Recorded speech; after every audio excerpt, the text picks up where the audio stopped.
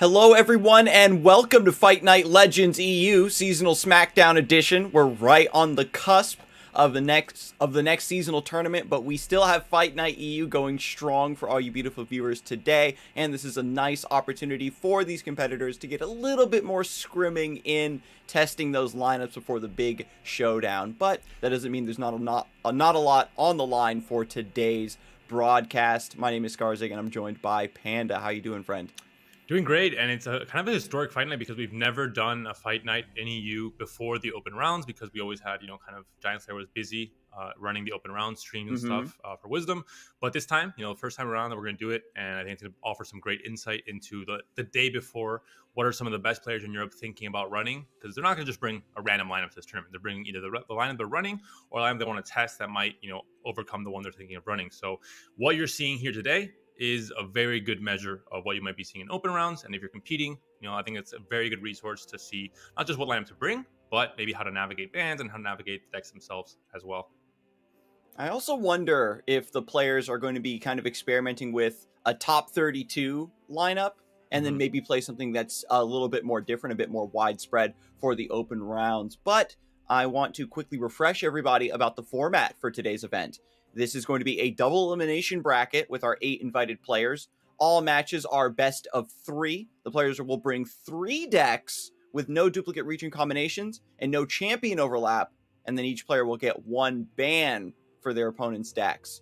And to win a match, the player must win with their 2 remaining decks. And because, again, it is a double elimination format, if the player from the lower bracket wins in the finals, then it will reset and we'll play another best of 3 to determine the final winner.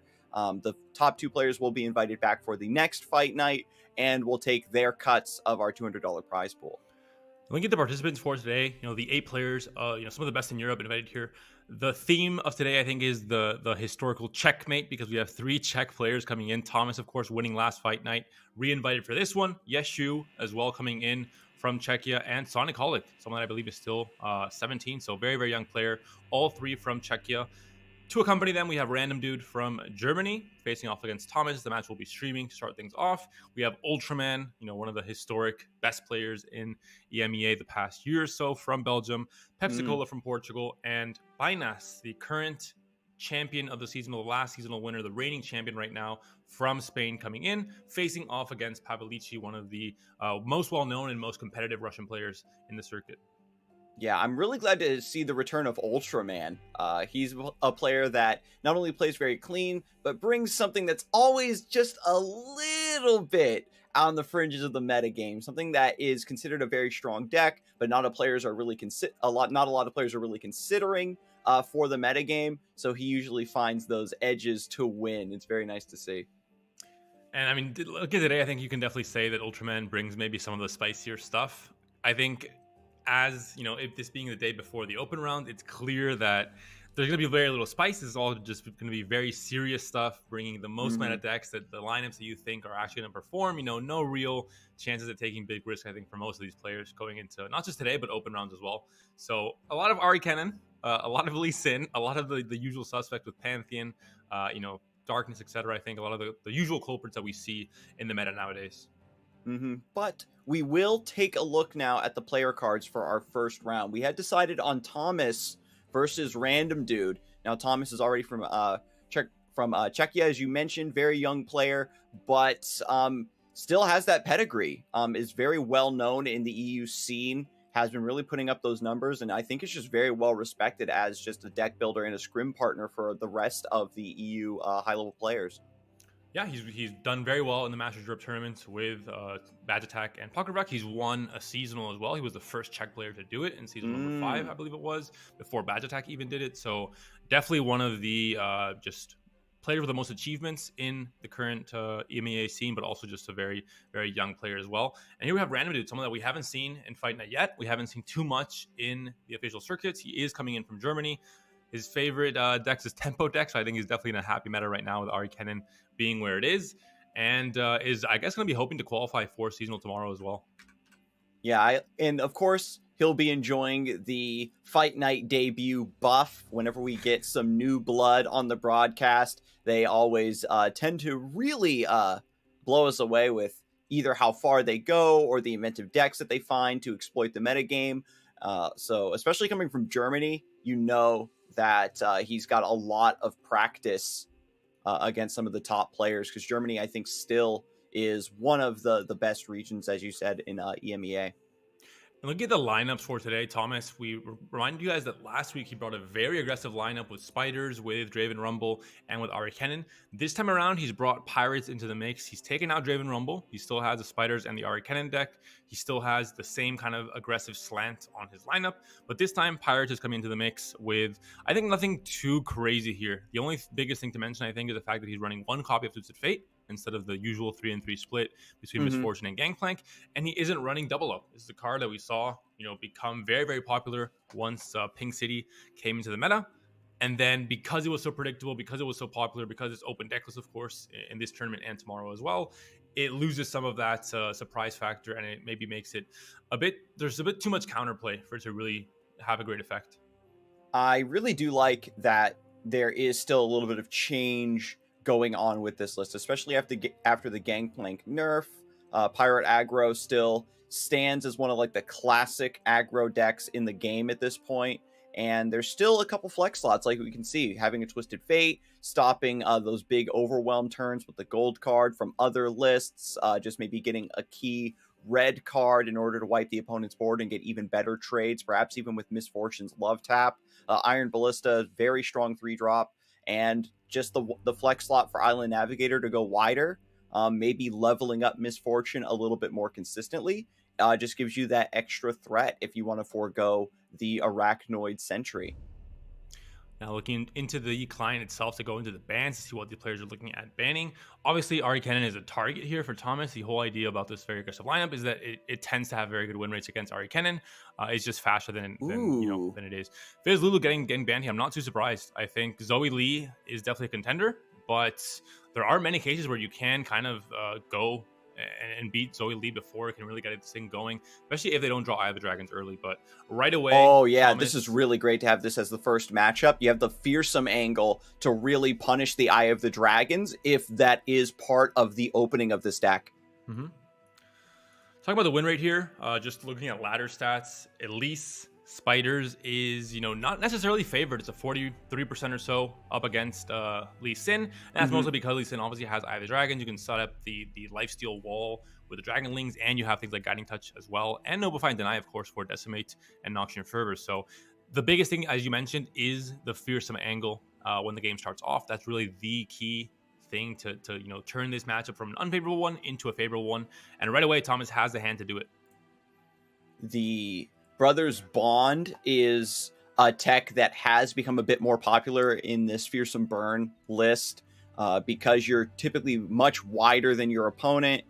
We got a little bit of a bit of info right from the last Fight Night winner when they were running this aggro deck, and just saying that the Brothers Bond is something that you want to use when your opponent might not be expecting the up trade, because this is open deck list. It's kind of like, how players will run Ruination or Judgment, having that extra one of tech. They have to account for it every time they go to block, take a little bit more mental damage. But again, having this early fearsome opening combined with Brothers Bond might give you that initial burst of damage, and then once the Dragon Links start coming down and you can't attack anymore, that's when your Decimates and your over-the-top burn let you finish the job.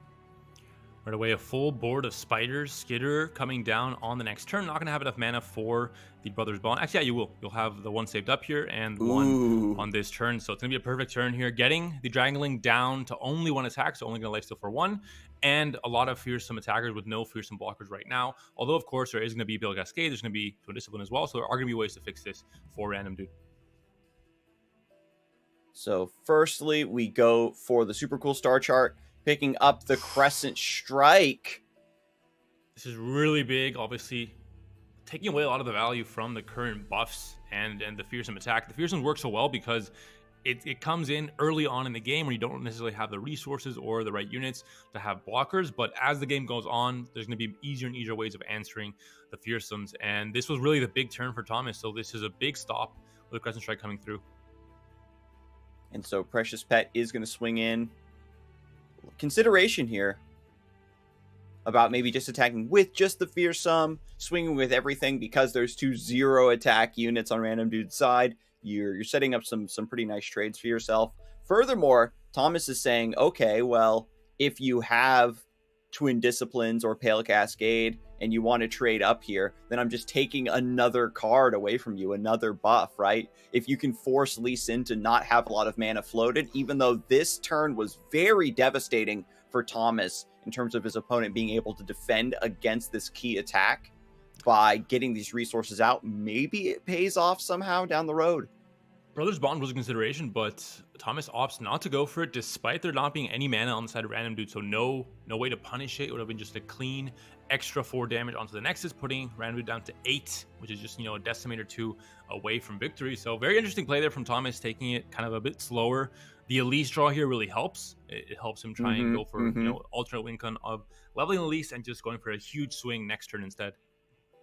And now with the Dragonling in play, we have the stabilization potentially being threatened with another Twin Disciplines, with Sonic Wave, Resonating Strike, a lot of lifesteal lining up for Random Dude here in the next few rounds. But the challenging from the different spiders can definitely help mitigate the lifesteal, and especially with Brothers Bond, might be just a huge swing on the open attack. Zoe also going to generate another star chart. If there is any development from Thomas, we could see the Crescent Strike once again coming through for a punish. But with this 6-slot fully filled board and a level up Elise, I think the open attack is imminent. I'm wondering now if you're thinking about dragging the Dragonlings to the side and you want to try and go for lethal damage with Brothers Bond. Do you open attack or do you I guess with Deny, it's not really a possibility to just decimate on the open. Because you know that really anything that Random is going to do is going to be spell-based. There's no, punishment for developing if there was space or playing off the decimate. But I think it doesn't make too much sense of the Deny. I think I want to try and play a bit around that. I've heard arguments for that before in certain matchups, basically versus Ionia, because most everything they do is fast speed. You get punished by open attacking, and they have so much mana, concussive palm, etc. I think he's considering it. I think he's thinking, if I decimate first, I have a chance to drag Dragonlings out of the side and get lethal damage with the fearsomes that are connecting on the Nexus, with the backup of Brothers Bond, in case, there are going to be blockers with Twin Discipline as well. So it's a consideration for sure. It's maybe a risky one, but opts to not do so in the end, just tries to go for the slower kill possibly. With 8 mana up for Random Dude to try and stop most of his damage. Has Twin Discipline, has a lot of ways to buff attack on his units here. I feel you could almost drag the Dragonlings to the head of the combat.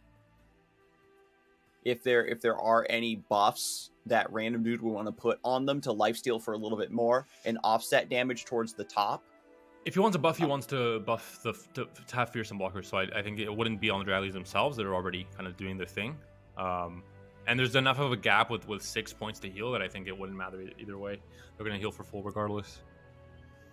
But this looks like it's going to be the final swing here. Going to be 13 damage coming through from the spiders before the heal occurs. Obviously, you can't throw Decimate onto the stack at this point, which is why I was making the consideration for Decimate before attacking.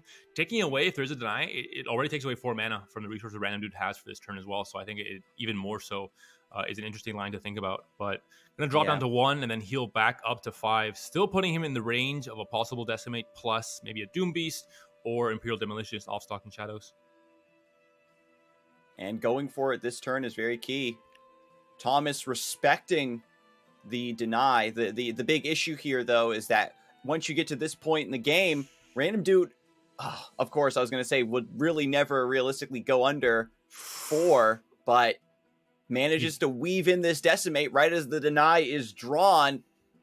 Interesting thing that the Deny was drawn off the Guiding Touch. So the reason you go for the Guiding Touch there and drop it into 3, you're already saying, hey, I don't have to Deny. This is why I'm doing this. Yep. But because it was top deck there off the Guiding Touch, now it adds an extra element of maybe surprise value in terms of Thomas reading into Random Dude's place, thinking, hey, it doesn't have to Deny unless he just top decked it. And that is actually the case. He did just top deck Deny and Elise in here now as well.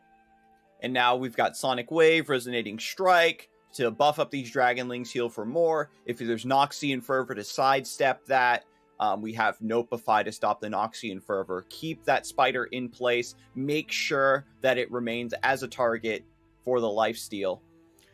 Looking pretty doomed, if I'm honest, for Thomas here. I think he had a chance last turn if he would have gone for the Decimate line first before the attack. It was risky, of course, had its downsides, but it was definitely a way to go through it. Now, at this point, double heal once again. You have the Notify, like you mentioned, to stop any shenanigans with Noxian Fervor. You have Deny for the next possible Decimate. And Lee Sin is online once again here. So you have Fearsome blockers as well with the Pale Cascade even. So it's looking pretty dicey here now for Thomas. I can totally understand though, Panda, because earlier in the game getting kind of punished by that Crescent Strike, I can totally see why you wouldn't want to take that risk and have it happen again. If we calculate all of the buffs that have been used this game with the Sonic Wave Resonating Strike, the Pale Cascades, the Twin Disciplines, maybe Thomas is thinking that Random Dude might be out of ways to buff this board and get more fearsome blockers. Heads up play here by Thomas, knowing that he has to develop next turn to get the value from the Ephemeral Spiderling plus the Onlooker. Decides to just pass here, hoping that a Random Dude takes a pass in return and they just move on to the next turn, since you have to develop anyway. You can't open attack for Thomas. Golden Sister here, I think, kind of seals the deal. I think you're not winning this matchup, which is fine. I think for Thomas, this was not the goal. This is, again, a format where you have to win with both of your decks. The last remaining deck for Random Dude is going to be Ahri Kennen, and that's a deck that's going to be, in theory, vulnerable to both Spiders and Pirates from Thomas. It's definitely a shaky theory, I think. Mathematically, we're seeing that it is the best angle to attack Ahri Kennen with, but as we've both seen on Fight Night and probably on the ladder, we know that Ahri Kennen is just one of those decks. If you let it draw enough cards, everything that you thought you knew kind of goes out the window. But AoE lifesteal hitting the board thanks to leveled up Zoe. Double Eye of the Dragon ended up being incredibly clutch. Drew a very concentrated amount of buffs as well to hold back this fearsome onslaught. Normally, when you're playing this deck, you get so many fearsome spiders, Frenzied Skitterer, all set up to deal that damage. You're cruising on a path to victory. But really, I think what won this game for Random Dude was that first Crescent Strike. That key swing with that wide board of fearsome units. Held back, held in place, and Brothers Bond not used, as you had pointed out. And I guess the double Eye of the Dragon was also, a nice little touch in terms of having just a lot of lifesteal since the very beginning, without really having to sacrifice any of his Eye of the Dragons until much later for the Elise block. So there's a Deny on the Decimate. Again, same logic that I mentioned before of playing Decimate before, in case you have a chance that the blocks are kind of weird and you're able to get a Brothers Bond buff and find a surprise lethal by dodging some lifesteal somewhere, but not going to be the case here. I think it's going to be a surrender from Thomas. On paper here, it looks like there's only going to be 2 blockers, but in reality, we see the Pale Cascade there as well. We see a lot of different ways to buff attack here. We see Concussive Palm, but not enough mana for it. But all in all, I think there's not really a way you can sneak in 9 damage here. With lifesteal. Absolutely. And because the Charger was summoned thanks to Zoe, Lee Sin does also have Challenger now, so he's just going to go in and seal the deal here at the start of the next game. You can make many considerations here, but I think it's not even worth, sacrificing any mental power trying to get the right angles here, because it's not really going to be the case that you can win this game. It is pretty impossible. Well, like we mentioned, I think the goal for Thomas is understanding that he's going to win, or he's going to lose rather, to Lee Sin with either Spiders or the Pirates deck, but he's hoping to win the next 2 matchups to clean, kind of the reverse sweep with both of these aggressive decks against Ahri Kennen. And hopefully it's a gambit that pays off. I felt that getting the fearsome angle versus Lee Sin would give you the best odds of trying to win this game 1. And when an aggro lineup is up a game in a best of 3, there's always a chance for them to kind of just freely high roll that final game they need, but now it's going to be much more of an uphill battle, dealing 1 net damage this turn. Yeah, when you play Brothers Bond and you have 2 attackers connecting and you hover the Oracle Eye and the opponent's still at 8 HP, yeah, it's pretty doomed. I mean, usually you like to think, oh, maybe 3 HP so I can knock him Fervor if I get lucky, or 4 HP for Decimate, but that is not going to be the case there. 8 HP is way too much for you to do anything about. Thomas deciding to take this to the very end, just maybe to see what his opponent had, but in the end, going to cancel, gonna bait us, and now finally the surrender comes in after the shiny emote. Game 1 goes to Random Dude. Expected outcome, I think, considering, as you mentioned, the Crescent Strike early on was huge, and the double Eye of the Dragon to start things off really dampened the game plan for Thomas. But I mean, that's just Lee Sin things, right? It's a deck that even when several top players will tell you that it's not in a good spot, the deck's not really that playable, just because of the nature of the tournament scene. And I think so many players will put so much time into the deck, they can find ways to make it work and balance out the deck with the rest of their lineup.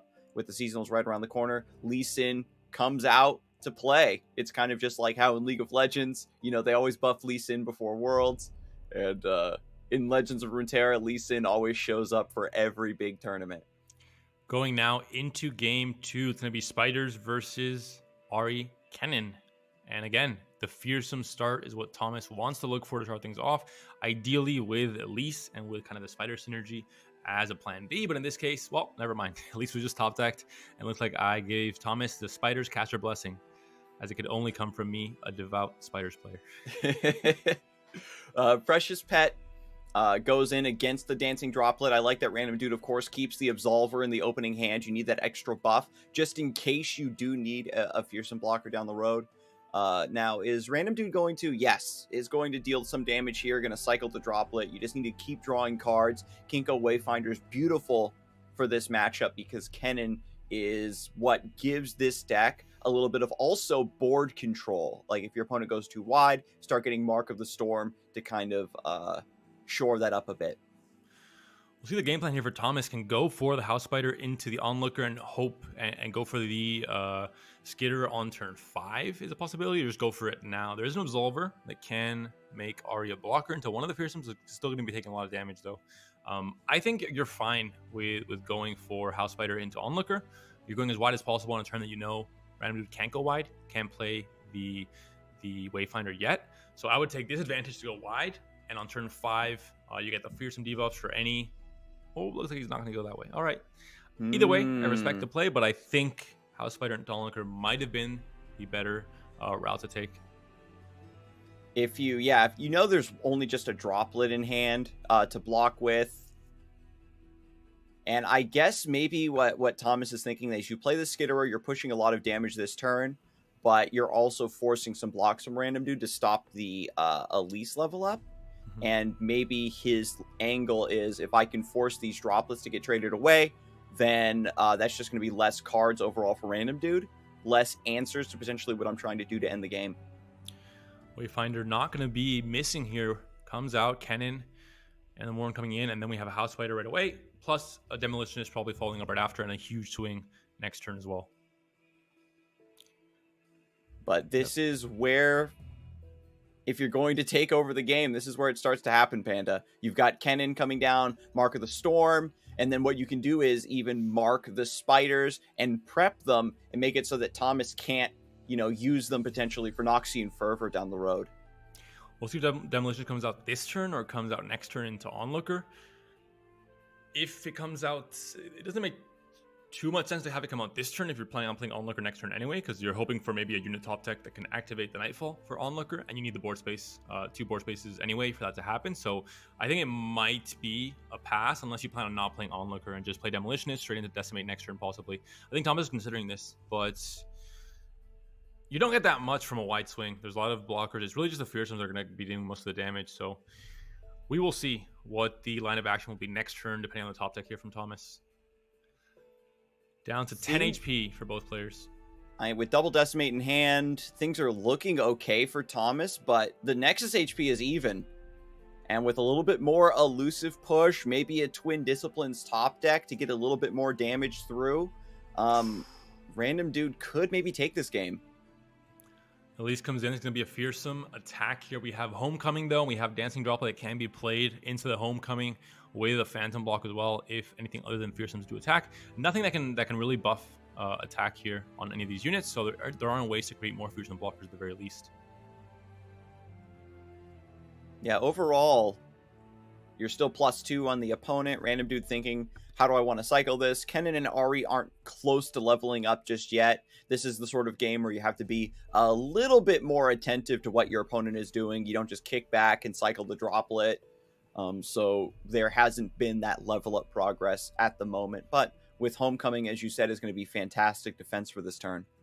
No deny either to stop any of the decimates from coming in. So going to be a big attack here. Opting to attack with mostly everything. Obviously getting the 1/1 spider from the Elise, so trying to get the value from that. Going to have to chump block next turn to stop some of the damage coming in from Random Dude with his own deck and his own game plan. Currently 10 HP for Thomas. But a lot of fearsome connecting here. You can take off the Onlooker with the Homecoming possibly. But that's still 7 damage going through at the very least. And as this damage starts to come through, this is where things get very dicey for Random Dude. You can't keep 4 mana open potentially for the denies against those decimates, right? Because you have to start developing the board. You have to try to find a way to further your own game plan.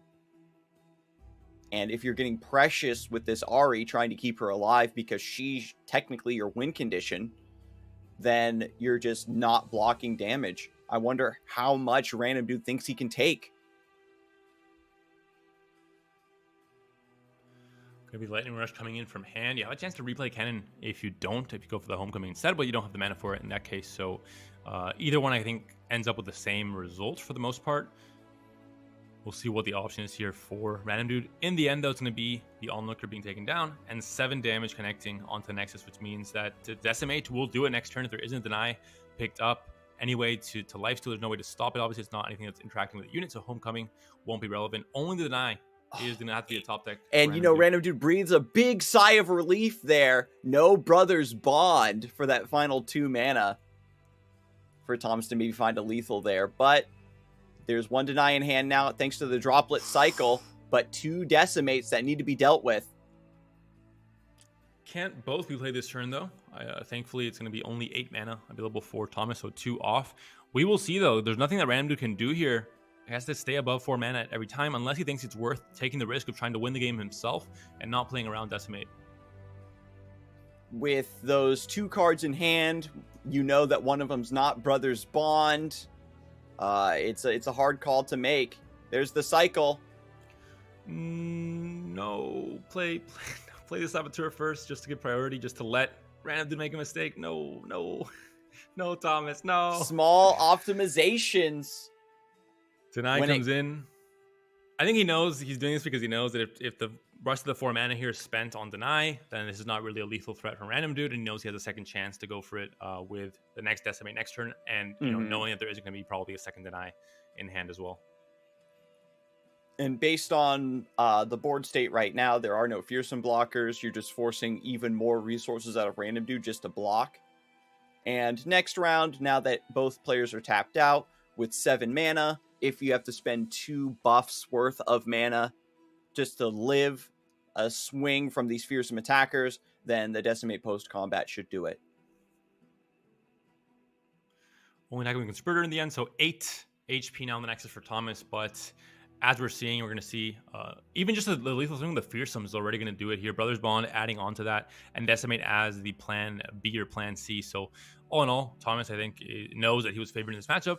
The matchup has gone as he expected for the most part, especially that big swing last turn where there weren't any fearsome blockers and no mana or not enough really resources to have any attack buffs on any of the units. And that's really how this matchup tends to go most of the time. It's pretty set in stone. This is obviously the target that Thomas had bringing this lineup. This is the exact moment he was hoping for. So with the first win now being taken by Thomas against that Ahri Kennen, we're going to be going to game 3.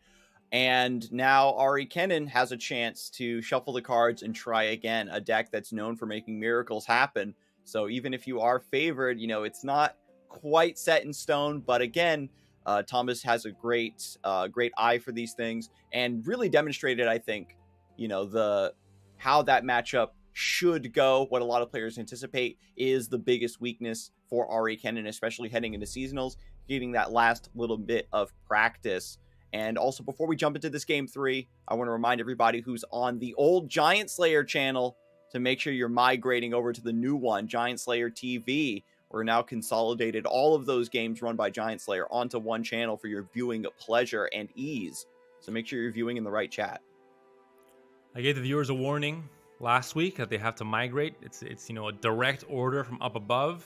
I'm going to start taking down names today of who's still in the old channel.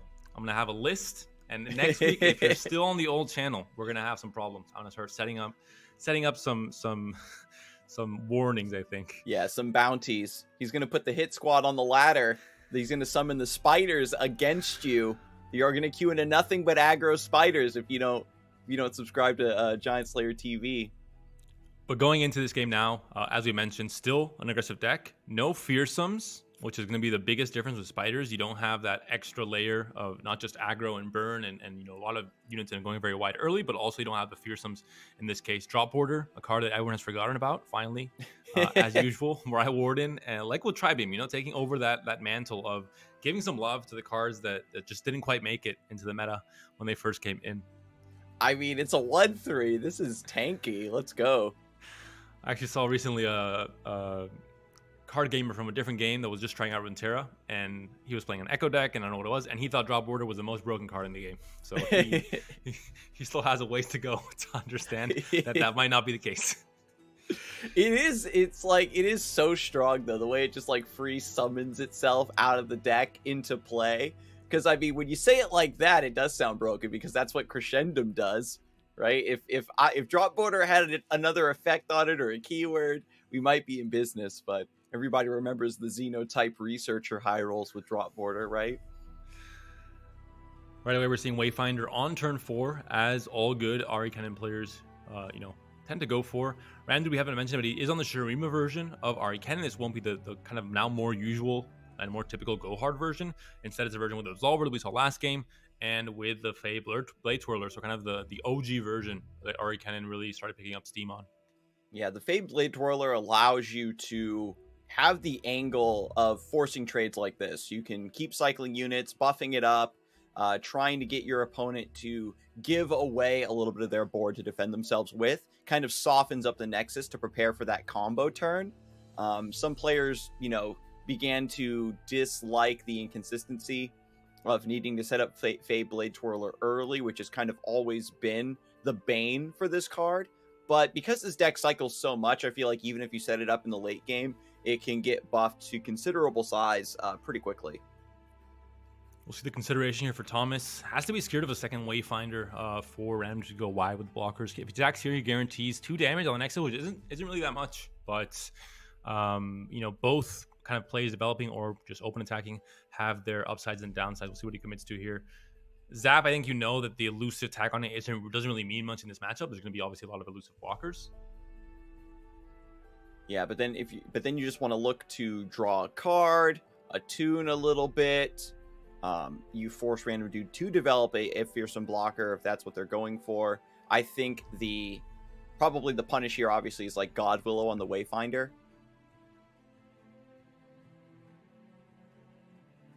I was gonna mention Make It Rain as a possibility if it was that's like something like this might make It Rain appealing.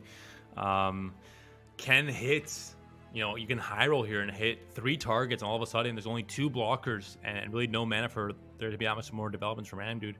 We'll see what the decision is here from Thomas. You can of course whiff and hit not so many great targets. Yeah, I think it's definitely worth the risk here. I think so, because sometimes even if you hit the Mourned and the Droplet, right, you can maybe get your Zap Spray Fin through.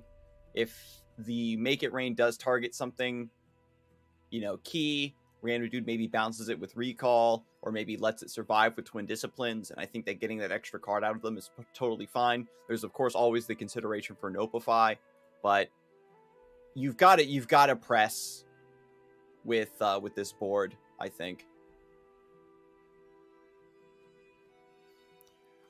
Looks like it's not the consideration here for Thomas, just opting to go for a big swing here.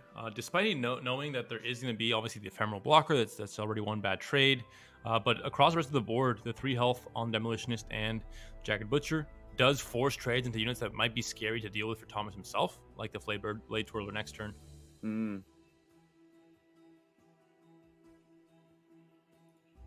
Yeah, so Random Dude just going for the full block here. Still sitting pretty at 9 HP because there is Sign N. There is still another Wayfinder in hand thanks to God Willow Seedling. The chance to redevelop after this is still pretty high, and I believe that there is still quite a few 1-drops left in the list to pull from.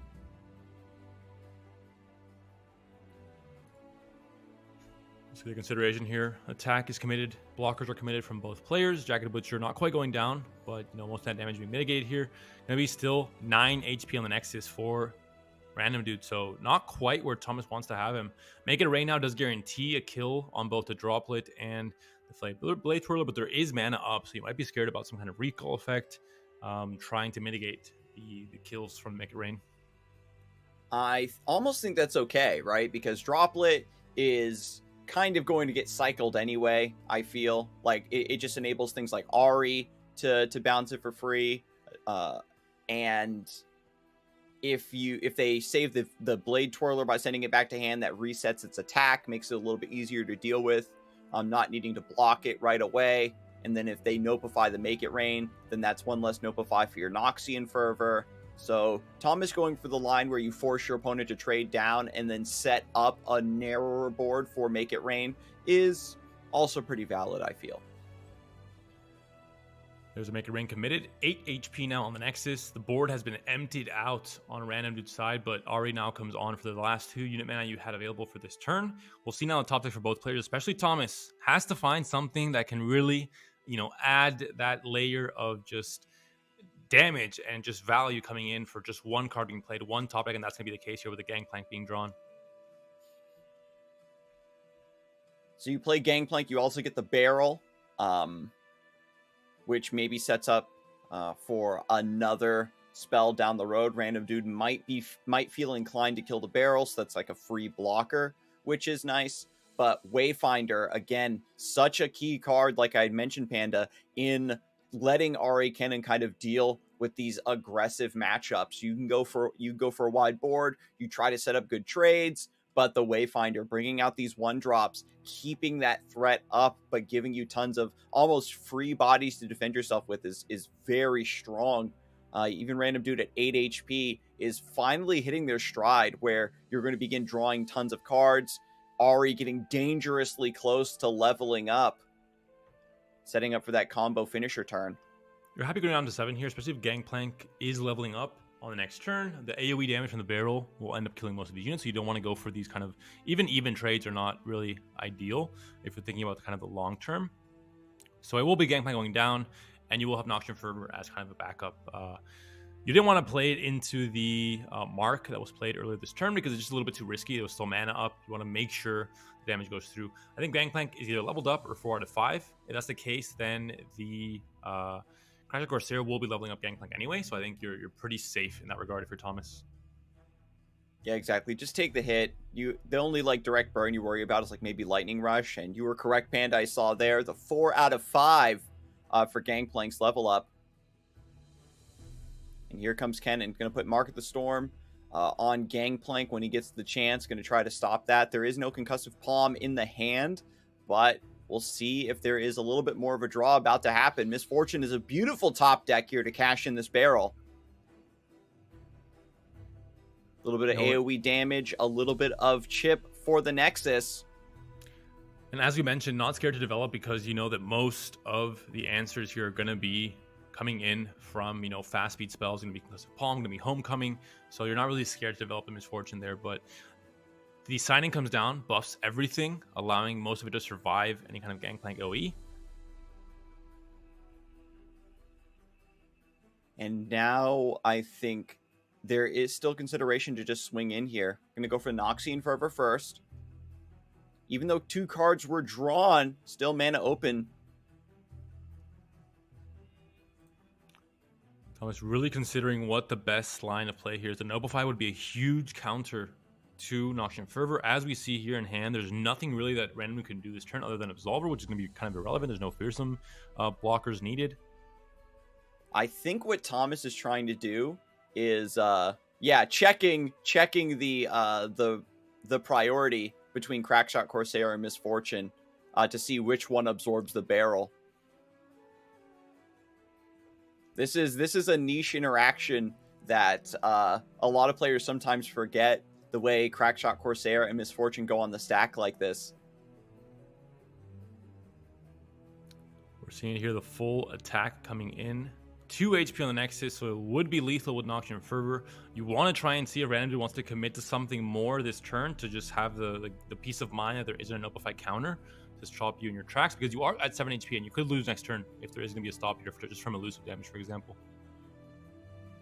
Yeah, I think that random dude going for the sign N here does make a lot of sense. You want to buff your board, try to get some value trades, get a little bit more HP in play to stop this overwhelm from Gangplank.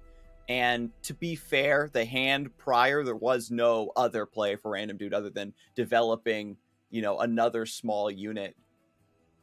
But he found the window of opportunity, so Thomas is going to take this swing, set random dude down to 1 HP. And I guess the question remains, Panda, are you going to risk the Noxian Fervor this round to go for the finish?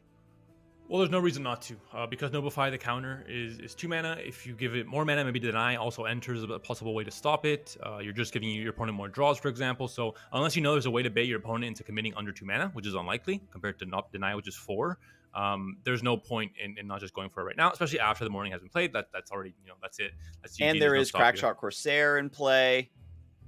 So that's like potential 1 damage going on to the Nexus down the road. And that's going to be GG here. Nothing that random dude can do. Game 3, the plan Thomas had with his lineup works as he expected. Loses to Lee Sin, that's fine. You go for the reverse sweep with favored matchups with aggro against Ahri Kennen, and that's going to be the way that Thomas, you know, aims to not just win this series in this quarterfinals of the winner's bracket, but pretty much every single series today, because Ahri Kennen has been brought by essentially every single player except for, I believe, it's Ultraman. So as expected, we have open rounds. You know, next week Ahri Kennen is the tournament deck of this current meta, and I guess the ladder deck and the for fun deck, and really it's all the categories. But this is Thomas's plan, the same it was, you know, last week that he won the tournament. It's the same plan this week, and it's working quite well until now.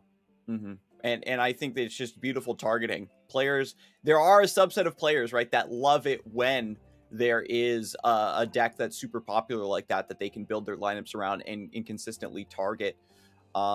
And especially with the Iron Ballistas, you get through a lot of like the put the droplet out and then recall it to get your free block, but also draw a card. Getting that punished with the overwhelm is also nice to see. So yeah, I hope that a lineup like this maybe finds some success. And heading into now game 3 between Povolichi and Pinus.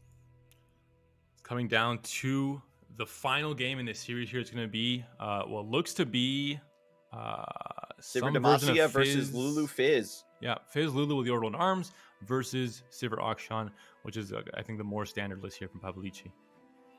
Fizz Lulu, a deck that has picked up so much traction in the last week. The Orbital Arms really just showing how strong of a card it is. You know, it was already before, but now really the deck being built around not necessarily rally effects, but more Yordle and Arms, and it's showing how strong it is in the right deck.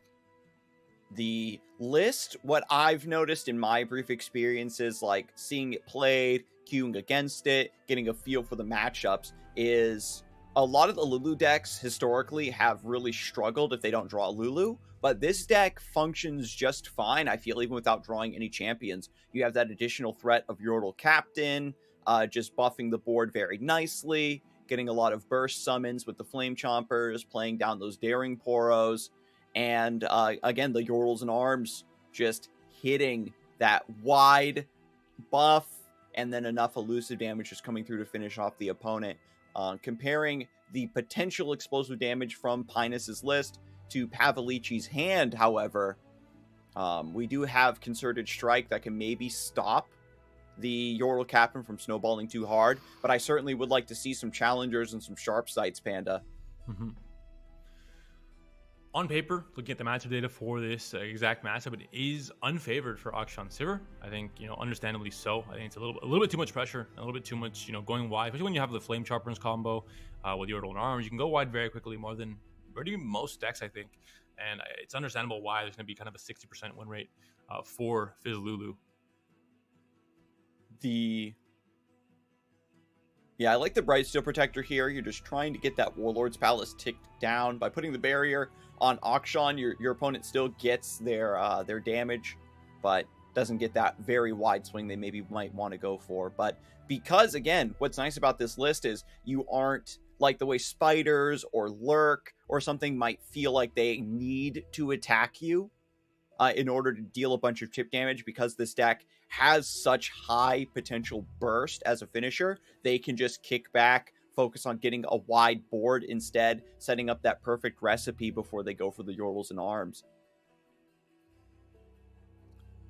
We'll see what the game plan is here for Binance, how much he wants to develop here. He can do actually can go for both the Playful Trickster and Yordle and Arms next turn, which would be kind of the funnier way to do things. It's not going to be quite enough. If he banks 3 spell mana, he's still going to be 1 off from the double combination. So I think you just go as wide as possible and consider, do you want to rally next turn, or do you want to go for the buff instead and just try and force out a Concerted Strike, that's for sure, before the buff goes through, and just still, even so, delete most of the board when the trades occur. Mm-hmm. Because Povolici's list as well, in contrast to Lulu Fizz, is a list that needs to get a wide board, kind of deal some chip damage, go for a rally in order to close out the game. You can take this damage if you're Pinas, preserving your board and just playing towards your own win condition of Yordles and Arms. If there ever is a rally from Povolici's side, then you just block with anything you deem unnecessary and just redevelop. Sonic Urchin a little bit awkward here, but I think you're fine discarding the Poro Sled. There's not really, space for you to play it out. You already have kind of your play set up for next turn. You have the rally effect. You have Get Excited. You have your Yordle and Arms. You don't really have a chance to spend 5 to develop a unit when you're trying to go for just instead very cheap units, very wide, and then buffing them up with Yordle and Arms. And so here we go. We got the 6 units in play. Yordle and Arms, I think, is active. We've got PNZ, Bandle City, Shurima, and Targon already on the board. So that's going to be +4/+4 for those of you who don't recall. As soon as you summon 4 regions, it does get that additional ability. So it's just going to go for it now, forcing Povolichi to trade everything down, potentially.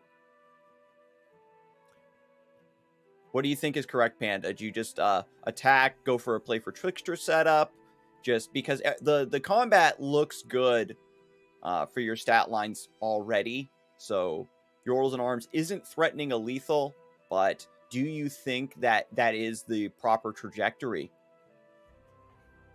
I think it's fine to go for Yordle and Arms. There's just a lot of pressure right now. Like, it's going to force a 5, essentially a Concerted Strike to stop out one of these units, for example. It's already because the units are so, again, you're attacking on 1/1 with Concerted Strikes. There's 5 mana to take on a 1/1. It's really a bad trade already. Every trade, the rest of the trade you're looking at, sure, he has blockers. You're not going to, get lethal and win the game here, but you're forcing, deleting your entirety of your opponent's board, which is already a huge detriment to a deck that is playing for board. Auction Sivir is a deck that needs to play off of having that board lead with Sivir, with Sivir giving keywords to more units. So it's just a very good position here for Binance, and you even have a chance still to play out another Poro if you choose to. Mm-hmm. And so Relic of Power is active. We go for the Predict draw. No, actually puts the Sandstone Charger in play. I guess that blocks more damage. I was wondering if there was going to be a Predict draw, looking for a Sharp Sight here, trying to block some of this elusive coming through. But just getting a 5/2 as a free blocker. Povolichi not going to go down without a fight. Doesn't want to trade this board away. Knows that there needs to be things in play for this Golden Aegis that Povolici's crossing their fingers for to even matter. Very interesting, going for really the not caring about the board at all, just going for the elusive damage. It looks like, I'm not sure this is the right play, because if you're going for kind of this big lethal, you're playing into Sharp Sight, taking away a lot of your HP here. Very interesting nonetheless. Ends up overriding a 6/5 to play down 1 more Poro to get 1 more bit of elusive damage.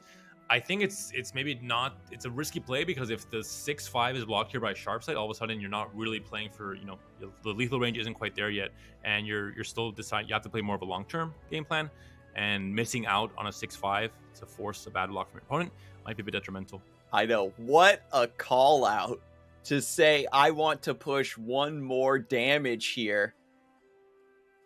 Either way, it's going to still be lethal with Get Excited, Yep. Despite that 1 damage connecting or not, especially when you have 2 Get Excited. So all in all, going to be GG here for Binance, showcasing why Yordle and Arms is so strong with this deck. A deck that's able to very quickly, flood the board with very cheap units. Yep, and there are the blocks. We got Get Excited, boom, and we know, of course, Sivir Akshan does not have any healing, doesn't have any spell negation. Thankfully. They could run Rite of Negation if they really wanted to, though, but it's just not in the cards for them.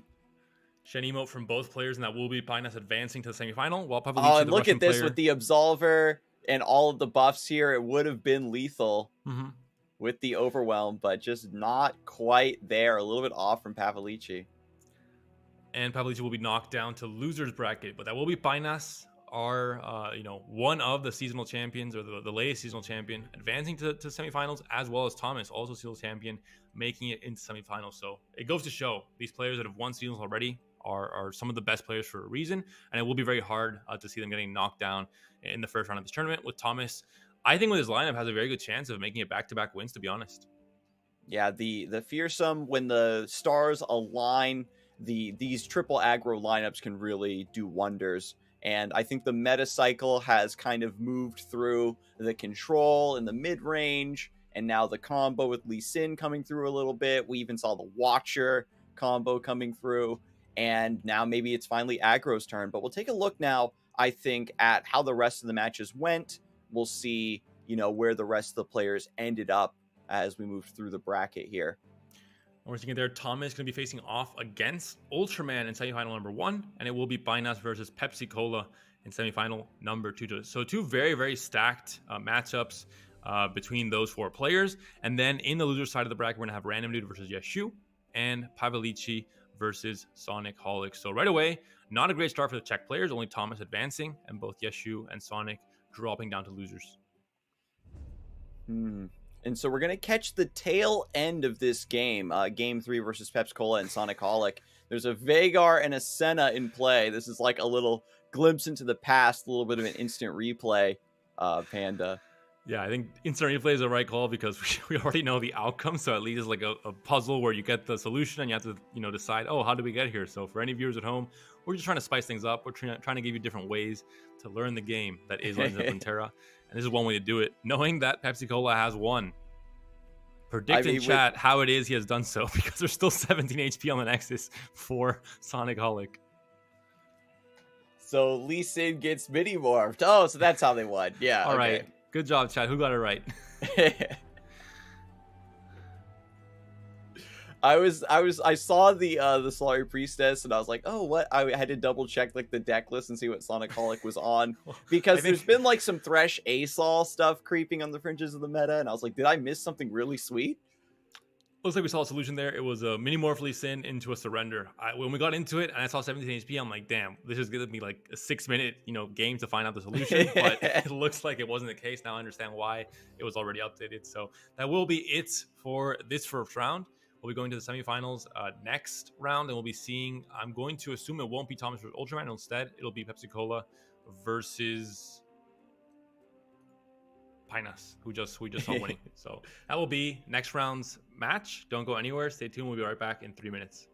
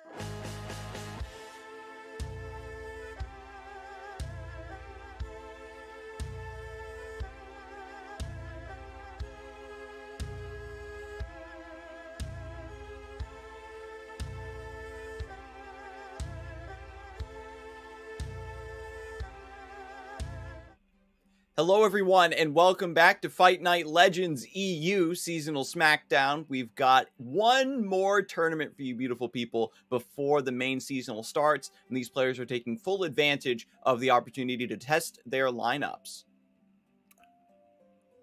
There's still going to be one more Fight Night next week, though. So before the open round start, that is true. But next week, we also have Fight Night on Friday, right before the actual the seasonal top start. 32, huh? Different to just everything that's been happening this last year. We haven't done any Fight Nights on the weekend or the Friday previous to open rounds or previous to seasonal.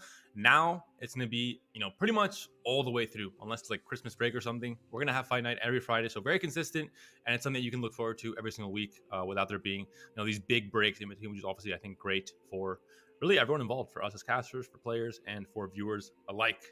But we're ready to move in now. Pinas versus Pepsi Cola.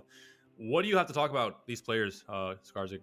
I mean, Pinas, I think the thing that stands out for sure is that he's an older player, but as we've seen with the older players in the scene, they're usually just very well-rounded players. They've been through it all, they've seen it all. They don't really fall for bluffs. They can read the meta very well. They're very dedicated.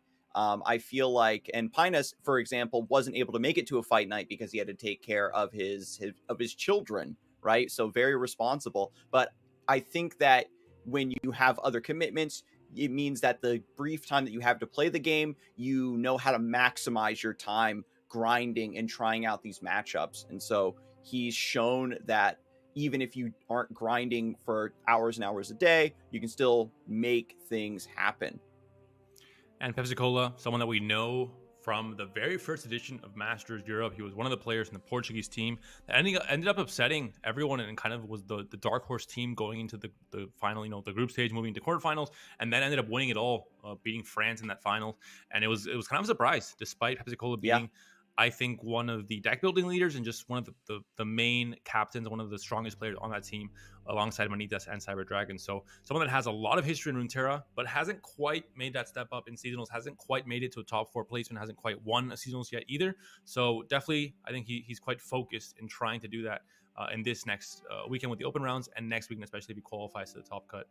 And now with like Targon coming back into the mix, which is a region that Pepsi Cola really does like and plays very well, similar to a handful of players in in EU, like Broken Ball, for example. They love those like slower Targon decks. I think that maybe he does have like the shot, right, where the meta is shifted to where your favorite play style is really desirable going into that next stage of competition. We're going to check out Pantheon Taric, one of the decks that Pinas has brought in his lineup for this tournament. It's a deck that we've seen a lot of last week. It's a deck that we're seeing fit in with Ahri, Kennen in many different lineups going into seasonals and open rounds. Not necessarily the most, I think, exciting deck, but it's a deck that has a lot of very good matchups across the board and can kind of stop a lot of different strategies. Overall, this exact version, nothing too crazy. I think we're seeing most of the usual stuff. Is there anything here you would point out as maybe off meta or something that you see as a surprise? I really like to see the Chain Vest. I think that the Faded package really demonstrated how strong Chain Vest can be in the right deck, and it eventually kind of rotated out again as players move towards the more dragon-oriented builds. But this version with Taric allows you to just completely bully other mid-range decks by just rallying them for immense amounts of times with Taric's ability. Other than that, I think everything, the key thing here is going to be Sage Seeker and the Wounded White Flame. The Faded keyword has really made this deck rise to the top in terms of just having these units that seem almost unkillable for many decks in the mid game. If they kind of snowball out of control, you're just not getting through them. It's literally impossible. You better have a different way of winning a game other than combat, or you're going to be pretty doomed. Luckily, there are, most decks in the game right now have different ways to do it, either through elusive or through certain keywords. But if you're playing just for board, just against Demacia, there's going to be a very big stop to any kind of board-based strategy. And I think that with the right lineup, this does make a lot of sense. The dragon builds were trying to win against Daring Poros initially, and kind of just stuck around because having challengers is decent against a lot of other like shrimpy decks, helps you not get beat down by pirates or spiders. And it's just generally a good idea, especially with the buff to Dragon's Clutch, allowing your big dragons to become win conditions. But again, this list plays much more towards the Faded package and has that additional win condition of the Golden Aegis Taric combo. And the other deck that we're going to be seeing from Binance will be Fizz Lulu, a deck that, as I mentioned, has been gaining a lot of traction in the last week, both on ladder and as a tournament deck.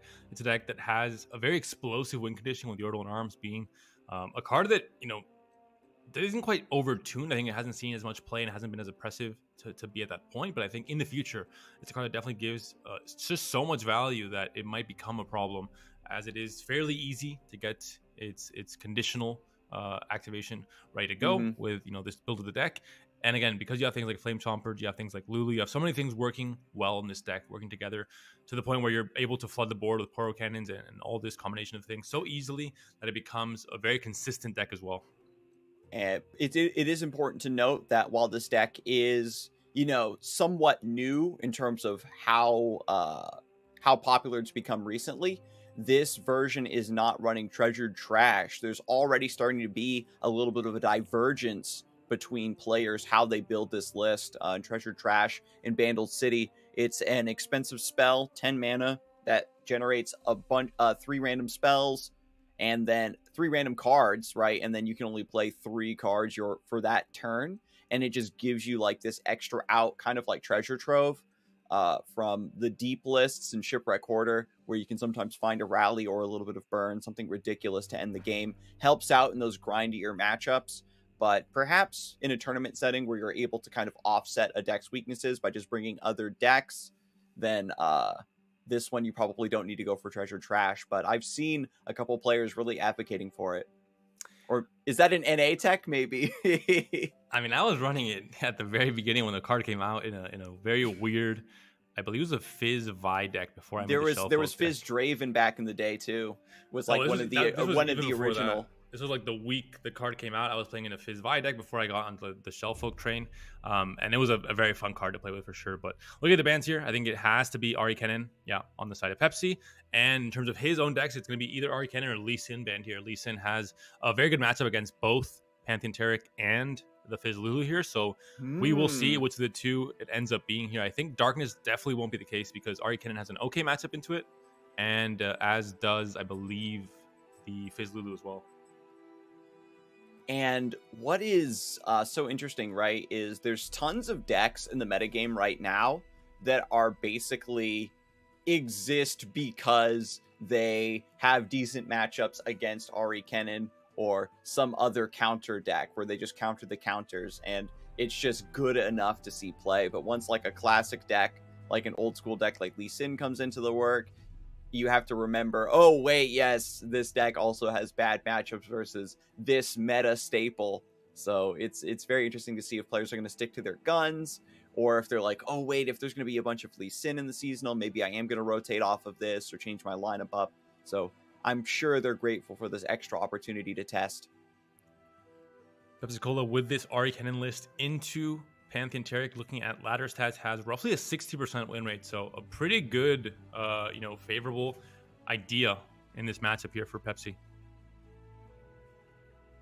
Yeah, we've got the Mourn on the open, no Ahri on turn 2. Just going to take the 2 damage here, floating the mana. Pepsi Cola playing the go hard version of Ahri, not as aggressive as the Absolver variants that we saw earlier on the broadcast. You really just want to kick back and play for value. Right away, the mark goes onto the Mountain Goat. The 2 HP here going to be, a very juicy target for the next mark if it does come through. For now, no Wayfinder in hand for Pepsi, no Ahri. So a lot of the usual suspects that you want to have to really snowball that tempo lead early on are not quite there yet for Pepsi right now.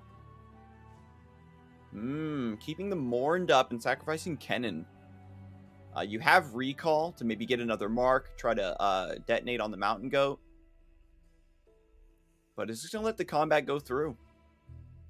Keeping the Mourned in play allows you to keep this chip damage up and running. There is double Sharp Sight, however. I'm definitely hoping to see maybe a combat trick coming through here. We're looking at the hand here for Painas. He is incentivized to go for a combat trick here because he has not really any units here to utilize the Taric buffs on in the next few turns. If he draws more spells, he's going to be a bit screwed. So he is almost forced to play Sharp Sight here, and this benefits Pepsi because it gives him a chance to recall and get a lot of value from this. And this was something that maybe initially soured players on the Taric Pantheon list, was that because you needed a lot of spells to get max value out of Taric, you didn't have a lot of... Perfect for Pepsi here. Perfect way to navigate this, finding ways to utilize his mana in a reactive way, still making full use of his cards very effectively here while stripping his opponent of resources. And this is perfect when you have this hand that kind of doesn't really give you the ideal start you want with Ahri and Wayfinder. You want to have to find different ways to utilize your mana effectively, and Pina just gave him the perfect avenue for that.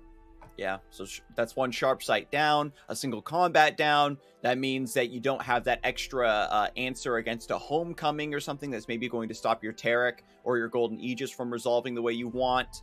Mark of the Storm continuing to keep this board under control. It just means that if Pinas doesn't take attacks at the right moments, you're opening yourself up for Kennen to get cycled and for the Mark of the Storm to come through on a key target. Barrier here stops the kill on the Mountain Goat, but it will be instead now the Protector being targeted as well. So double mark on two different units here. And still Pepsi going to be hoping for a Wayfinder next turn. Playing a little DJ with the Mourn not committing it. Yeah, I definitely do that too when I'm thinking. But Homecoming, such a brutal card here. Gets the single combat, however, for Pinas. Has that extra angle to maybe stop this from going on, but Pepsi just going to kick back, keep cycling this droplet, keep looking for those key cards. As you said, Panda, looking for that Wayfinder, trying to get a wide board to just chump this down and survive. Here's another recall. You can play Dancing Droplet as well to have a Phantom Blocker. Ideally, you want to play it now, but I don't think there's going to be any more developments from Pinas here, so you'd want to play the Dancing Droplet and then still have Homecoming or Recall active and stop some of the damage coming through. You don't necessarily want to trade into the units that have the mark, because obviously you can just kill them kind of for free. But it looks like no attack from Pinas. Playing it very slow here. Yeah, I think that you want to duplicate, something that's a bit more permanent or onto a unit with Faded, ideally. But just going to go in with the Mountain Goat. Gives it tough, so it does get good trades this round. You are still generating the gem, which can help out down the road. And because you aren't threatening any additional damage with the spell, Pepsi doesn't need to do anything with the Homecoming just yet. Could just be an elusive attack once again.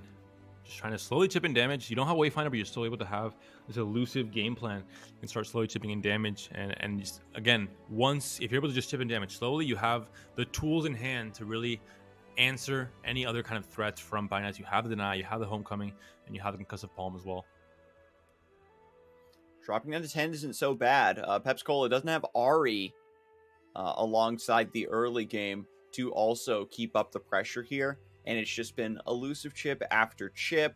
No buffs as well. No go hard shuffled in yet. So it looks like Pepsi is playing a very straightforward game of Ahri Kennen. Just relying on just a purely elusive win condition right now. See how much Binance wants to commit to the board here. Has single comment as well to respond to most of what Pepsi might want to do here. The recall effects. Maybe with the Kennen, for example, but ideally, I think you don't want to waste a recall on Kennen. You want to use it instead, at fast speed on combat to create a ghost blocker with maybe a Dancing Droplet, for example. You're not in too much of a rush to get the Mark of the Storms out. Yep, and so here's the gem onto Pantheon, proccing that Faded. He gets to keep that attack permanently. And maybe we're going to see something happen next round. With the Bastion, putting Spell Shield on Taric and the Pantheon, and swinging in with that Overwhelm. Gonna be risky here from Pepsi. Wants to try and utilize this mana he has left over for this turn with a Homecoming here on the Pantheon, knowing that you're gonna have to reset the Fade. You're gonna have to reset, playing the Pantheon next turn as well. You can do it this turn already, and just trying to get some more card draw. Maybe find Wayfinder off the draw here. And I wonder if Pinus is gonna try to cycle in this second single combat to try to stop this. I think there's way too much mana open for Pepsi to negate that with a Nopify, Deny, or just Recall to still get the card draw, and you're just keeping Pantheon in play. There's a Nopify found instead, and you can commit the Dancing Droplet again this turn. I think you don't really have an idea of just playing Wayfinder immediately when you draw it next turn, so there's no real problem about board space. You'll have Dancing Droplet available for just maybe a Phantom block, or just, yeah, I guess you can just recall it after you block it. Mm-hmm. And there is still enough mana now to simply replay the Pantheon. We do have Bastion. And so Pepsi Cola just needs to go for the instant palm here. There's going to be a Bastion, but there is going to be Deny. Well, Deny can't do anything. Actually, it's going to be a burst speed, so this might be a way to stop this. There's no... I guess Lightning Rush will definitely be a way to do it. And there's a response. You still have Notify to stop, like a Single Combat, for example. Yeah, so it's such a great sequence here in Pepsi Cola's hand. The Droplet's been providing a lot of consistent resource generation, getting those draws, and now you can go for these plays to hold your opponent's attacks down, keep them from doing the really dangerous combos that they want to do to threaten. And you have backups for that play, and then backups for your opponent's response, and then backups for that response.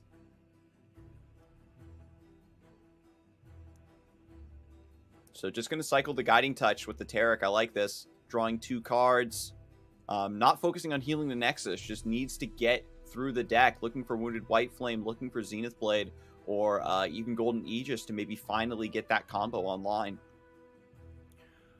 You are going to have to commit some blockers here if you are Pepsi. You are going to be dangerously low if not. Because of the 14 HP. You have to be worried about still. There's 4 mana out. There could be a rally effect available for Binas as well. So... we will see what the game plan will be here for Pepsi. I think it was maybe hoping for there to be this combat chain on the stack with the fact that he could have played a Lightning Rush and then an Opify, for example, and just led his opponent out of resources and ended up winning that battle. But not the case in the end, and it will be Lightning Rush instead on the Mourn to kill off the Protector here and just Phantom block the Taric.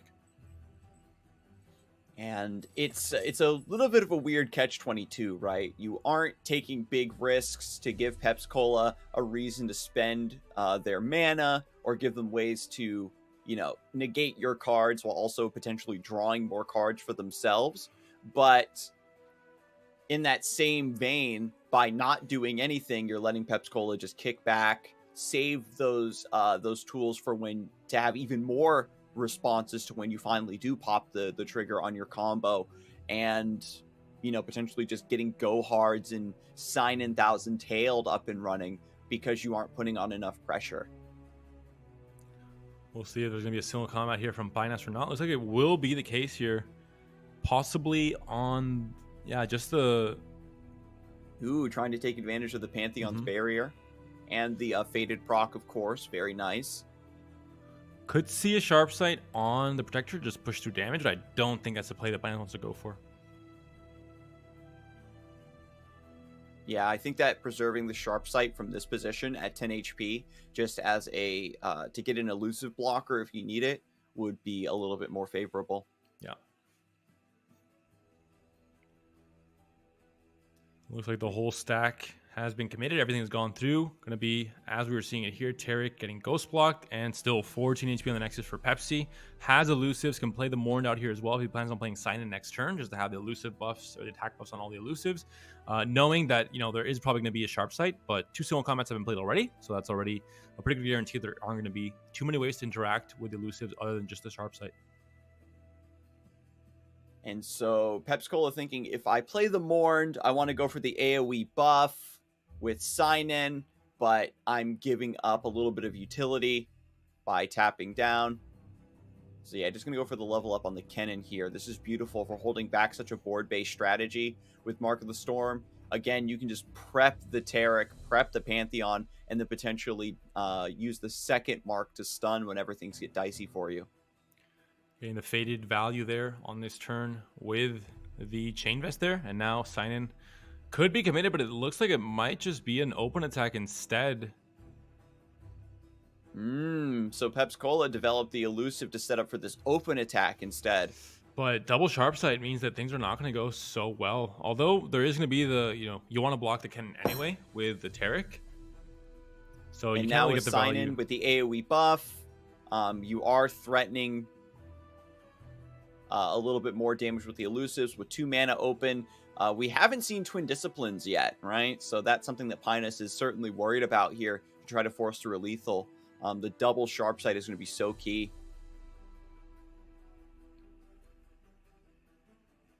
Yeah, I think there's no point in playing out the Dancing Droplet here. I think you just want to conserve the mana. And like you mentioned, have the bluff of Twin Disciplines available at the very least. Yeah, really big shame that Pinus has had Taric in play. I think he played him on curve and hasn't had the tools to come together to really abuse this. Has had to play very, very passively, just waiting for the rest of the combo to come together. And you're in a position now where you're like, okay, is Pantheon going to level up and rescue me here? Only on 2 copies of Golden Aegis. Be a lot of pressure coming in this turn. Can't really attack with either the Kennen. I guess if you expect the sharp side, you don't want to attack with everything, despite the non-value trades with both Sinan and Kennen into Taric and Pantheon. But this changes everything now. The lifesteal here is something that changes quite a bit there. Want to take out the spell shield at the very least. You have the recall though, so you're in. You have a pretty good guarantee that it's gonna be okay to attack with everything and just recall whatever it is that the Pantheon is blocking. Mm-hmm. Yeah, he does have elusive and lifesteal. We're getting a closer look here underneath that spell shield. But yeah, the recall to stop that from healing, and just keep committing to this win con of the elusive chip damage coming through. Ahri hopefully will hit the board soon to maybe go for a finisher or something like a Twin Disciplines to get that last little chunk of damage you might need. The fact that this Pantheon got the elusive naturally means that you can block 2 of the elusive attackers here with both the sharp sight and the Pantheon is pretty bad news for Pepsi. I mean, not going to really get that much damage through. Only 2 damage coming in from Dancing Droplet, it's going to look like, with sharp sight coming on the Mountain Goat and getting the trade onto the Navigator. We're going to see maybe sharp sight instead on. Okay. Yeah, if you block the Kennen, they get second mark, and so they can double mark the Pantheon. Now blocking the Kennen is pretty risky here for Binance. It's going to be a recall effect on the Pantheon trade, so it's going to be 6 damage being pushed through. Looks like it's not the consideration for Pepsi. That is surprising. You're putting down your opponent to 4. I guess there's not really a way to burn down your opponent once he is at 4 HP, so maybe it's not really the play to recall. Yeah, so Pantheon does complete his trade. Back up to 12.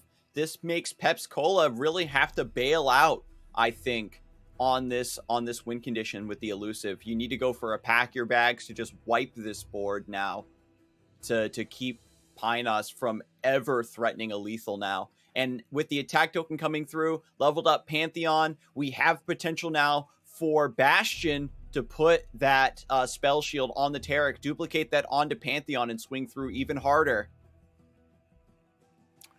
Yeah, it's looking pretty doomed for Pepsi here. I'm not too surprised. No Wayfinder, no Ahri. Mostly the game plan for this deck didn't really shine through in this game at all for Pepsi. And that last attack was a bit weird, considering that he didn't end up recalling in the end. Ooh, goes for Blessing of Targon. Rather than just duplicating the Bastion, you go for the big stats onto this Overwhelm with the Pantheon. Proc his Faded, and then you have Bastion to respond still against another Homecoming or a Concussive Palm. Yeah, it's going to be GG here, I think. If Pepsi looks at the results from the Oracle, he's going to be down to 3 HP, but really doesn't have anything going for him right here. It's going to be only just a sign-in, possibly, but still, Pantheon is alive, Taric is alive, and you have still the Sharp Sight and the Bastion possibilities here. And there's the Sharp Sight. I don't think, did Pantheon challenge the Kennen? Or was that just a natural block? You maybe could have pulled the Droplet. Would have been less HP blocking the Pantheon naturally. A bit more of a punish versus recall being used on it. Don't think it matters too much considering there's 20 HP now on the Nexus for Binance. He has reset. We're back at square one. And the Ahri's finally here. But other than that, I think it's looking pretty doomed here. So we've got Ahri now hitting the board super late to the party. God Willow on the sign-in maybe draws 2 more cards. We're looking for Twin Discipline. There is still the elusive blocker with Pantheon in play. If you're Pepsi-Cola, I feel like this the Zenith Blade is a bit of a bait. You want to keep the deny up for a potential rally. You're winning the resource battle, but it's just that there's so much HP now on Pinus's Nexus, you can't really take him down.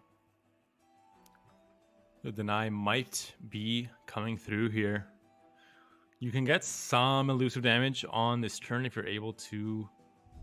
Actually, no, there's no cannon on the board, so you can't mark. Yeah, never mind. It's looking pretty doomed. I mean, yeah, 1 HP now here for Pepsi. Because yeah, the Pantheon has Overwhelm. So if Tarek has it too, I don't think it really matters.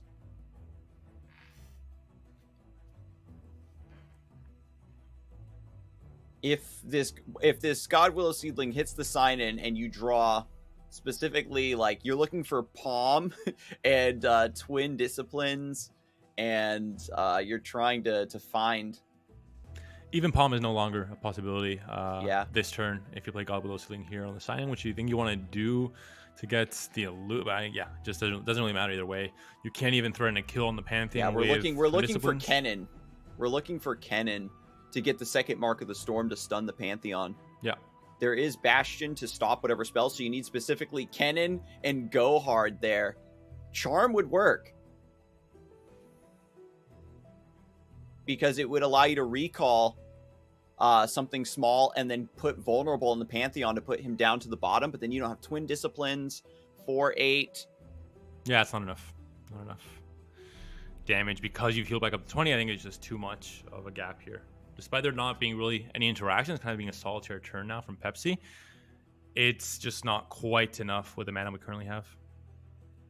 Yeah, if, in a perfect world, you put the, if you had one more mana, right? You put Vulnerable on the Pantheon to drag him down to the bottom, and then with Twin Disciplines, I think you could make it happen. Is this lethal? Is there enough blockers with Pantheon now? Oh. Wait a minute, what? Hang on. Oh, with a buff on the Ahri, yeah, it is enough. It's just enough?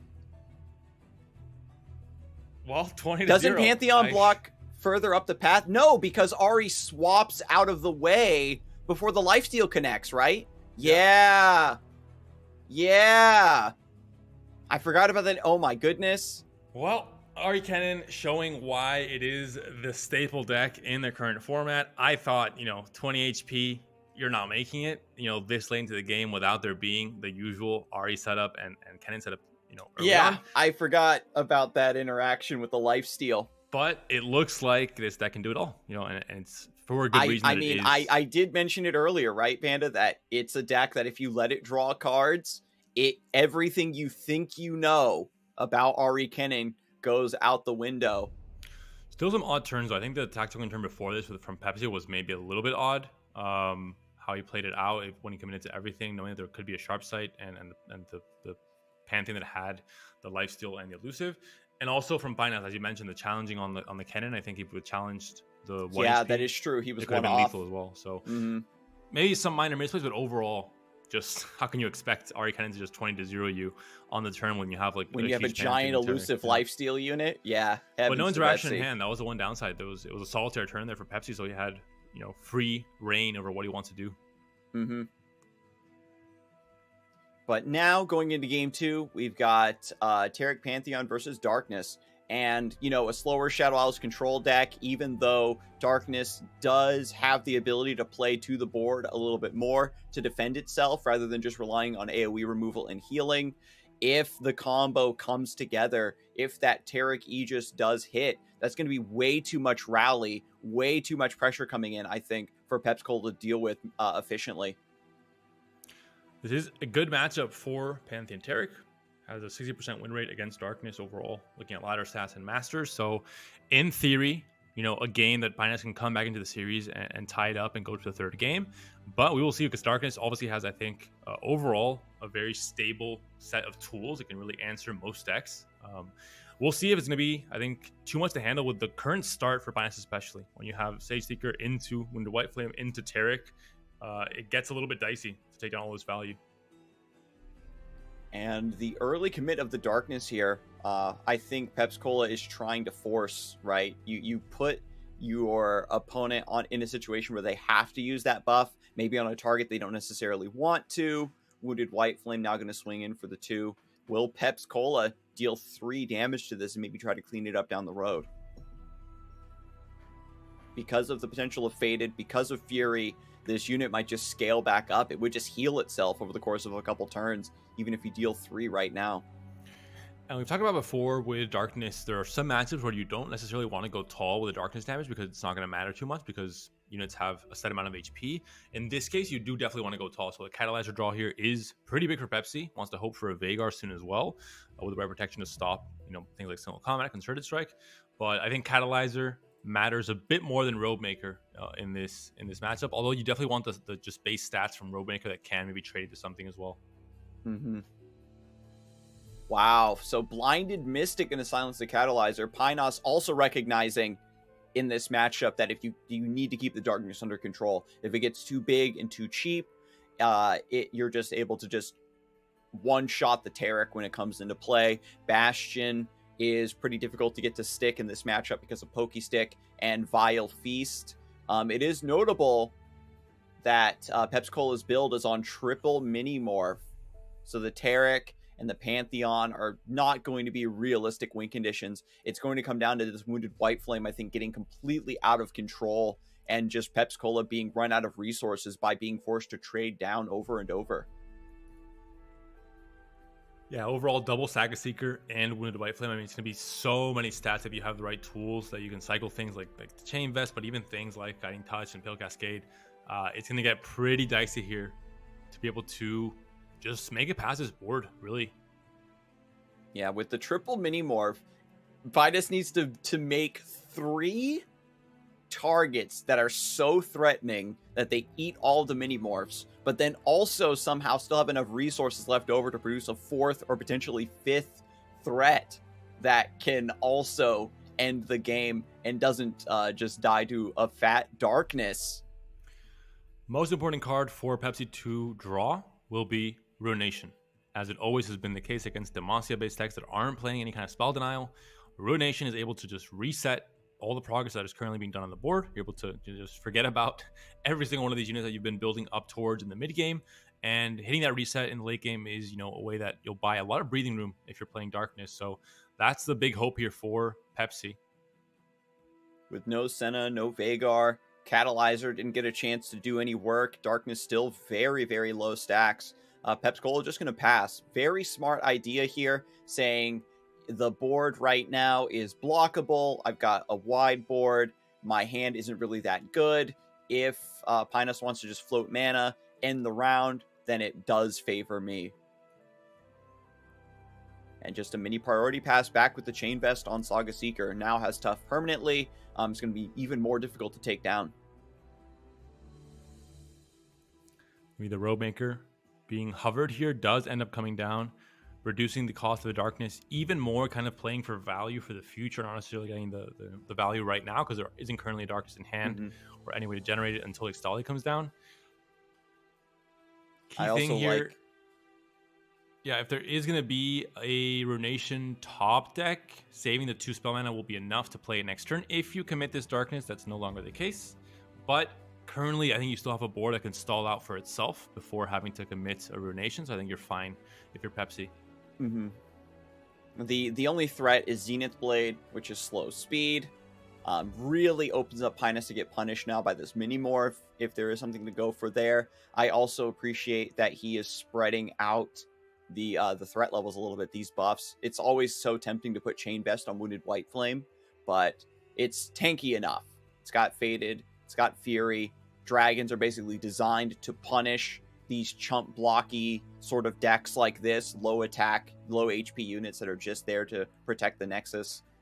Board full here for Pepsi. Wants to commit his mana somewhere and just very proactively, very quickly, just immediately hits that Pantheon with a mini morph, clears that out of the way, one less Pantheon to deal with, and still in control of the game. There are big units here where you have chump blockers for days. There isn't any overwhelm going through yet, so you're still somewhat able to stall this out until you're hopefully able to draw your champions, able to draw Ruination, and take over the game with the Darkness is slowly getting out of control with Veigar. And now with the Pale Cascade being played, we get the duplication with the Taric, drawing an extra card. very fortunate for Pepscola that there wasn't any Zenith Blade there. After you spend all your mana to answer the Pantheon, there could have been, right, another Zenith Blade to get a bunch of Overwhelm here and punish. So both players still trying to feel each other out, finding those weaknesses, figuring out what's missing from your hand. Pinus, like earlier, for example, was attacking into the potential group shot.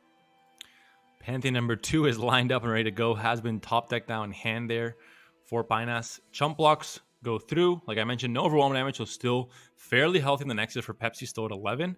And we'll see now if it is going to be Extolling coming down. Looks like it will be the case. Not really any other plays other than just passing, deciding to say, hey, I don't have any plays that can really advance my game plan because, via the board, you're not going to be doing much here. So going to opt to pass here, let my opponent make his commitments first with his mana, and then decide how to best react to that. The fork is beautiful here. Your hand isn't that great, so you're just going to try to force the game along in its current state. And Pinus, meanwhile, can't safely develop because of the threat of ruination, right? It would be so devastating to have this wide board that you've already put so many resources into wiped, but place the Pantheon down. I think it's not too bad because it's not lopsided. Your opponent also has a lot of units, so you're losing a lot of value by committing a ruination at this point. So it's not the end of the world, I think, here to commit the Pantheon. And we'll see now. It looks like an attempt at maybe a Pokestick into a Darkness kill.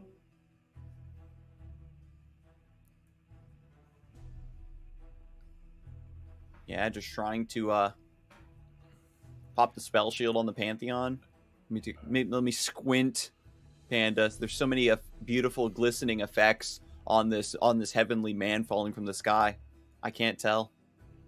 I think it's pretty unlikely that there is going to be a Darkness kill in this Pantheon. You have still 6 mana up for Pinus. He hasn't had the need to commit a lot of combat. Oh, the second mini morph comes down into the hand off of Pokestick. Beautiful pull. No spell shield right now, so it's really the key turn to go for it. I think Yakmachologist first is fine. Unless you want to play Extolly this turn and just have the mini morph at burst speed next turn when an attack comes through. There is no more pings in hand, though. So if Pinus does get like Bastion to duplicate and put Spell Shield back on the Pantheon, it would be an absolute disaster here.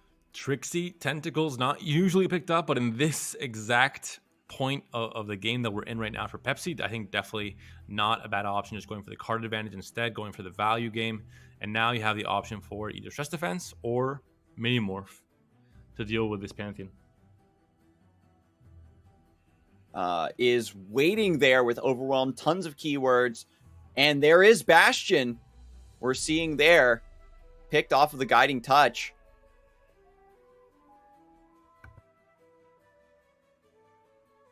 And so now the question remains: is Pinus going to go for that right now, or do you just say, okay, is it better to threaten ping plus mini morph to take down the Pantheon? Do you put the Bastion on a different target altogether?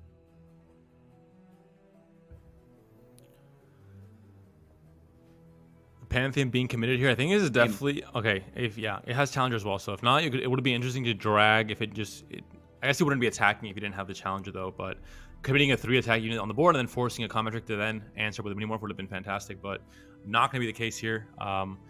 Looks like it's gonna be just a pass here, allowing the Pantheon to attack there, and now playing a second Controllerist instead in his place. Trinket Trade might be the option here, just for the prank, really. Again, playing for the long con. Everything else, not going to help too much. Passes unearned, not the case. Tossing, it's not really deep. Unfortunately, I wish it was. And now the Terror comes through onto the Pantheon. Now this might be, or onto the Saga Seeker instead. And this might still be the chance for the mini morph onto the Pantheon to just deal with all these keywords, and especially all the overwhelm as well.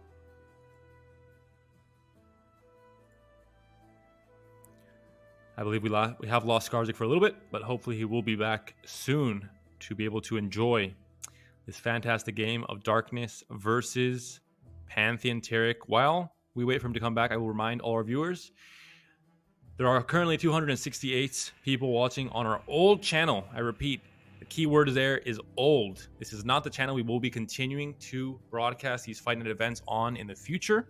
So it is now your responsibility as a viewer to go to GiantSlayerTV, not GiantSlayer LOR, and that will be the new channel for the future. If you don't migrate today, I will be looking at the viewers. I'll be taking down all the names. I'll write all 260 names on the list. And if you're still on this list next week, things will happen. I'm not going to go in depth into what will happen. He's going to put your name in the spider note, chat. I will take away 30,000 channel points from each of you. You will be in the negative. You will be indebted to the old channel. So, and that's not what we want to be in life. If he writes your name down, you're going to queue into Fearsome Burn, and then you're going to swap decks trying to counter that, and you're going to queue into Iceborne Spiders. You won't be able to escape it, chat.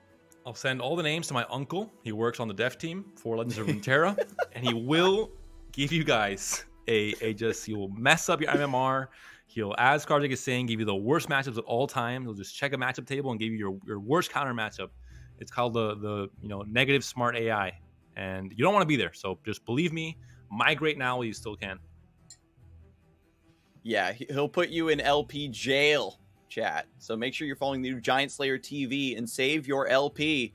Oh, that kind of rhymes. We can make that a commercial. Put that on a t-shirt. But another thing we got to put down is the fact that Peps Cola is trading away his whole board versus these mini tees.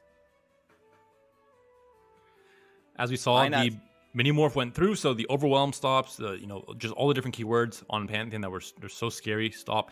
And now, again, this is all about stalling. Darkness, that's kind of the name of the game. It's been that case for a while.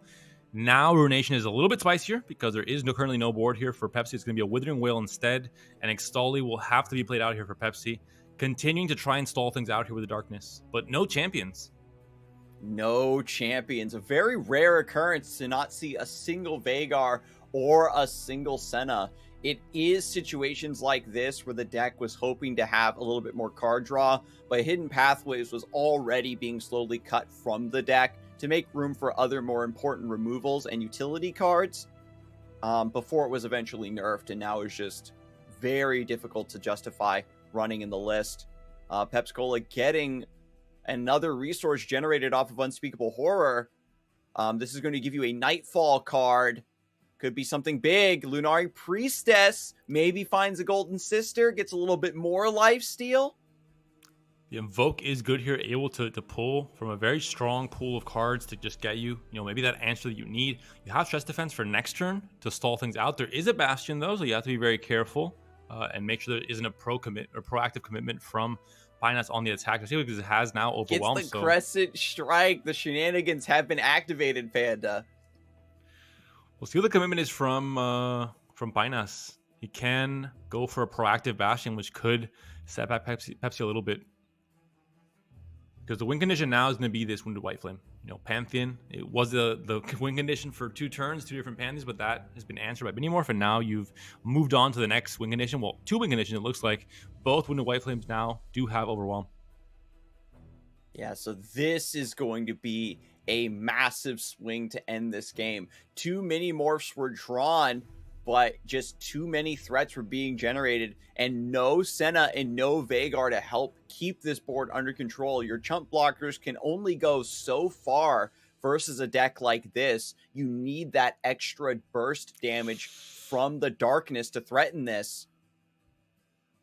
We'll see what can be done here. You have Stress Defense to answer one of these 2 big dragony boys. You have the lifesteal as well at 0 HP right there, so you have to Stress Defense now.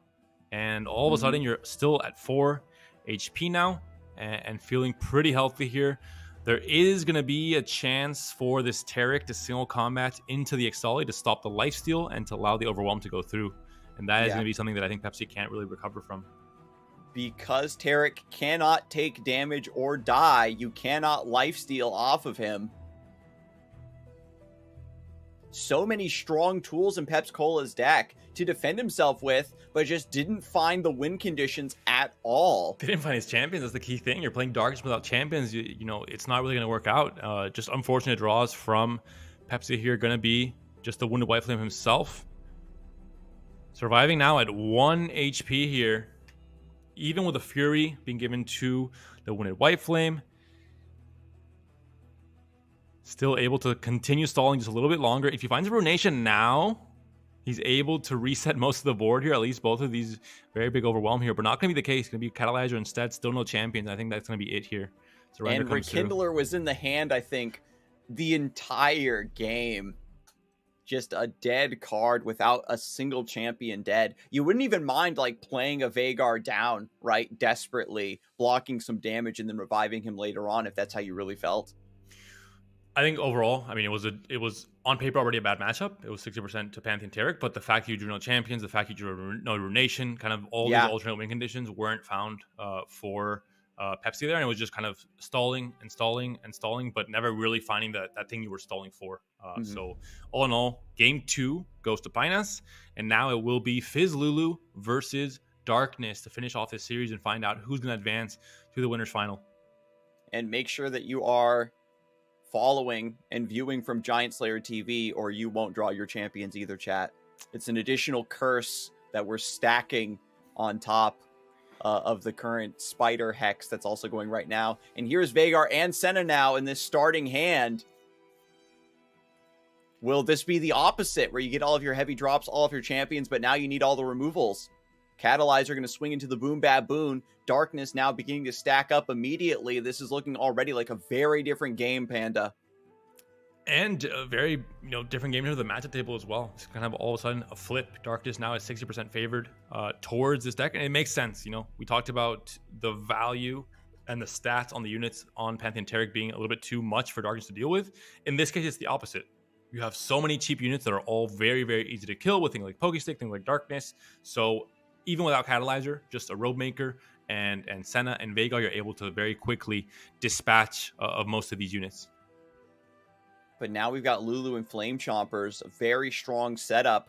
The dream team on Pinus' side, and Pepsi-Cola just hitting the curve properly, right? Has Catalyzer into Robe Maker, has some pings with the Pokestick to take down these daring Poros. You can take a little bit of damage leading up to that final push. Vengeance, also very nice to maybe hit a Yordle Captain down the road. And this kind of reminds me, Panda, back when you said that, Lurk is gets an extra 10% win rate when they attack on turn 1. I wonder how much extra win rate Darkness gets when they have Catalyzer on 2. That is something for our stat analyst to find out. I am simply the messenger. I'm not entirely aware, but I imagine it's pretty, I think depending on the match, especially the fearsome blocking potential of Catalyzer, there's many things about the card that makes it just a very valuable 2-drop for this deck to really function properly. But with the Geode Mecha Forcer, it does grant Spell Shield to its supported allies. That will make some of these wider swings a little bit trickier for Pepsi-Cola to deal with. What a shame these poor mecha tribal units didn't really, catch on as I would have hoped. I think it was a very cool, tribal tactic to come into the game, but hasn't really found that much success just yet. Might be getting more support in the future. Yeah, we all got to put our hands together and hope that Magical Misadventures fully rounds out the mecha archetype, because I'm actually a huge fan of all the mecha Yordles too. If you would have asked me, is Geode Mecha Forcer a card in the game before this round, I would have probably told you Scarzig. That is absolutely not a card in the game, but it definitely is. I just haven't seen it ever played, and I haven't played it myself.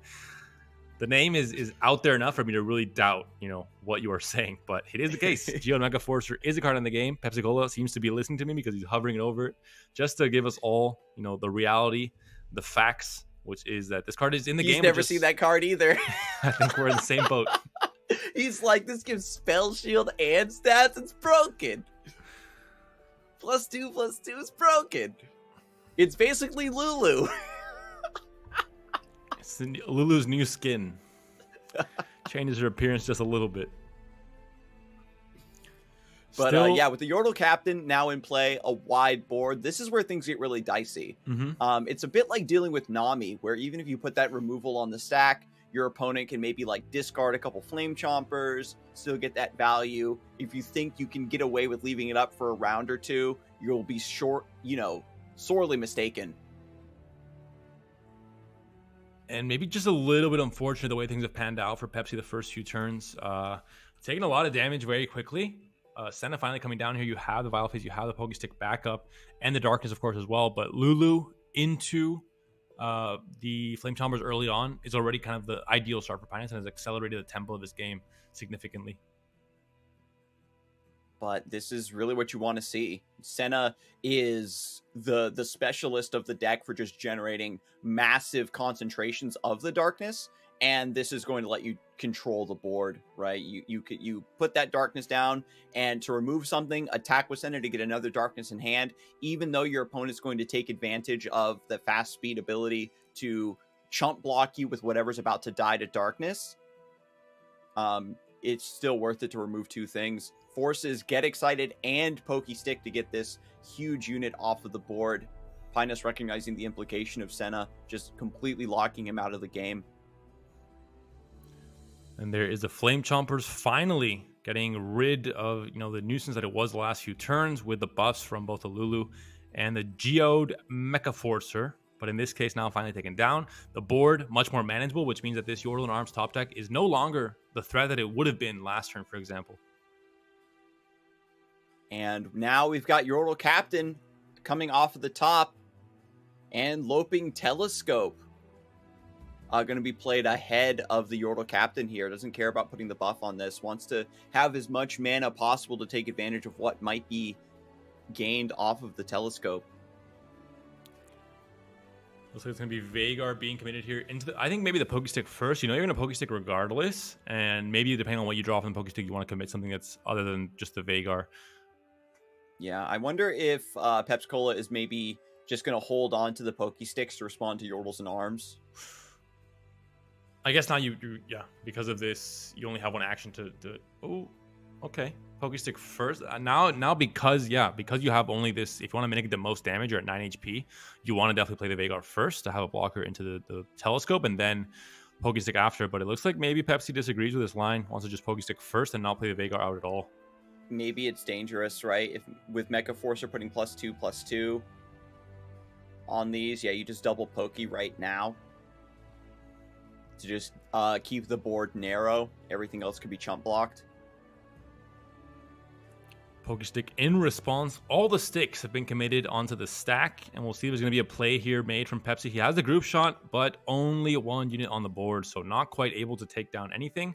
So going to be taking some damage. You're going to have to block into you're still healthy enough. Down 3 HP here. You are at the mercy of Get Excited either way, though. Yep, so Get Excited could be found. A wide development could be found. There is Zonite Urchin to get another card draw on Pinus' side. And the Flame Chompers and the Yordle and Arms. Yordle Arms will be answered by Ruination the moment it is committed on attack, so I think Pepsi has that already kind of crossed off. Even though it's a template's advantage, you're going to be deleting all of the board and a lot of the card, a lot of the value from the Yordle and Arms, so I think it's kind of fine. But at 3 HP, it's a little bit risky, because if there's even one unit that's left over, it can be, GG. Pinus not committing into the Ruination. Pepsi-Cola goes for the Stalking Shadows off of the Conchologist and finds Rekindler, but doesn't have the mana to play it. Doesn't have the time to play it. The Darkness is still at 4. We saw that earlier for Senna. Even with seemingly nothing in hand, Pinus is able to still keep this threat level up. Another Flame Chompers can be played out from hand. I think Pinus will not consider playing Yordle and Arms. You're just going to commit the attack because it's going to be enough with how wide you are here. They're going to get Vengeance for one unit, but I think it's not going to be enough to stop the impact, especially as well. And that will be the case here. You're going to have Pokestick and Group Shot, which is actually enough, and you have enough mana to do all three. So should survive here on 1 HP, but there's a Pokestick top deck from Pinus. Oh my god. And that's going to be it. So close. So close. What a valiant effort from Pepsi-Cola. But this list, with even, again, no Lulu, still makes the magic happen. The Yordle Captain draws, just that little bit of cycling. Geode Mecha Forcer did so much work alongside the Flame Chomper. Basically filled in, right, for Lulu. Like 5 Pokesticks played in this match.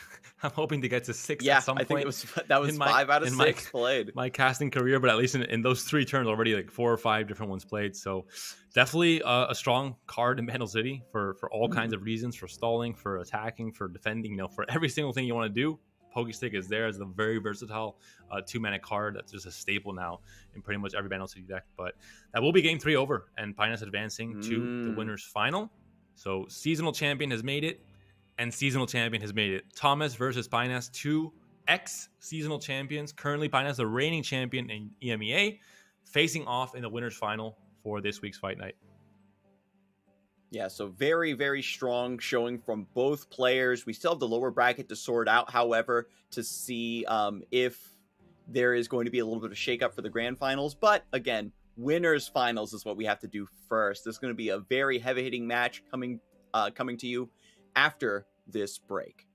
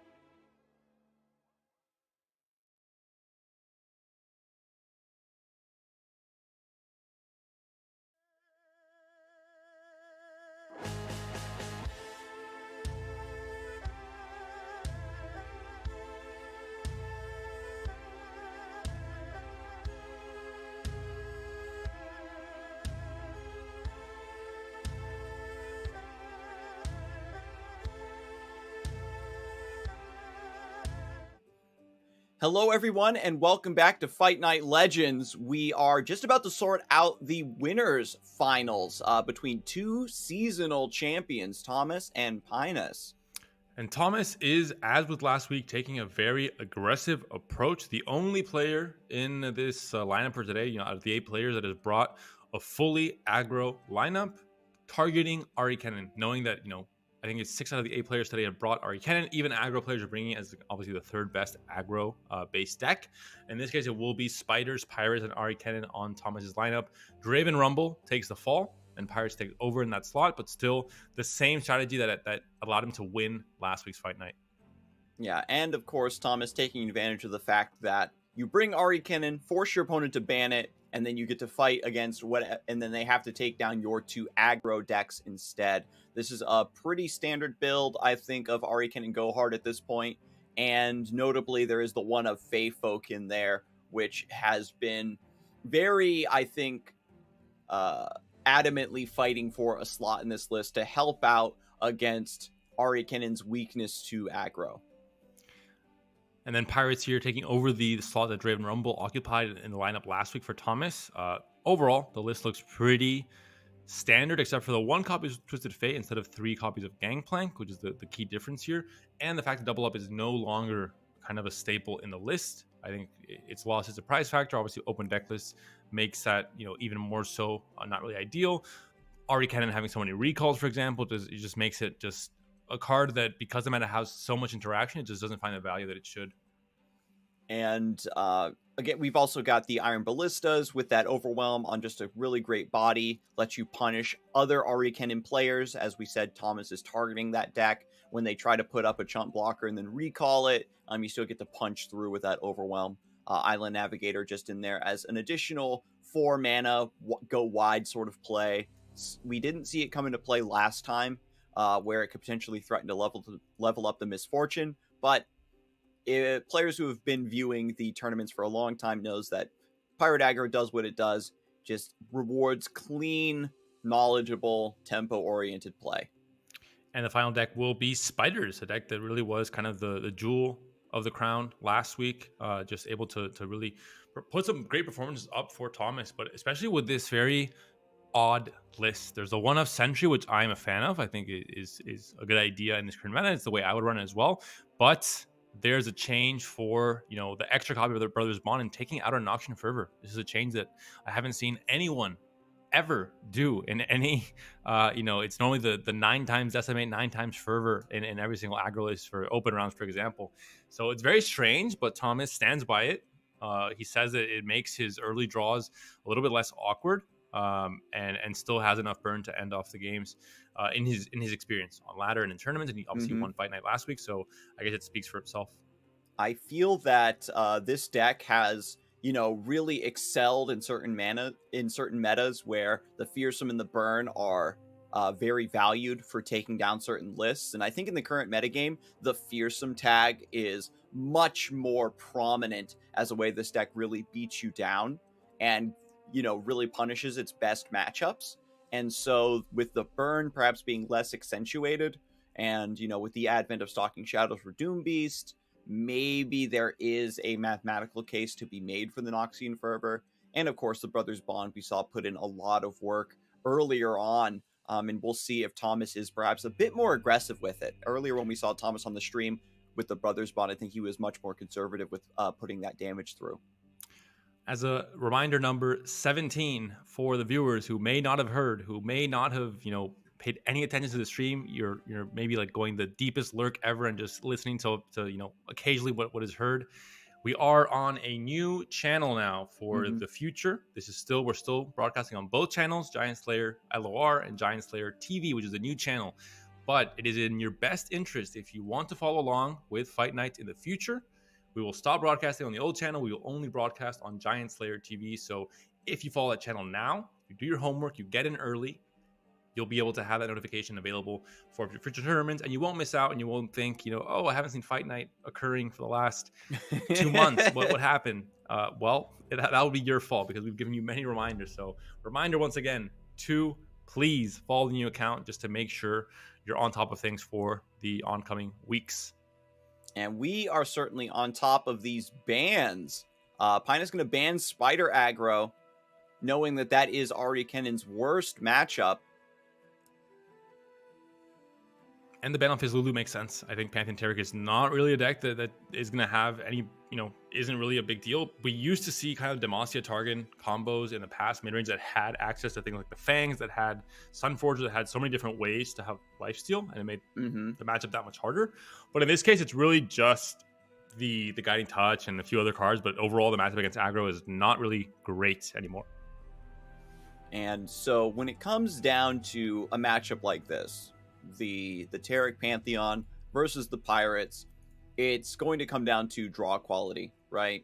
You've got a hard mulligan. Try to get your early game down. Try to get those Saga Seekers and Wooded White Flames, things that are going to be able to trade on the board and also survive multiple rounds of value.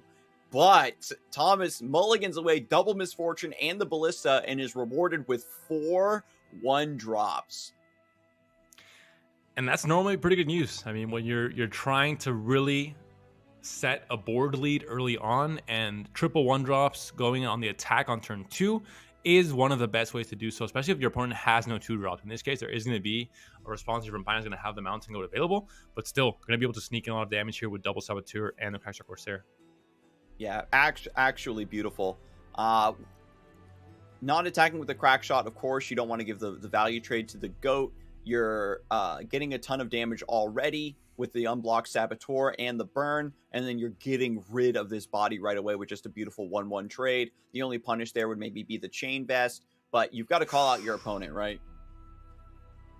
And this is a very, very good hand for playing for the board early on. You can even commit a Demolitionist onto the Corsair into the Jagged Butcher. It is a little bit risky because the still in combat can punish it, but... Or you could just go for Misfortune as well. Yeah, if you go for Misfortune, they can't single combat her with the Mountain Goat because then they just have no blockers against your continuous development. If you go for Saboteur onto the Crackshot Corsair, and then Mountain Goat does single combat there, it is really unfortunate because they also keep that 3-1 blocker. But Thomas recognizing that you've got to push through, you've got to find these angles. Yeah, I like this more. I think you're just going as wide as possible, as quickly as possible is always going to be a benefit. Misfortune can find value later in the game, just with their ping effect, just from the damage on the Nexus, but finding the time, the window to go wide and get the value from unblocked units is paramount in the early game for this deck. And because the Mountain Goats are just trading 1-for-1 mostly, a lot of mana just being committed to developments, there maybe is a detriment to getting the Fated procs. Even if Pinus is able to level up the Pantheon, it might be too late to try to get that lifesteal through, for example. Chain Vest going to do a great job of helping hold down this board. Playing out the Terra here is going to be really the only option. It seems like Protector can't do much because the ping effect from Misfortune will take off the barrier regardless, so you're really not doing too much here. The hand is just not ideal. Binance is not equipped with what it currently has, the way the turns have panned out, to fight against this deck and how wide this deck has gone already. 13 HP on the Nexus, it's looking quite doomed. So you can play out Tarek this round, block down as much as you can. The Mountain Goat gets traded away. Then next round, you've got Pantheon plus Chain Vest, potentially, to have 2 tough units in play, get that Fated procced, and maybe try to go from there. Again, even the barrier here on the Pantheon is not really too relevant. You can't really, you don't even have like a Pill Cascade or anything. The Chain Vest here, with the Fated will help. It will actually allow the Pantheon to survive here. But you're still taking so much damage from the first 2 units here, and you're still going to have problems next with the Mountain Goat going down here, fighting for what could just be a Ballista into Mariah Warden and another big wide attack on the next turn. And the Pantheon just not close enough to leveling up here. There wasn't any sort of developments with Saga Seeker and Sharp Sight. It was just Mountain Goats just playing out a 3-2 body, something respectable to try to block down. This is showing why Pantheon Tarek has such a hard time, fighting against this deck, because it just can't go wide enough. It has units that usually go very tall, that against most decks at the kind of board tempo they play at, you're fine. You're going to match quite evenly, and then obviously get the value from the very tall units. But in this case, because you're going so wide with Pirates and with Spiders as well, it makes this a very bad matchup. So yeah, just the gems left over from the Mountain Goat's valiant sacrifice. Gonna swing in with the Pantheon now. Thomas doesn't need to block this. You just go down to 5. Yeah, classic. Play Mariah Warden. Aggro approach. Look at the Oracle Eye. Not at 0 HP. All right. Accept. Shell Shocker. Finds the value for Make a Rain. You can guarantee the 1 damage on Nexus now, if you choose to. Or just allow your opponent to Shen Emote surrender, because he knows that he can't possibly stop the amount of damage coming next turn. Not just from the units, but from Saboteur and Crackshot Corsair as well. So to start things off, Thomas winning a very quick game 1 there. Yeah, the Pirates doing what they do best. I think that, again, the Mulligan, some players might be tempted to keep the Misfortune or the Ballista, but just going all in on that early game, knowing what your win condition is, knowing that pressure. I mean, Pirates, I think, has demonstrated over time that it does require a lot of knowledge. And when the deck does do what it's designed to do, it does seem like there's not a lot of thought going into it. But the deck build, the mulligan, is all part of setting up the list for success. And we're going into an Ahri Kennen mirror. Actually, not something I was anticipating seeing today, Panda. I thought we were going to see just tons of bans, and Ahri Kennen would just be a boogeyman that we would see very rarely. Yeah, I was hoping for that to be the case, but it looks like things have changed in this lineup. Obviously, Thomas has no intention of banning it because he is playing a lineup that's aiming to target Ahri Kennen. And in the case of Binance, he just figured that Spiders was the more threatening deck to face. Obviously, the mirror essentially have a 50% chance to win that, whereas Spider versus Ahri Kennen is going to be quite favored. Now, it is important to note that Absolver originally found its way into Ahri Kennen because the Overwhelm allows you to win the mirror, right? Your opponent has tons of elusive blockers for your combos and your chip damage, but then you just have your Ahri swinging with the Absolver and the Overwhelm. And we'll see if that old tech still holds true here when you're up against the Go Hard version. Wayfinder is available for both players, so both players have that access on turn 4 to really flood the board with their units. Kennen there for Pineapple, but missing the Ahri combination, and Thomas has the great start, but isn't attacking on 2, so can't get the dancing droplet into Ahri combo going. And decides to hold the mana. It's very important to note that the Absolver version is known to be a little bit more aggressive, and so can be punished by not getting those key draws and strong openings, whereas Go Hard becomes more flexible, where it can sit on a more late game oriented play until the combo does come together and is not as punished by not getting the perfect opening draws. Making me the pass and the mark going onto the dancing droplet. Ahri can be played out now this turn here. Thomas already adopting, a very passive style, just playing towards the stance of the Go Hard variant in general. And this might give Pinus a window of opportunity to kind of fix and course correct from this pretty mediocre start. Looks like trying to go for the kill here onto the dancing droplet before the recall occurs by just going for the God Below Shielding on the Kennen, immediately getting a Mark of the Storm in hand. Yeah, you get the ephemeral blocker for the Ahri. Beautiful play to just box out this turn. Thomas might not attack. You don't want to invite that mark. And then Pinus would just take the opportunity to also end the round and then play towards this Kinko Wayfinder. With Kennen now being played twice, Wayfinder may be pulling another. There is the win condition of Pinus simply getting leveled up Kennen very fast and using Mark of the Storms to control Thomas's board and then push through in a more mid-range style. Yeah, the stall comes through from that ephemeral Kennen from the God with the Ceiling play there. And Pinus now has the option to commit the Mark of the Storm here. Ooh. So the punish there, of course, was like a retreat to recall the droplet and just play it. It's cleansed from the mark, and then you get to cycle it again with the Ahri. But Pinus recognizes that dancing droplet is such a strong linchpin, such a key factor for this deck that you've got to answer it whenever you have the opportunity, especially with the 0 mana card that you created out of thin air. You aren't giving up a real card for it. I think that you might as well to get maximum value.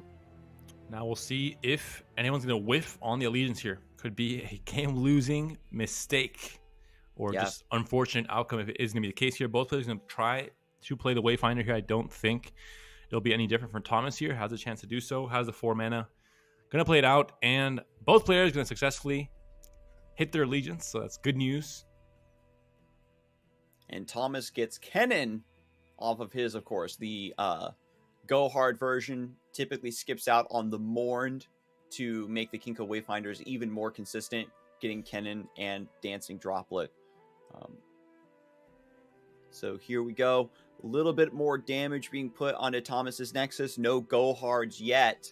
I'm still working on getting this Kennen leveled up, however.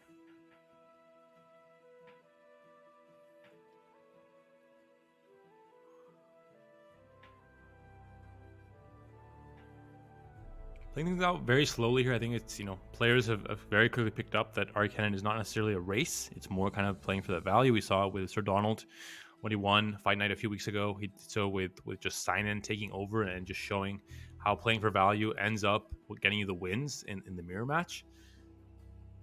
And just ends up just rewarding just much slower play, much more patient play, as we've been seeing from Thomas the whole game.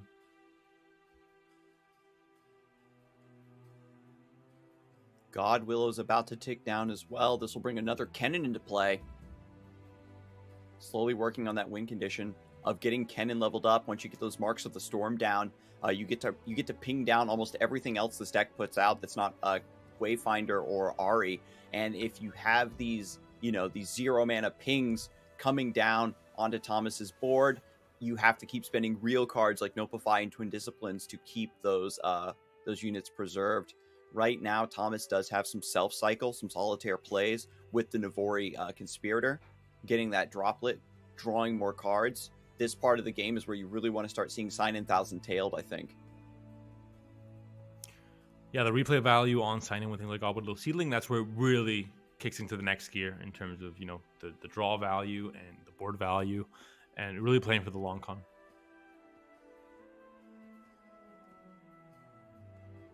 And even with an elusive blocker for the droplet, the swap with Ahri is still so strong, being able to threaten that just 2 damage and quick attack.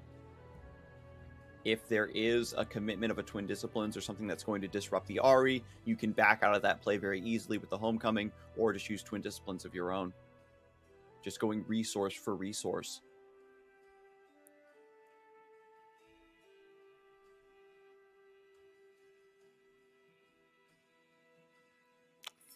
Gonna commit the attack here. It looks like 15 HP for both players, and the recall occurring here.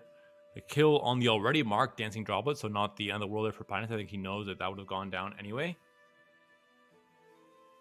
Yeah, with the Dancing Droplet being marked, there's always a chance that with Thomas being able to cycle the Kennen and having a second Mark of the Storm in hand, it's going to really lock you out of the plays you want to make, using it for a recall target or a homecoming target. So just decides to get rid of it, has another Kinko Wayfinder in hand in order to get another droplet potentially. And now Kennen about to hatch out of the God Willow Seedling. I wonder if Pinus is actually going to play the other Kennen out right now, or wants to keep it as a lightning rush.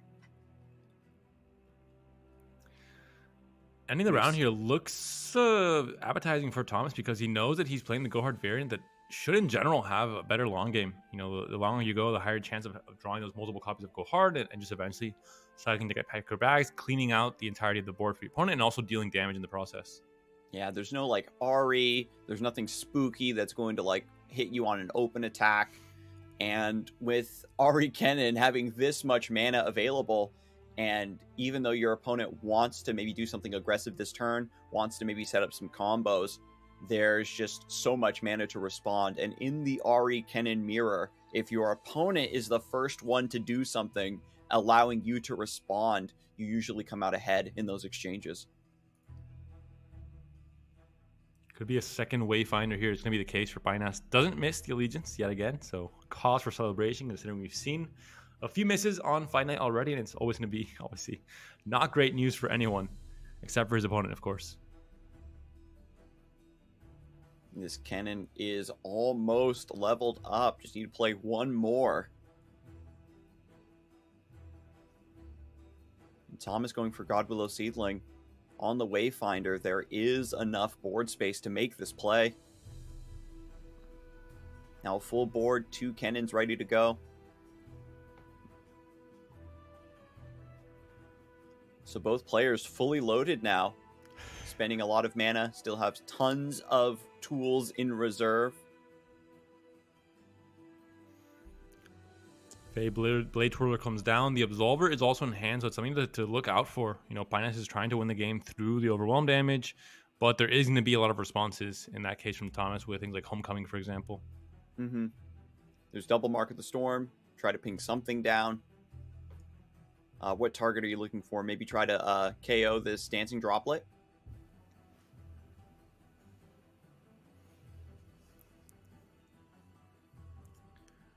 Probably just spread out the marks. Look for stuns later on down the road. Thomas also worried about this go hard connecting. Worried about a recall.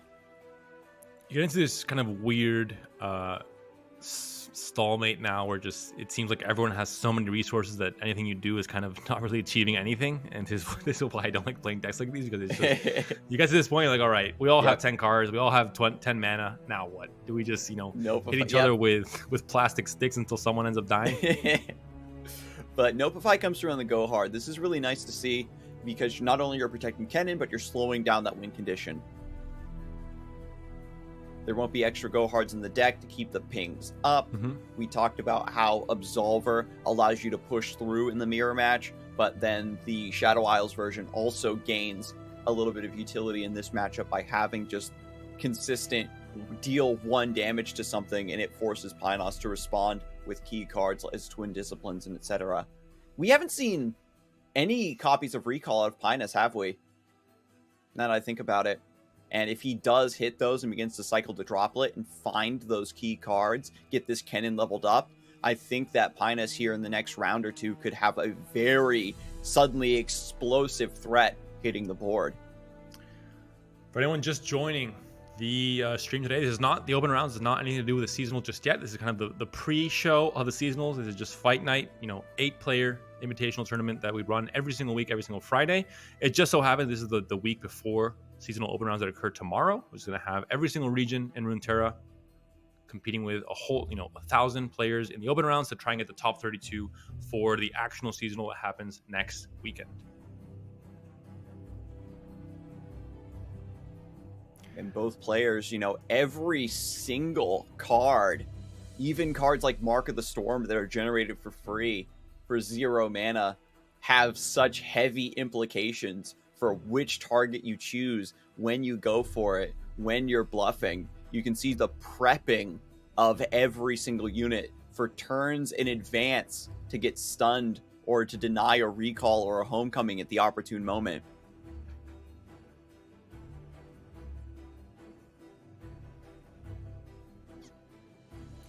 Feels like we've been on this turn for like 10 minutes now. Scarzig, is that just me? It feels like the players are taking just enough time to hit the rope timer and then commit to one non-committal action, like playing a markup. They're trying to see how far they can stretch this without a timer. Small plays, that you go for to priority pass, but you're still doing things. And look at this, Thomas actually going to commit the Twin Disciplines over the recall here, because if you recall the Kennen, it's just going to turn into a lightning rush. And Thomas would prefer to keep these in play to keep threatening quick attackers versus Pynos' board.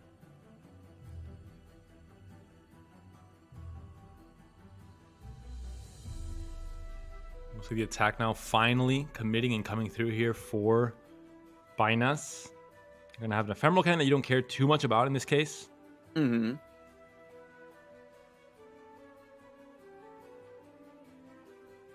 And both players now have spent all of their mana down to 1 each. So, this attack becomes pretty safe. Going to even try to put Droplet for Droplet into play, it looks like. And this is the second time Pynos has decided to trade away a Dancing Droplet that's been marked, knowing that it's going to be so difficult to cycle it down the road. We do have Godwillow Seedling for it, though, maybe?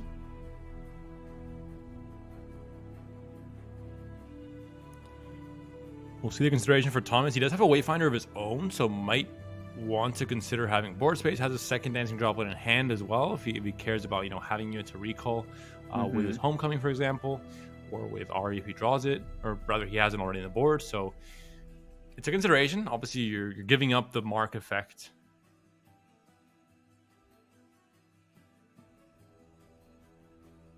And going for the greedy line, it looks like instead just opting to recall now, get the card draw, play for the value game, and block 2 damage in the process. But when you know there is no punish, there is only 1 mana for the opponent, so there's no way to interact with this. Exactly. And so now for Pinus, with the Ephemeral Kennen disappearing, that Lightning Rush will turn back into a Kennen, and that'll be the 5th copy that he will need to level him up.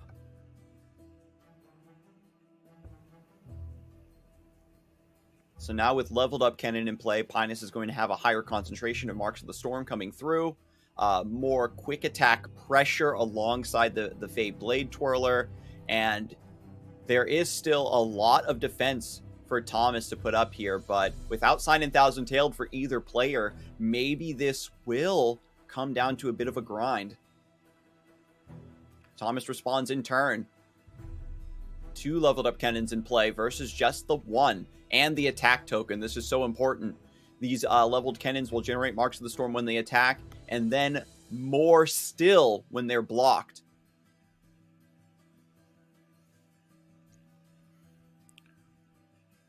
We'll see now what the attack looks like for Thomas. He has some disciplines as well, which is going to be obviously a great tool to have as a combat trick going into an attack and try and just force favorable trades.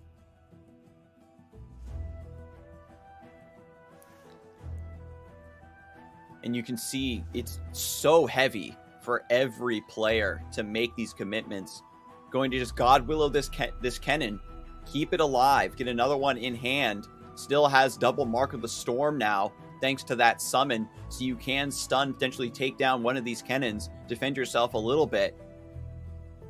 With Kennen leveled up, Pinus has access to the Absolver, just needs to find an Ahri to make this combo come through. If we look at Thomas's hand, there's only 1 Homecoming. There's no Concussive Palm, nothing severe yet. I wonder if this is going to be another game where we think it could be lost, and then suddenly an Ahri OTK snatches victory from the jaws of defeat.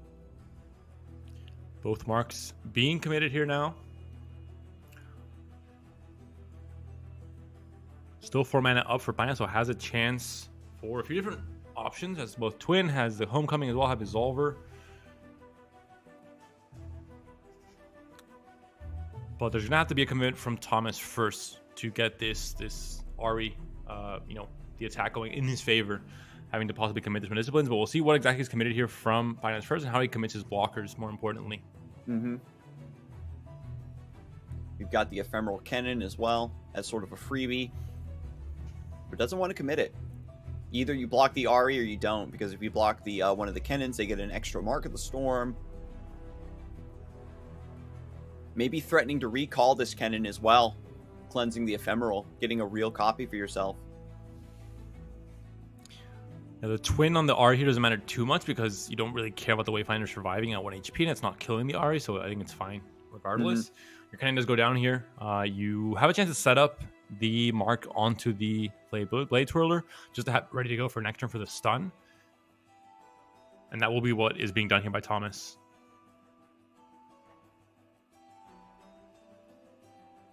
And now Thomas does find Sign-In Thousand Tailed. Getting this in play out ahead of Pinus means that you are just further winning the resource battle. A couple more draws to go to get that second copy of Go Hard and get that other win condition up and running. Thomas knows that he's going to win if this match just continues in the current state.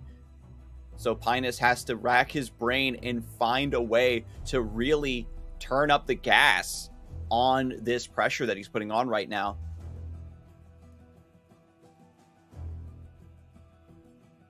With 2 marked units in play, even the attacks that look good aren't going to be guaranteed. There's so many ways to just bounce this Kennen, replay it, detonate it, kill that droplet, or even just stun out the Blade Twirler like you mentioned, and just keep the the damage at bay. Looks like a pass here from both players, both just burning 1 spell mana, but it might be the mark being committed onto the Dancing Droplet here, opening up the chance for a Homecoming possibly, but there's not really anything you want a Homecoming in a situation like this one. Sure, you get the value from the Dancing Droplet, you're able to draw, but anything else that you're putting back in the hand for Thomas, you can just replay very cheaply. In case of, obviously, things like the Dancing Droplets, it's not really ideal regardless. So we've got Lightning Rush to recall the Droplet. Twin Disciplines will allow Thomas's Kennen to survive this exchange.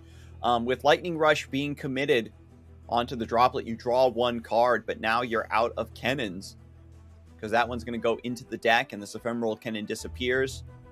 Not enough space on board for this Ginkgo Wayfinder to pull that Kennen back out, potentially. Is that the last one drop in the deck? Maybe you do get it, guaranteed. We've seen 2 Wayfinders already, so it's definitely a possibility. Shadow Assassin comes in. Not really going to be as effective as Sign-In at what wants to, what these players want to be doing at this stage of the game, which is finding more and more resources, and that will be the case here with Conspirator coming down first, and then there's still being exactly 6 mana available for the Sign-In to come down as well. And so before Kennen is able to be replayed and that second Mark of the Storm is able to be developed, the swing does come in to threaten with this Blade Twirler.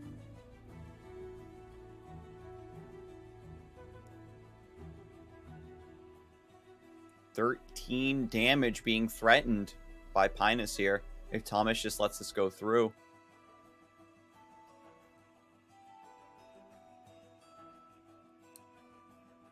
Gonna allow the Wayfinder to survive. They're kind of clunking up the board. They're not really doing much of anything as a 2-1 stat line without, the elusive. So just gonna allow them to survive, just gonna block the damage, force an Absolver if there is one, and then you have the Homecoming in response, but not gonna be committed here from Binance. Instead, just gonna play it slow, and this now gives an opportunity for, could have been, yeah, I think I like this. Conspirator into Wayfinder, and then next turn you play the Sign-In. Yeah, this also levels up Ahri. We thought that Pinus was a little bit ahead in leveling up the champions, but Thomas has kept pace, leveling up Kennen at the same time as he did. And now with Ahri, this is the additional angle that you have to worry about. Pinus has no elusive blockers in play, has to throw down the Mourn, the drop of the Shadow Assassin just to stop this combo.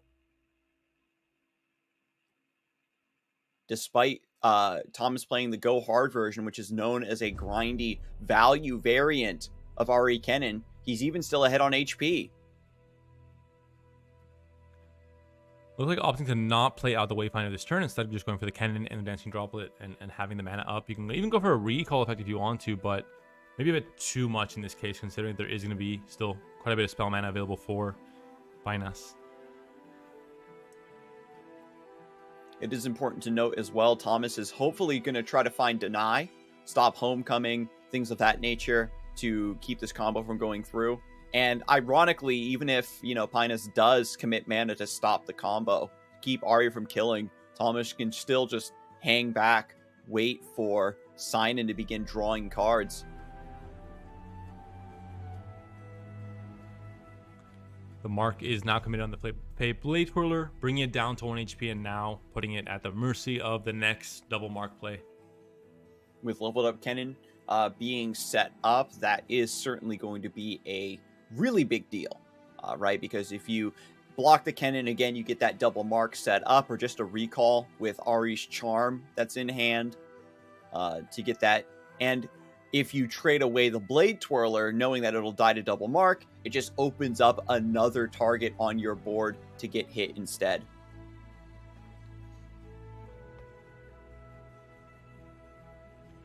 We continue seeing, more recalls. I mean, this is Thomas very aware of there seemingly not being any interaction available from his opponent, and just being able to utilize his turn to start creating a lot of the marks here and maybe taking down these elusive blockers in the process. And the script is definitely flipped, right? Where leveled up Kennen allows this deck to convert into a board control game plan. You aren't relying on forcing your opponent to block. You aren't relying on go hards and pack your bags. With enough cycling and enough time, you can just play the Mark of the Storm to kill or stun all of your opponent's key targets, really strangling the amount of damage they can really threaten you with. And this means that if you're left without the proper resources, you still have Palm or Homecoming besides, generating this removal out of thin air, the way the Darkness does. Forces out the Twin Disciplines there, now has the second Kennen currently on the board, coming out of the Godblue Seedling, has another Mark of the Storm in hand, and has now the Ahri attacking. Leveled up already, so much more of a threat now. And with 2 Kennens, you're generating even more marks. You're going to get 3 in total if they go unblocked. So that way you can double mark one target, and then use the third mark to prep the next target. And it's just a slow grind now from this position, spiraling the drain for Pinus, unfortunately, with no Ahri to capitalize on this wide board, on these elusives, on the Absolver that's been in the hand for the entire game. He has triple homecoming at the very least. That's something to look forward to. If your Pinus, not really the best targets though, gonna have to commit it here, just try and stop the Ahri chain from going through. And now you can commit your own Wayfinder, for example, with a homecoming, or even just I guess not to drop it because it's just part of the chain. Or just, yeah, the double mark of the storm is also fine. Double mark of the storm to stop the homecoming. So Ahri stays in play. And that's going to be 9 damage coming through onto the Nexus. Second homecoming comes through. And that's going to be a homecoming from Thomas to respond to this. Again, if you can put the lethal on the stack first, force your opponent to play first, put something down to respond, you just clean it up in response. So here it is, the Ahri combo coming through. Emote from Binance, the surrender, or not the surrender, but the loss there finally comes through, and Thomas able to win this second game that was, a long one, and as mirrors are, very convoluted, but wins the series as well. Once again, in the grand final, is going to be waiting patiently for his opponent. 2 weeks in a row, Scarzig. Is this enough of a testament already to an aggro lineup looking like, a very viable option for tomorrow's open rounds? Yeah, the aggro punishes Ahri Kennen, but notably you can see you still need to be, you have to be skilled in the mirror match, right? Your opponent tries to call you out and say, well, I'm running an aggro lineup, so I'm leaving your Ahri Kennen up. And if my opponent bans one of my decks, like we just saw in this current set, you have to be clean on your Ahri Kennen play. You have to know that matchup, and you have to know, what the deck is trying to tell you to do. Check out the bracket now to see how the other semifinal went. We did see, or the other losers quarterfinal, I mean rather, Pepsi-Cola ends up beating Random Dude 2-0 and advances to the losers semis. And Sonic Holic takes down Ultraman. So unfortunately, Ultraman, we haven't been able to see much of him today at all, despite him bringing Draven Rumble and it being one of the decks that I enjoy the most as a caster right now in the current meta. So very unfortunate to see him drop, but it will be Sonic Holic versus Pepsi in loser semi, and that will be the match we'll be casting coming up next. That being said, we're in the halfway mark of today's show, so we're going to be a bit of a longer break coming up, 5 minutes. Don't go anywhere. We'll be back with the rest of the action.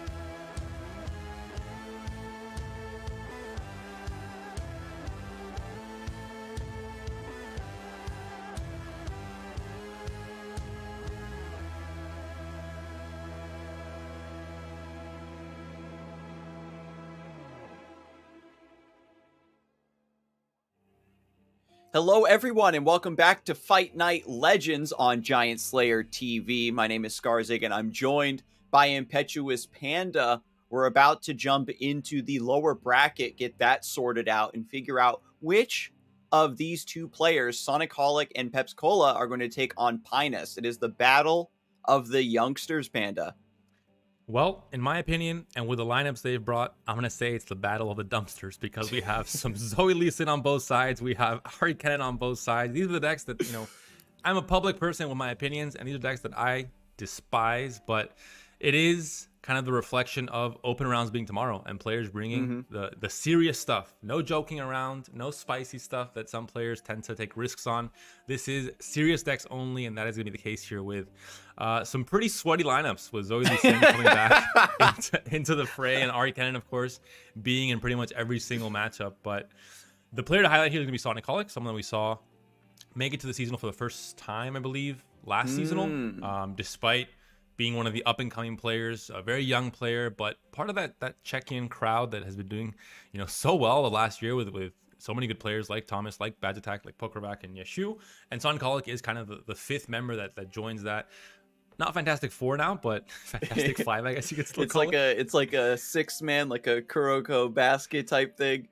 But anyway, we'll take a look at the Lee Sin deck now from Sonicholic, right? So this version, going much more board-based, has the Solari Priestess and the Wounded White Flames. Two cards that, with the Solari Priestess buff and the just raw addition of Wounded White Flame to the game, has given this deck a little bit more mid-game board presence that it will very happily slot in to complement Eye of the Dragon. This deck only running 2, by the way. But at the end of the day, the game plan is, pretty much the same. Build the wall with Eye of the Dragon, the Dragonlings, stall against any deck in the game, and then bring Lee Sin and hope they don't have many more. That's going to be the case here. We saw earlier on today, we actually saw, I believe it's going to be a rematch, right? Sonicholic versus Pepsi. It was, the matchup. At the very beginning, we saw that the very tail end of that game 3 was Darkness versus Lee Sin, and we saw the mini-morph coming out on Lee Sin and Sonicholic at 17 HP, hitting the surrender button. So we could see the same occur in this matchup, and this is obviously one of the key points to mention about Lee Sin is the fact that it folds to mini-morph pretty often. And Peps Cola's Darkness build has 3 copies of Minimorph. I wonder if this will change up the ban if you're going to get baited, right? If Sonicholic is going to say, okay, I'm going to ban Darkness and test my luck versus Ahri Kennen. This is the Pantheon Taric list that's being brought. Again, I don't really see anything too crazy. Some players, I think, go on different amounts of Blinded Mystic, sometimes going for 2 copies. In some cases, it is obviously a card that has a lot of value in just any meta, really. The sounds of 1 copy of Hush, 3 Golden Aegis to maximize the chances of getting that combo. So overall, you can see that this deck is really doubling down on that mid game, the triple rally from Taric. And then the final deck, of course, is Ahri Kennen. This is the Relentless Pursuit version, the one that we don't really see too often. But having that extra rally does go a long way to help out with this elusive win condition, where the Absolver version was developed to help with the mirror match. I think the rally was the first variant, right, with just 1 or 2 copies of Relentless Pursuit, because elusive rally is a classic combo, peanut butter and chocolate for this game. And we'll see how effective it is. I haven't actually seen this version I haven't casted over this version. It's been mostly Shurima, and then obviously the Go Hard version is taken over as kind of the standard, I think. But I have heard rumors, and I have obviously seen on Ladder this Relentless Pursuit version, but I haven't seen it in action, haven't seen it quite how it changes the exact matchup spreads. Obviously, it's just 1 card, but it can be important enough with a deck like this that cycles so much. Even if it's just 1 copy of a card, you're able to see it much more often than you would in what is considered a standard deck that doesn't have the same amount of cycle. Yeah. Also, triple Nopify. A lot of decks just run 2, but 3 preps you a little bit more for the mirror and for keeping your board alive and healthy against some of the other tempo plays that you might see. Things like Pokestick, Tons of Vile Feast. Even Ravenous Flock was like the premium Nopify target back in the day. So, very nice touch. Also, it's Zenith Blade.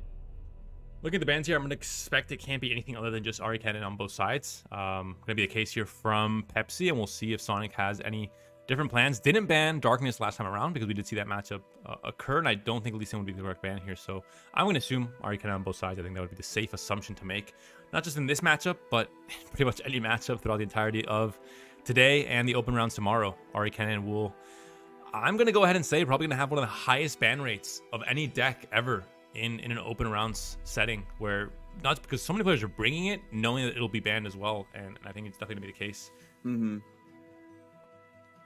Because there was like when Aurelia Azir was like really big, there were still certain decks that could beat it as long as you prepped your lineup around that properly and could ban those other bad matchups.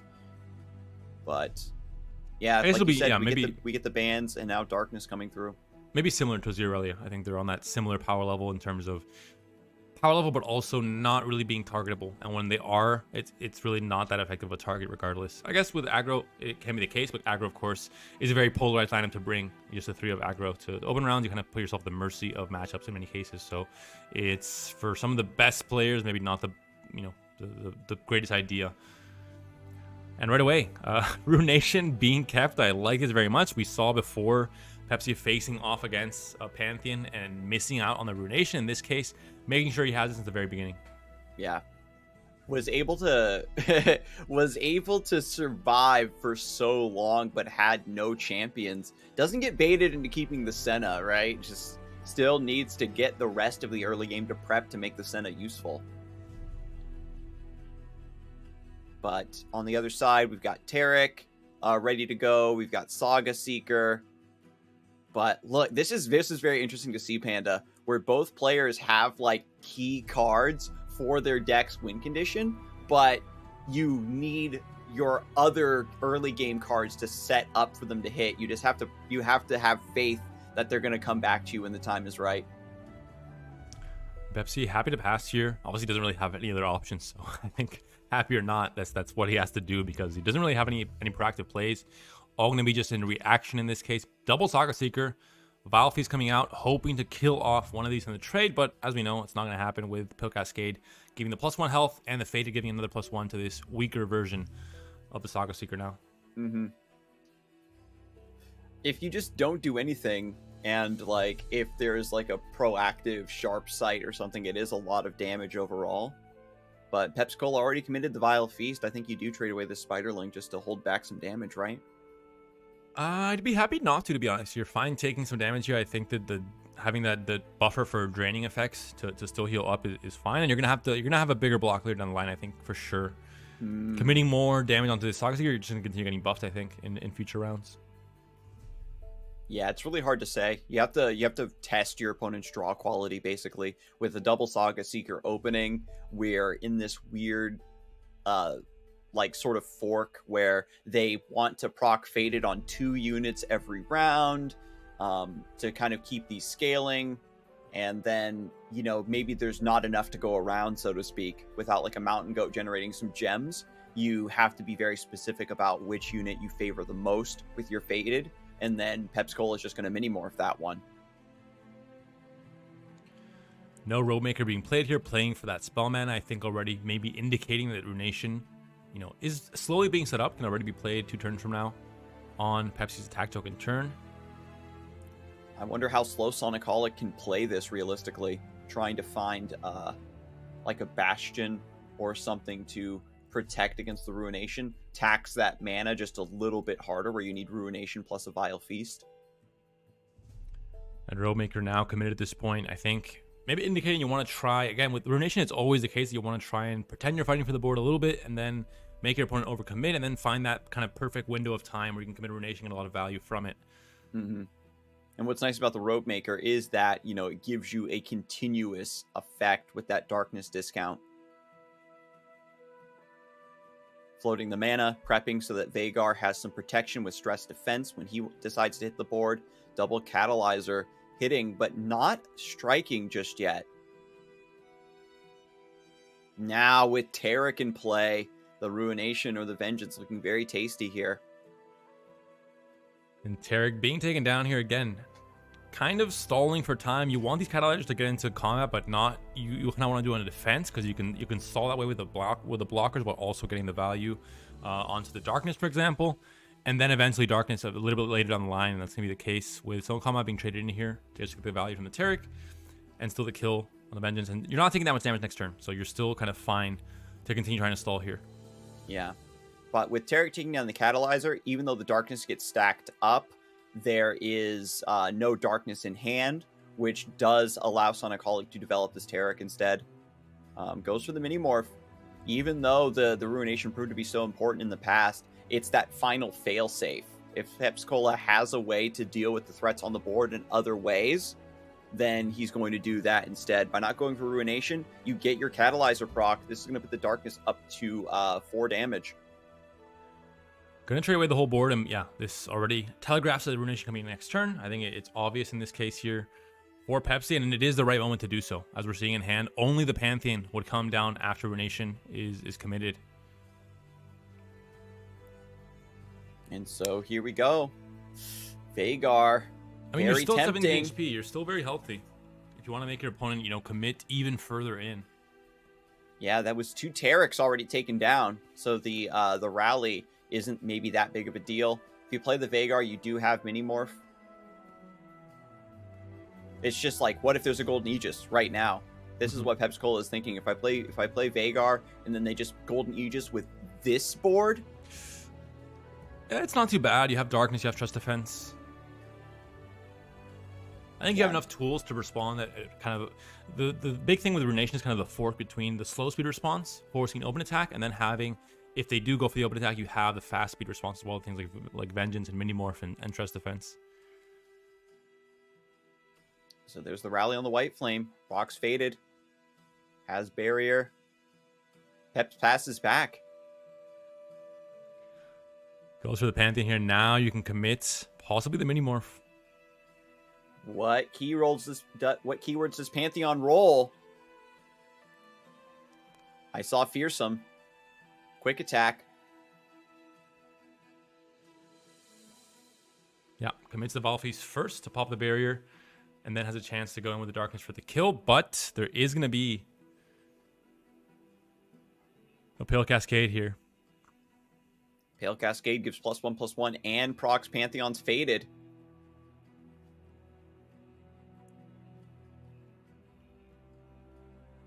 So he does survive.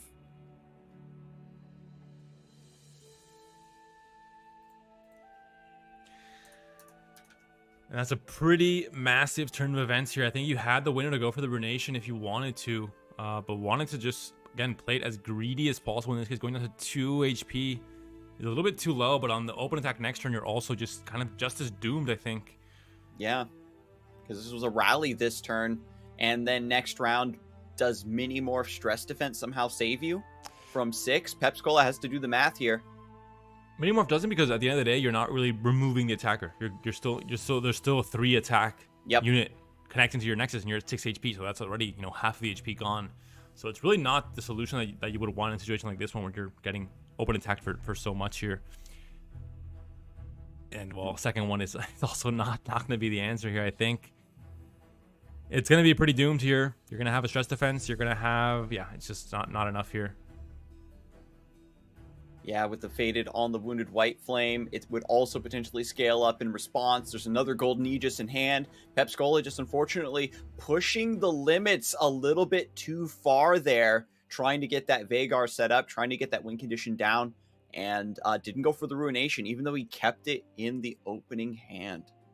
But still, it's a matchup that you don't expect to win going into it. It's kind of a 60% win rate for Pantheon Taric versus Darkness, because of all the reasons we've mentioned and seen before, that Darkness just can't effectively deal with the Saga Seekers, with the Wounded White Flames, with Taric, with Pantheon. These are all units that are very tricky to remove with just the Darkness damage, for example, and just maybe even the Spell Shield on things like the Pantheon. But going into matchup number 2, we've got Darkness versus Lee Sin, and the matchup maker is the Mini-Morph, which we see in hand for Pepsi-Cola.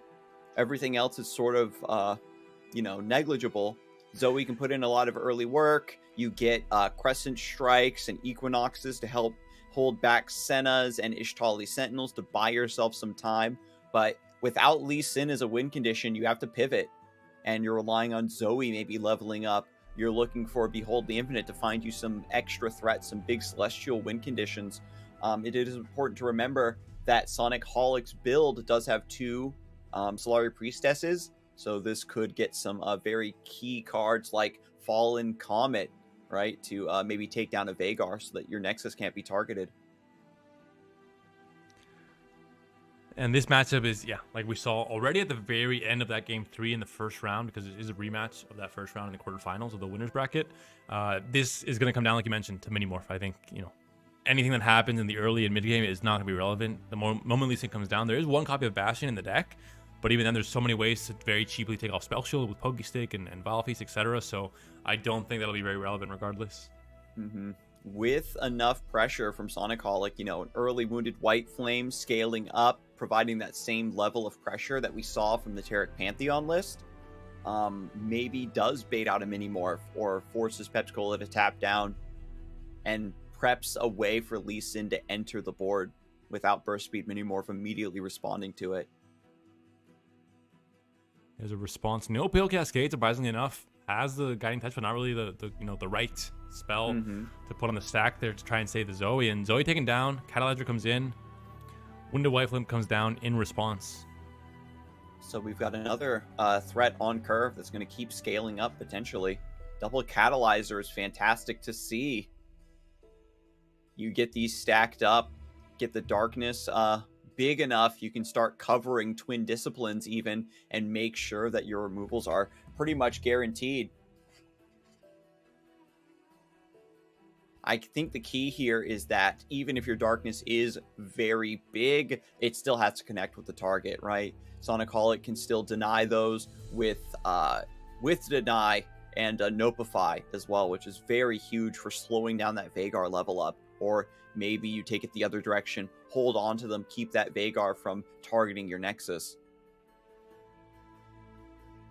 Ooh, almost dragged a long card there. Dark Bulb does come down. Darkness now, no discount, so still 3 cost to bring it down. You can't play out both Senna and the Darkness this turn.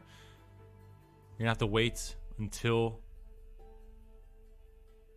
Yeah, you're gonna choose to go on the Zoe instead, knowing, as you mentioned before, that, you know, you have to think about what could be the alternate win condition for Sonic Holic in this case. You know Lee Sin, you have the answer for him. He's not going to be really a threat.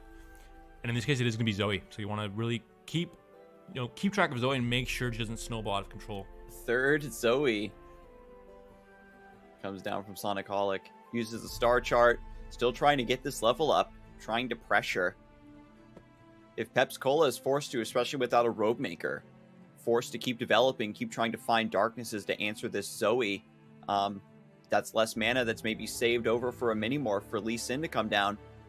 And you have to feel good about this hand. You know, we've seen Pepsi with Darkness at so many points in this tournament having a hand that just didn't look, you know, apt for that current state of the board or of the game or of the matchup. But in this case, he has a hand that's just loaded with late game value, has all the energy he needs for Lee Sin, has both the Minimorph and Trust Defense, has double Senna, double Extali, has so many Darkness generators with Darkness already at 4. So just overall, seems to be fully in control of this matchup, as he should be. It is, you know, a 70-30, you know, win rate matchup in his favor. So I think it's going to be just going through the motions at this point.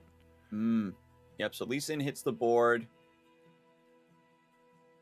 Going into this open attack, you know, there's burst speed spells, shenanigans that way, but with Minimorph and Vengeance, it's just all for naught. There is no deny in hand. Pepsi-Cola probably won't take the risk of Vengeance, of course, just gonna go for the Minimorph right away.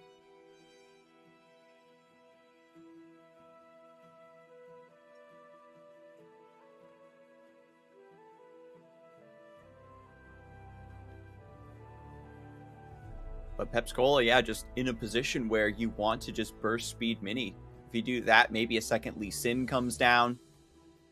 But because you don't have the assurance of having a card that can take off Bastion if it comes down in response to like a Vengeance or something. But regardless, Lee Sin isn't really at a point where it's a threat right now. So maybe you're fine with there being kind of a dumping of resources onto one Lee Sin, allowing it to get some damage in, and then just committing it after the fact, knowing that you're kind of playing for the long con, not for this exact round here. Still at 18 HP. Yeah, there's a second Senna in hand, so even if there is a combination of spells here, like we see with Sonic Wave Resonating Strike, to kill Senna, you're probably fine just playing another one.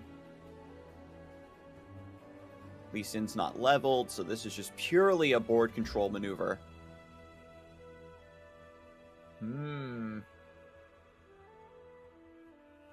Yeah, I think it's not worth saving the Senna, like you mentioned. I think you're still trading with a unit, so it's not really the end of the world. There's still 4 mana up for deny. Sonicolic like perfectly partitioned this attack to still maintain that threat and get the mini morph out instead.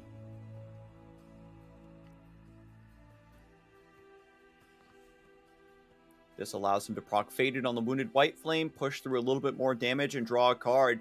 Now there is a Zenith Blade in the hand. Maybe, you know, the Wounded White Flame takes over for Lee Sin. Ooh. Rekindler's a big draw, though. If not for this turn, for the next turn, you might want to try and save as much spell mana as possible if you're thinking about Vengeance and Stress Defense next turn as well. Yeah, so here comes the Zenith Blade.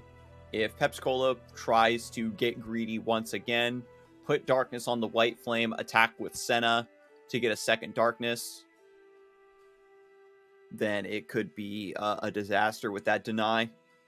We're still looking for Roadmaker to discount, right? So the Darkness still costing 3 is a big detriment with Senna in play. Contrologist into Stress Defense. Fantastic pickup there from the random pool of cards. Just a card that you would want to main deck anyway, especially in this matchup. Really, it's just the exact answer you need in terms of stalling for 3 mana, really being able to, you know, take off Spell Shield as well. And there's another one. So we're going to have no stress whatsoever for Pepsi. His stress is under control. Defended by 4 different copies of Stress Defense. Lee Sin is the one that is definitely very, very stressed out. You know, I believe stress is a factor that leads to baldness, so I think it does make some sense here. Lee Sin sweating heavily at the prospect of facing up against another Minimorph or just another copy of Stress Defense as well. Listen, Panda, I gotta tell you, Lee Sin isn't bald. He's got one super long, disgusting braid at the top of his head for some reason. That's something I try to tend to forget, Scarzig, so please do not remind me of this fact. It is a cursed image to have in my mind. He's been growing out his hair for years, meditating on a mountain. It's all concentrated in one spot. He has no body hair. He's like a swimmer. It's like going wide versus going tall, you know? It fits the deck as well, you know? You try to get all your buffs on one unit on one hair. That's kind of the Lee Sin game plan in all aspects of life. Ew, Lee Sin just having one long strand of hair. He's like Gon from Hunter x Hunter when he transforms later on in the series. That hair's gonna get mini morph if he's not careful. But a deny for the Vengeance means that Lee Sin does get to connect, hit the Nexus. Boom, down to 8 HP for Pepsi-Cola.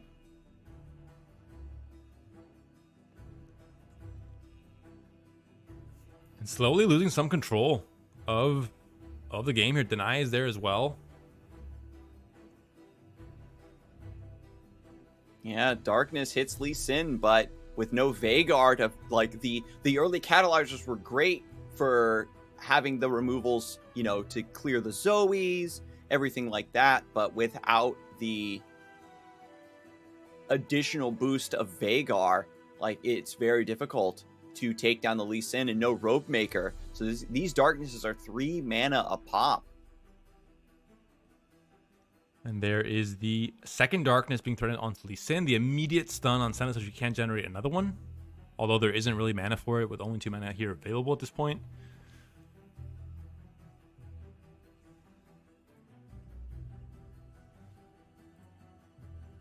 Yeah, so holding back the Darkness, keeping it under control. There is still Rekindler in hand to get another. Ishtali's Sentinel is going to be huge here for life stealing, getting out of this tight spot with 8 mana. Triple Zoes are dead. So what's the next line? What's the pivot for Sonicolic here? Right? Priestess into Golden Sister? Why wasn't there the barrier on Lee Sin? Did I miss something? Could have Pale Cascaded to get the second spell and the barrier to stop the Darkness damage. Oh no. That I think we saw that last week too. Right? Where a player didn't put Lee Sin on barrier where it was able to. And Pale and Twin, there was only 4 damage on Darkness, right? Yeah. So there was like, it was harder to let Lee Sin die there than just play a random card from hand and it would save him. There was so many different ways to do it. I'm not entirely sure. Just a misstep there from Sonic Holic. It looks like still a massive attack coming in here. Is there double stress? Yeah, maybe there's something that we don't know.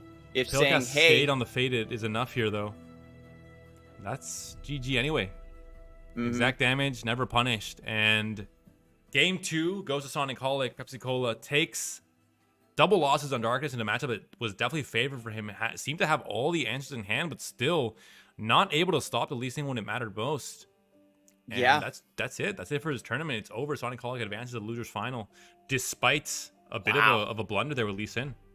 Yeah, we have. I mean, even like last week, we've seen players consistently tip the scales at the highest levels of play. The data, you got to remember that we're looking at for win rates and these matchup tables are all aggregate data. And when you get to the top, the tippy top of the pinnacle for the people that are invited to Fight Night EU, you know, they have that inside knowledge, that really intricate knowledge of their decks, that they can still find these angles to set up a play, bait your opponent into potentially using a removal here or there where they should have used a different card. And it's just beautiful to see, right? So, these Lee Sin decks finding these miracles in matchups where they're heavily unfavored. In the end, very quick resolution to that loser's semi. A quick 2-0 for Sonic Holic. Pepsi Cola eliminated from the tournament, but still a very respectable top 4 finish for him. I think after last week's showing, also a pretty good showing for him. So I think definitely he's on the upward trend for sure. And we'll look forward to see him, how he does in the open rounds tomorrow and if he qualifies to the top cut, as I imagine he will, at least I hope he will. But let's check out the bracket to see how things have gone now and how the tournament has proceeded. We're going to see Pineass facing off against Sonic Holic in the losers final. That will be the next round coming up after the next break. And then, of course, Thomas is going to be still waiting in grand finals, hoping to make it a repeat. Won last week's tournament. Same strategy of bringing this aggro lineup that's trying to target and not ban Ahri Kennen. It worked last week. It seems to be working now. And both of the opponents in the losers final are also running Ahri Kennen. So everything seems to be falling in line with what Thomas anticipated for this tournament. But we will see if, again, you said that strategy holds up for another week when we get back from this break and find out Thomas's opponent. Stay tuned.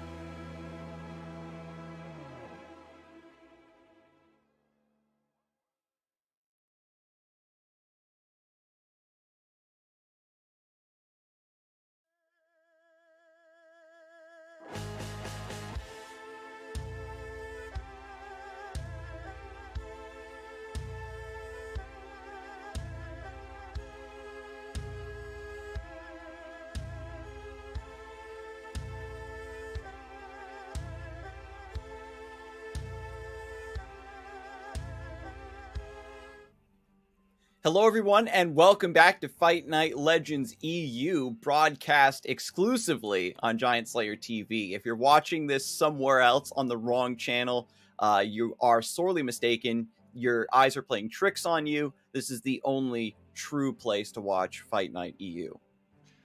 And following the new channel is free of charge.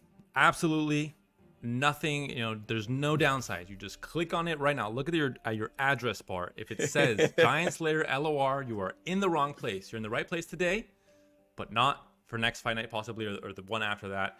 At some point we will fully transition and you will get lost in the sauce. You will have to, you'll have to find the way to the new channel, and this is your way to do it right now. But aside from that, we're into, the losers final now. We have Sonicholic versus Spines. We have a 24-year gap between these two players.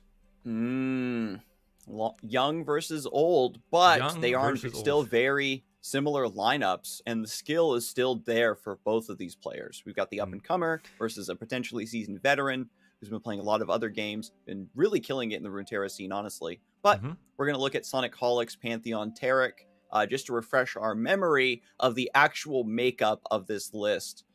3 copies of Taric, 3 Pantheon, triple Golden Aegis, really going all in on that powerful combination of Taric being able to duplicate this rally and go again. But when you want to include such powerful cards, you've got to give something up. And so Sonicholic is only on 2 Bright Steel Protector and 2 Mountain Goats. And we saw sometimes when, especially against aggro decks, you have a hand that all of a sudden has a ton of spells, has a lot of, backup to get that faded proc every turn, which is kind of the consistency you want to go for with things like Chain Vest even or Sharp Sight. But sometimes you just don't have units. And against aggro especially, we saw it versus Spiders earlier on, which is someone was able to breeze through the final so easily because all of a sudden their Spiders player or Pirates player goes super wide and you only have that 1 wounded White Flame, which is massive, yes, but it can't block everything. It doesn't have, 4 arms to go ahead and block all the different units. So it just makes it so that you end up losing those matchups. So having the right consistency between units and spells is always going to be very important, but especially so for a deck like this one that tries to really stall things out and play for kind of the long game. And we can see here that Pinus' build does opt to round out that early game with the 3rd Bright Steel Protector, 3rd Mountain Goat, cutting a copy of Taric, cutting a copy of Golden Aegis, wants the faded package to be more of the center stage here, with the Taric Aegis just as the side condition, a back pocket combo. Even running Chain Vest, a card that is incredibly potent when coupled with a faded unit as well. Other than that, both players also bringing Ahri Kennen. So there's a very high chance we'll be seeing a mirror match in this matchup. But the one deck that is kind of a little bit of a breath of fresh air is the Fizz Lulu from Binance's side with Yordle in arms. It seems to be the best version of a deck that can make use of Yordle in arms as kind of the main win condition. Because of Flame Chompers, because of synergy with Lulu, you have what already was that very strong shell of like Lulu, Flame Chompers, Boom Baboon, Zana Urchin that was played with Jinx initially, and Poppy, and found a lot of different variations. Now has found this final form, which is with Yordle in arms, and creates a very explosive board very early on that sometimes can't be stopped with how easily they can go wide.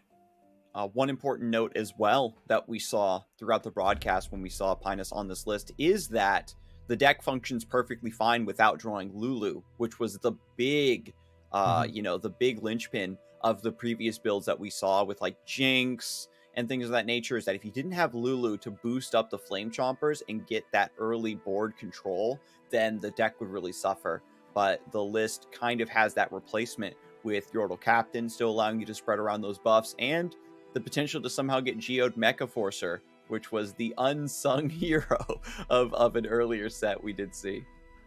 I love the players pretending they're not going to ban Ahri Kennen, just looking at the list, pretending they're actually, thinking about other things, and then just going to immediately ban Ahri Kennen on both sides, I think. There's not much of a debate here, There was a mind game, right, where players were like, you have to find a way to make your Ahri Kennen look less threatening so that your opponent doesn't ban it.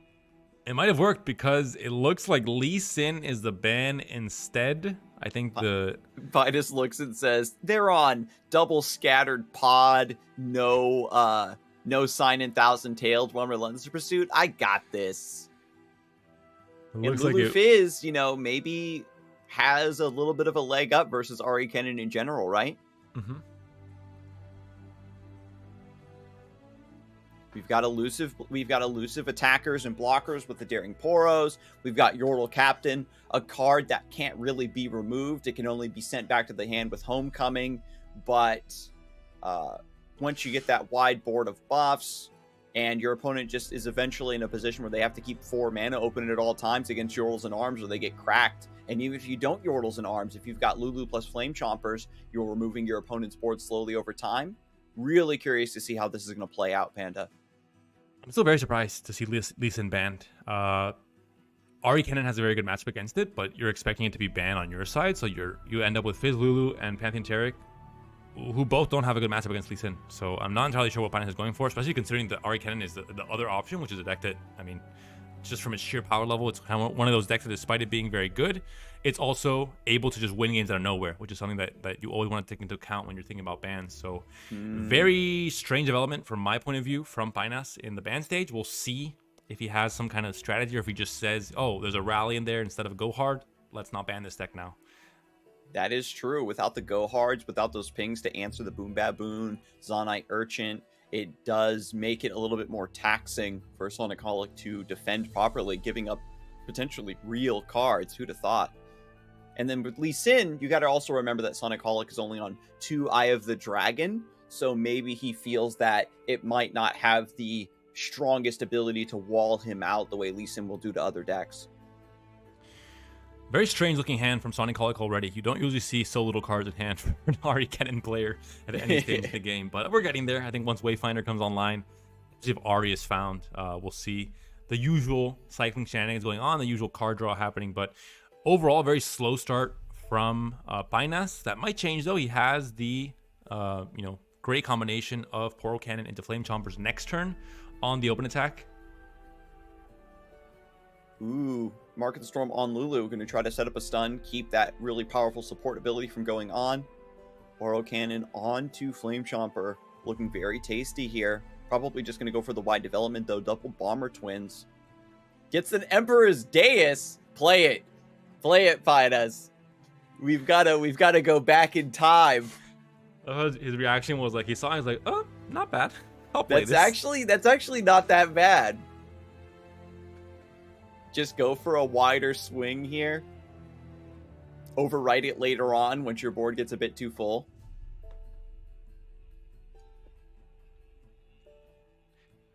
But the Mark of the Storm obviously coming up means that the stun will occur on the Lulu, so it was kind of the punishment for not open attacking, but this is a deck that obviously does not want open attack. You want to try and develop as much as possible and go for those wide swings. So already, just with Wayfinder, it kind of clogs up the board, and you're already facing a big stop in terms of this attack.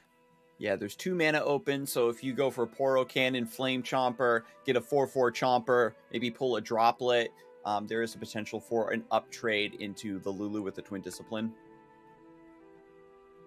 It just goes for Deus. Again, this is... Ahri Kennen kind of specializes in forcing you to play at its speed a lot of the time. And so by setting up the Emperor's Deus, you're conceding the point and saying, okay, I'll play a longer value-oriented game with you. Because now, with the game going a bit longer, potentially, the Emperor's Deus will get a lot of value by just creating that extra attacker. The Sand Soldiers will get boosted by a potential Yordle Captain, if that ever ends up in play as well. All good trades here with the Bomber Twins going for the attack here. Again, this attack does kind of open up more space for the second Wayfinder if it does come down, especially now with the block here with Dancing Droplet. Could be an indication for this being the case. And also plays against, I guess, especially the Deus is maybe a bit awkward as well now for taking away a board spot from Yordle and Arms. So it's an odd play. I think it is correct for the reasons you stated. Of if you're thinking for a value, long-term game plan, you want to get the value as soon as possible from Deus because it is a landmark, obviously. But it doesn't necessarily synergize perfectly with the strategy from Pinas. Yeah, Pinas was just, I think, a little bit too respectful of a Twin Disciplines there, because you go for Burst Chomper and maybe Lulu gets uptraded anyway. And then, as we've seen previously from Ahri Kennen over today's broadcast, is the marked target gets killed, and then the leftover Mark of the Storm that you were worried about getting cashed in to stun it, just, staggers itself down onto the next target down the line. Triple Kennen in play. These Wayfinders are just allowing this deck to bully Lulu here. The Y development was not seen. And this in part comes from the attack last turn, where you're trying to maybe you're baited into the value from the dais. You need to attack with the Bomber Twins, but all in all, it didn't really achieve much of anything. You're just trading with the Kinku and opening space for the second Kinku if it is available. That being said, this was kind of the perfect start for Sonicholic. I mean, he literally double Wayfinder, like we're seeing it here, full control of the board. Another Emperor's Dais off of the second Bomber Twins I'm just looking at in the hand. But yeah, here comes the Flame Chompers. And now during Poro, Yordles and Arms next round. There is no deny. You can't play second Poro, though. You have to keep the Mystic Shot available here, unless there's going to be shenanigans with Recall and the Kennen to try and mark the Lulu before the round ends. Mm-hmm. Oh. Never mind. Doesn't go for it. Is confident that he can just block this down. No deny available for Yordle and Arms, only the Notify here.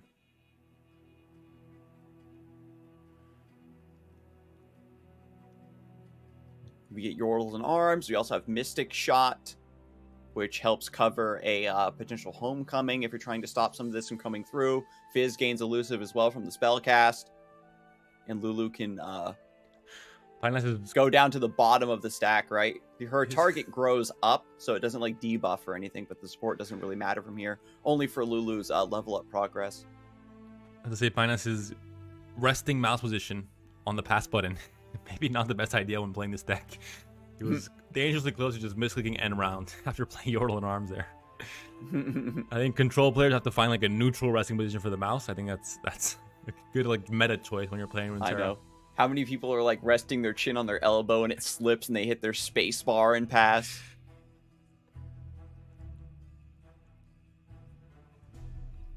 So a big attack here, big payoff here with a full board. The dais value coming in as well, trying to stop what could be the biggest thing is having these Poros still available for elusive blocks next turn is massive, because if not, with a few good attacks and a scattered pod, for example, coming in and relentless pursuit, it could be a problem as well. So now both players suddenly at 9 HP. Now, the thing about Lulu Fizz is even though they have the Yordles and Arms, they do still have some burn with Get Exciteds and Mystic Shots and Pokesticks. So we could see some over-the-top shenanigans from Pinus to close this out. Sonicholic still on this double Notify.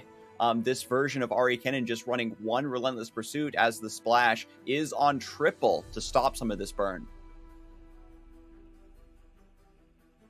I'm still surprised there wasn't the Kennen shuffle last turn to kill Lulu. I thought there might have been like group dust or something that would have stopped her for 1 mana, but there aren't actually in the list from Pinus, so a bit strange. Pinus could have also moved the Lulu to the end of that chain on the attack for the soldier buff, so a few misplays here and there. Oh yeah, because of the way the support works, the summon happens before. Yeah, it's not an on-attack ability. True. Pinus overall has not been in his cleanest today. He's normally a player that plays very cleanly, but he's had a few misplays here and there that haven't really necessarily been too detrimental. But if you're thinking about, trying to shore these up and play at a very high level going into tomorrow, these are things you have to be keeping track of. Same with Sonicholic as well with Lee Sin. A bit of a blunder. The last game still won it, but these are things that players have to keep track of it and see what mistakes they're making and try and not make those tomorrow. It's also funny because I feel like there's a lot of players who are going to bring Ahri Kennen because they expect it to be banned, and then if it gets through, they're like, wait, I actually have to play this. And we've kind of seen, Panda, that Ahri Kennen is a deck that performs like the higher you climb, the better the deck gets. So again, if you aren't practiced on it, or if you aren't confident in your matchup knowledge, maybe you do make a key misplay against a player who has been grinding and scrimming against Ahri Kennen in preparation for the seasonal and knows how to punish you for misplaying or maybe not floating or bluffing certain manas or certain spells at certain times.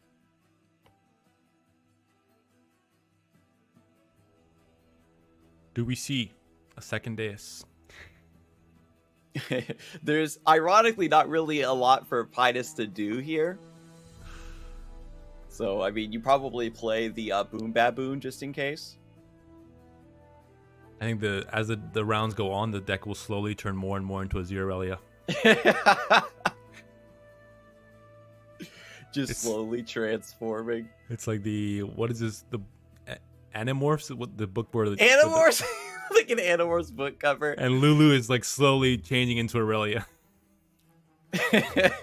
From like a small Yordle to the longer and longer legs of Aurelia. Gross. It's like that Super Smash Brothers mod where it was like Pikachu's model stretched out to have Captain Falcon's moveset.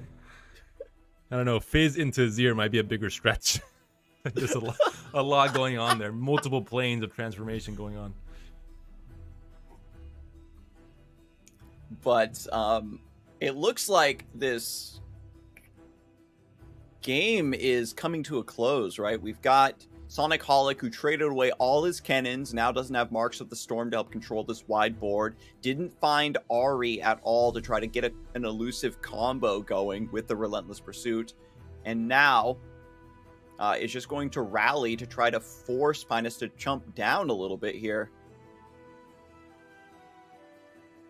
Could have gone for the Notify on the Mystic Shot there. Opts not to.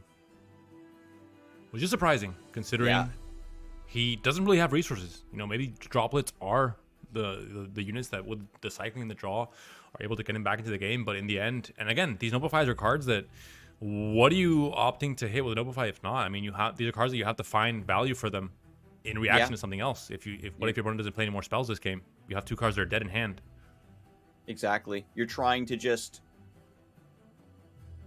you're trying to just save them against Get Excited or other burn that's heading towards your Nexus, but then you're playing not to lose and not really looking for keeping your powerful units in play, keeping that droplet alive, trying to cycle it. Even attacking with this droplet to offer the trade against the Fizz is a bit rough. I wonder if Pinus is going to go for the Whimsy here. He was considering it, and if Sonic Holic bounces the Scattered Pod, then you just get a squirrel back.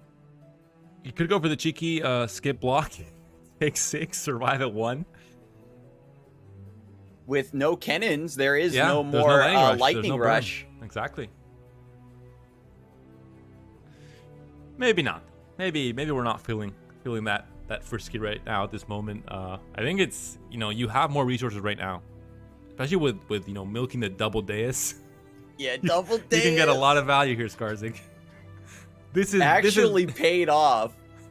The moment the first Deus came down, Pinus was envisioning this moment. He's like, yeah, I'm going for the long game. My opponent's going to lose all 3 Kennens and all his droplets. Remember, chat, to tell the people what you have seen today. Double Deus off of double Bomber Twins.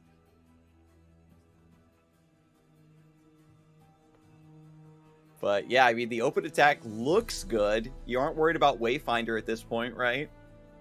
You have the Ahri now to cycle the droplet on the next attack. That's even, relevant at all? I think it might not be. I think he might be scared of but even not. A Wayfinder doesn't really do anything because there's really no more 1-drops, I think. Yeah, I think honestly you just develop, because if they Wayfinder, you get better targets to choose from. Gets the kill in the Scattered Pod here. You have to keep this Dancing Droplet alive. You can't really let this die at this point.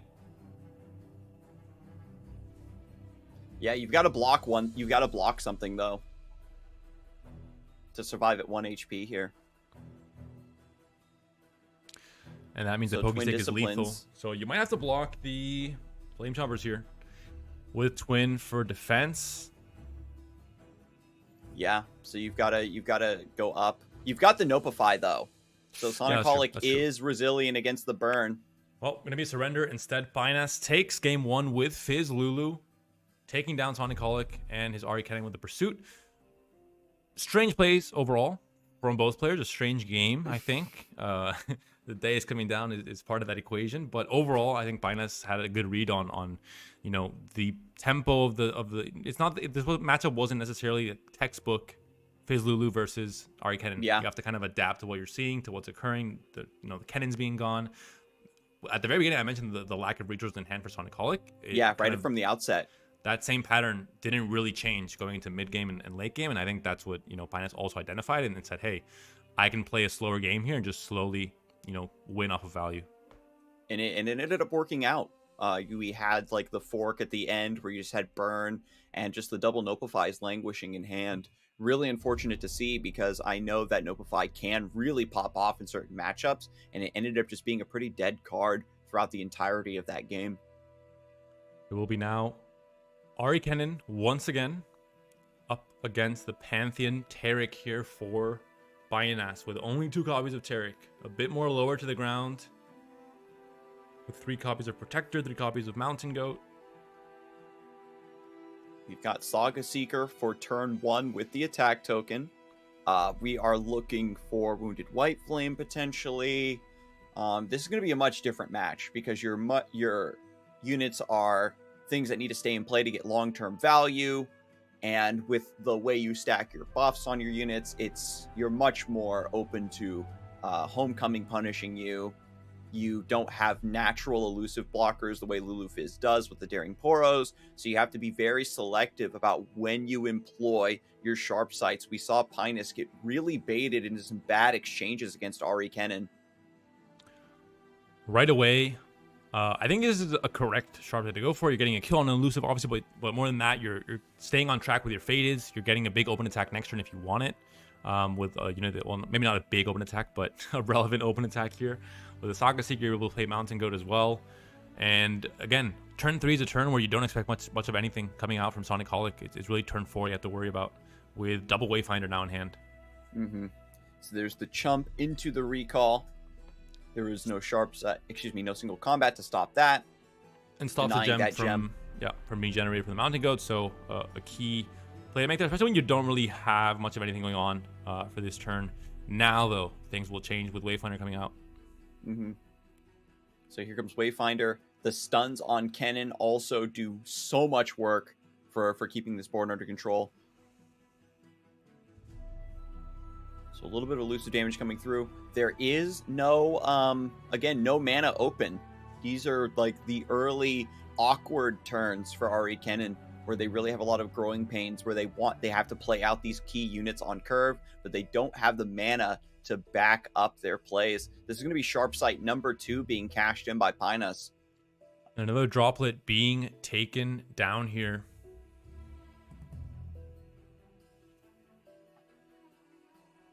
So now we've got a split threat coming together with Wounded White Flame and Saga Seeker scaling up, and Mountain Goat to provide buffs for each in the form of gems. I talked about it earlier that if you've got 2 faded targets in play, it can get pretty awkward where there's not enough buffs to go around, but Mountain Goat is beautifully just holding the middle ground to keep both of these units up to snuff. That's going to be the Nopify, which means there isn't going to be a Wayfinder this turn, which means there isn't going to be a Kennen stun this turn either. So not really maybe the ideal outcome. Oh, never mind. There's going to be the God Below Seedling, so you get the Kennen in the Mark of the Storm regardless, and you can stun the Wounded White Flame if you choose to. Not just that, but also create kind of the ephemeral blocker that makes things a bit awkward here for Pinus. So we do have Bright Steel Protector. You can proc Faded, or you protect your Mountain Goat here and swing in versus the ephemeral. I think that's a fine play to make. Like I said, with 2 faded units in play, you have to keep this assembly line going. Getting these buffs into your hand to keep using them to cycle faded makes Pantheon top decks very, very, very strong.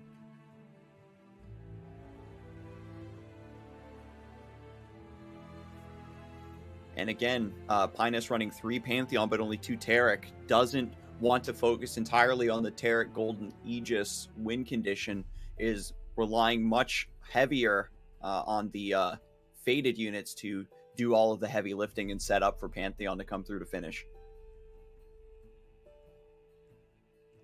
Goes for the attack here, which doesn't accomplish too much. There aren't really damage pings on Pinus' side, so maybe it's even a detriment to attack here despite having the barrier. Maybe you have the kind of subconscious thought that, hey, I have to make use of this and get value from it. It doesn't really mean that much because there is going to be value in that 1 HP on the Saga Seeker in terms of Mark of the Storm, potentially killing it if it doesn't receive any more buffs. Yeah. The gem will proc Faded, will heal it for 1, which is nice. But things are getting weird. Pinus has a wide board, but these are all units that are just vulnerable to getting chumped down. And Sonicholic has the Kinko Wayfinder, again, refilling this board, getting a lot of chump blockers in play. This is the key card that allows Kennen to be in play super consistently to get these Marks of the Storm. Not only are you defending yourself against wide boards and boards without keywords, you have these Marks of the Storm to continuously threaten the stuns for anything that gets too big for you to handle. So we could potentially just see the mark being put onto the Wounded White Flame once again to prepare for the future. Maybe another Saga Seeker coming down. You have the chance for Pale Cascade. It has been activated to cycle and to also just get that Faded proc on one more unit this turn. But doesn't go for it. Even Blinded Mystic could be interesting. You don't really, the silence doesn't really matter, unfortunately, because they can just bounce the unit potentially and just replay it. But I wonder if Pinus is getting a bit precious with this Pale Cascade, wanting to save it for an uptrade, or maybe trying to save it for a Taric, so you can draw 2 cards rather than 1. Yeah, I think there's no point in utilizing it here. Unless it wasn't combat, but there's, again, only elusive attack, so not really anything you could do in that case. Maybe if the Kennen would have attacked as well with the Twin Disciplines, you can answer by blocking with the White Flame and having a Pale Cascade. I think the +2 health, but it wasn't really the case there. Wasn't committed by Sonicholic, so no real option there. Now just the mark once again on the White Flame, setting it up for another stun if it's necessary next turn. Sonicholic sitting on a Concussive Palm and a Deny in hand has all the answers to stop Rally as a win condition. So Pinus needs to focus on just bullying with the stats, with the faded keywords in this matchup. Can Pantheon come down soon, maybe with a Spell Shield? Even if he does, there's Palm, there's Lightning Rush, there's ways to take down Spell Shield, so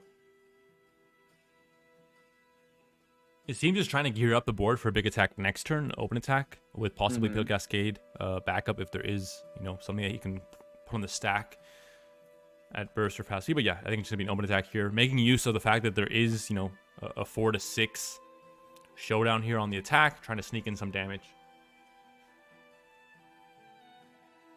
With Kinko Wayfinder bringing the Kennens down, filling the board, you have a lot of defense. Fortunately, this is, offset by the fact there is no elusive attackers being set up to pressure Pinus either. Lightning Rush to kill the goat, and again, cycle this Droplet. You won't draw the card, but you'll be able to replay it, and it will be unsilenced. In my vocabulary, goat is really only ever used kind of like the greatest of all time acronym. So every time you call Mountain Goat the goat, I'm like, damn, Scarzig really thinks highly of this Targon card. It's good, but I don't know if it's that good.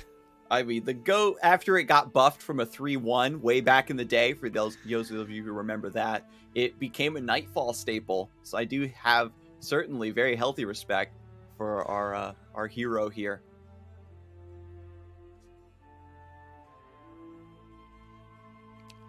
Pushing the damage through here. With Pale Cascade not drawing a card just to push through that extra 4 damage. And all of a sudden, 5 HP on the Nexus now for Sonicholic in a deck that can't really heal. Yep. Kennen levels up. Marks of the Storm really going to help keep this under control. A lot of these smaller units could get cleaned up. We now have Marks of the Storm against this Wounded White Flame. Again, still Concussive Palm in hand. We haven't seen any Homecomings yet, but those could be massive. We've seen so many decks get within a stone's throw of closing out the game and struggle to find that last little bit of damage. And as you struggle and as you squirm, Sonicholic will draw cards and play an Ahri you might not be able to answer. Still 15 HP on the Nexus for Pinus, so he's relatively healthy, all things considered. But we saw 20-0 earlier today.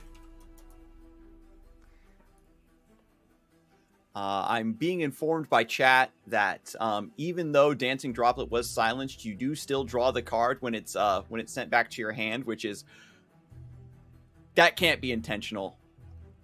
That's very silly. Dancing Droplet was robbed of its attune, so let's give it at least that, Scarzig. Poor Dancing Droplet. I'm very sad that now the perception of Dancing Droplet has been so negative because of its place in Ahri Kennen, but it's a card that I held dear to my heart for a whole 5 days before it was nerfed. But I was hoping that, we were going to see Monastery Droplet value shenanigans, but it's just been... Listen, Droplet is a neutral card. It's just chilling. It's dancing. It's a cute little bird made out of water, and it can't help if it's being used for evil. Exactly.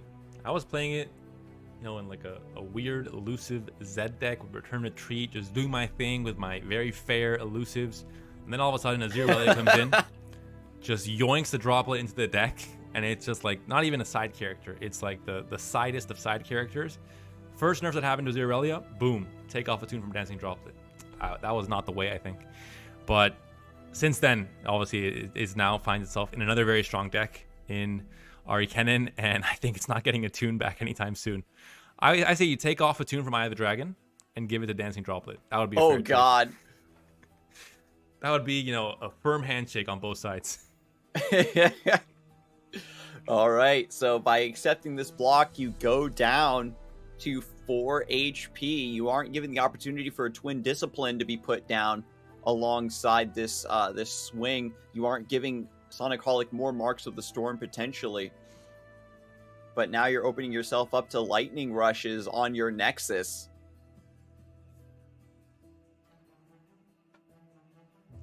You are going too wide now, but there are obviously going to be Ignitive Palms, there's going to be Relentless Pursuit, there's going to be many different ways to punish you here. And the one copy of Relentless Pursuit in hand and in play for Sonicholic here. Gonna heal the Nexus to draw. You're getting the +1/+1 on the Dancing Droplet plus the Noble Conspirator, so it would be lethal if there wasn't a Guiding Touch here. And despite this, there is also a twin, so I'm not sure what Pinus can draw here. I guess it'll have to be some kind of interaction like single combat. There is still one. Well, yeah, single combat. There is still one copy of Sharpsight in the deck. Finds the Miracle. The single combat to bail him out. Will Sonicholic pre-commit the Twin Disciplines? You've got to block. Yeah, you've got to block the Kennen at the very least.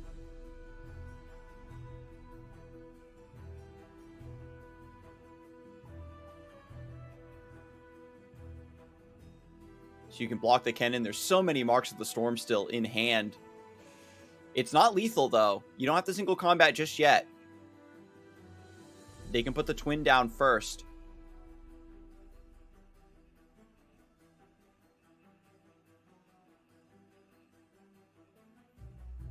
Because it could be punch, punch, lightning rush. But there's the Twin. You have to single combat onto... Yeah. Ooh. Oh. Takes the 5 damage and kills the Droplet instead. This is risky to lightning rush next Yeah. turn. Absolutely. Especially considering that you're going for maybe an open attack, hoping to get the win yourself, and relying on the top deck to try and stop a lightning rush is a play that can be made in the free world that we live in. But maybe not the correct one. Again, it's a position where if you're in such a risky spot, you maybe want to take certain very risky plays to try and find some miracle out here. Concerted Strike! And is that the Gets miracle denied. out? Gets denied. The Lightning Rush is lethal. Sonicholic finds it in game number 2 after Pinus once again pushing the limits and going all the way down to 1 HP. But Lightning Rush, this deck's got card draw, it's got buffs, it's got bounce, it's got stun, and it's got face burn. Unfortunately for everyone involved, but that is going to be the case there. fist bump from Sonicholic. I'm not sure if Finance accepted that fist bump in that case, but game 2 goes to him. Ties the series. We're going to be going to a game 3 with Ahri Kennen now off the plate for Sonicholic. So Ahri Kennen with the 1 copy of Relentless Pursuit, it found, the right moment to get that little bit of chip damage and rally. It looked like the early sharp sights being cycled early with, there was no counterplay after Sonicholic was tapped down to get those free trades. Proc faded like we mentioned, but then Pantheon and Taric never came through to pick up the slack in the mid game. And as it could not be any other way, game 3, a mirror between Pantheon and Taric with decks that are, for the most part, almost exactly the same, with Binance's deck being a little bit closer to the ground in terms of the mana totals. Has 3 copies of Mountain Goat, 3 copies of the Protector, has only 2 copies of Taric. So if this goes into a longer game, it might benefit Sonicholic a little bit.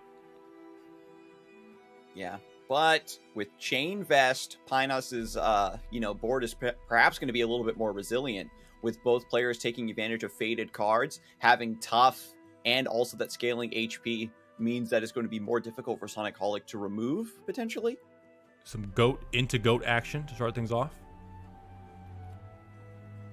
If you're Sonicholic, you just take the trade here, get your gem, remove that damage source. Saga Seeker looking real nice here. We were talking about it. This is the case where you suddenly don't have any units to play. And this is, again, maybe going off of exactly what we mentioned in the preview of these decks when we first looked at this matchup. You're going into more spells. You're going into this, heavier ground. You only have 2 copies of Mountain Goat, 2 copies of the Protector.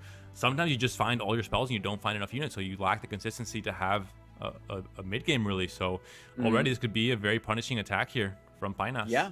It's ironic because, Sonicholic's only on 2 copies of Goat and Pinus is on 3 copies of Goat. And so having this extra 1 for your early game lets you push through that damage and support your Faded. I like Goat plus Vest. What is Pinus trying to avoid here? I hope he doesn't press the pass button. He can set up a very good open attack for next turn. I mean, even if you have a 2-drop, because you mentioned Sonicholic being favored in a longer game, maybe is trying to bait something with like a 2-drop into single combat. Ooh, now that's a guarantee that there's nothing in hand. I think the Mountain Goat has to come down at this point. Yeah, that's a clear signal for Pinus that something is terribly wrong with a hand for Sonicholic. If he's healing into the Nexus just a cycle. And so we've got a beautiful freebie here with the gem now. Proccing that Faded, boosting up this Saga Seeker into an open attack with the Goat. You don't need to develop here, and you get to float 3 spell mana to prep for your mid game. Every time you say the Goat, Scarzig, I look at the board and hoping to see like some kind of LeBron James Pantheon skin. It's the Goat! With 10 keywords or something, and I look down, and it's just a Mountain Goat. Something about the way you say it. I put a little bit too much emphasis on it. It's true. I gotta take it down from Scarzig and channel a little bit more David Attenborough. The Mountain Goat in its natural habitat, alongside its shepherd, the Saga Seeker, living on the side of Mount Targon. And the Blinded Mystic comes down. Saga Seeker taken down. Quite a few pegs there. Yeah, gets silenced. Really rough to see, but. Now Pantheon hitting the board with Barrier can shore up a little bit of this damage. But now it's the Pantheon v Pantheon showdown. And Pinus is on a much faster track to getting his leveled first. Can't really attack here. Not really any incentive. Obviously, especially with 4 unit mana. There's just a lot of combinations of 2 mana for sharp side, 2 mana for single combat. A lot of things can be done with Faded, especially. Yeah, just proccing the Faded. Buffing up the Pantheon, prepping for the single combat seems to be the way to go. Single combat does go through this. This makes it past any shot. Well, never mind, because of the Faded. Faded's been procced, yeah, so it'll be 7v7. Yeah. Excellent lineup for Pinus to cruise to a potentially winning trajectory here in Game 3. And this is all just catapulting off the initial tempo lead for no units played in those first early turns. Again, you're playing kind of the same plays, but with this, you're already behind on a Mountain Goat, on a Saga Seeker. And again, control of the board in favor of Finance. He's definitely kind of setting the tempo of this game. I like Gem on Pantheon.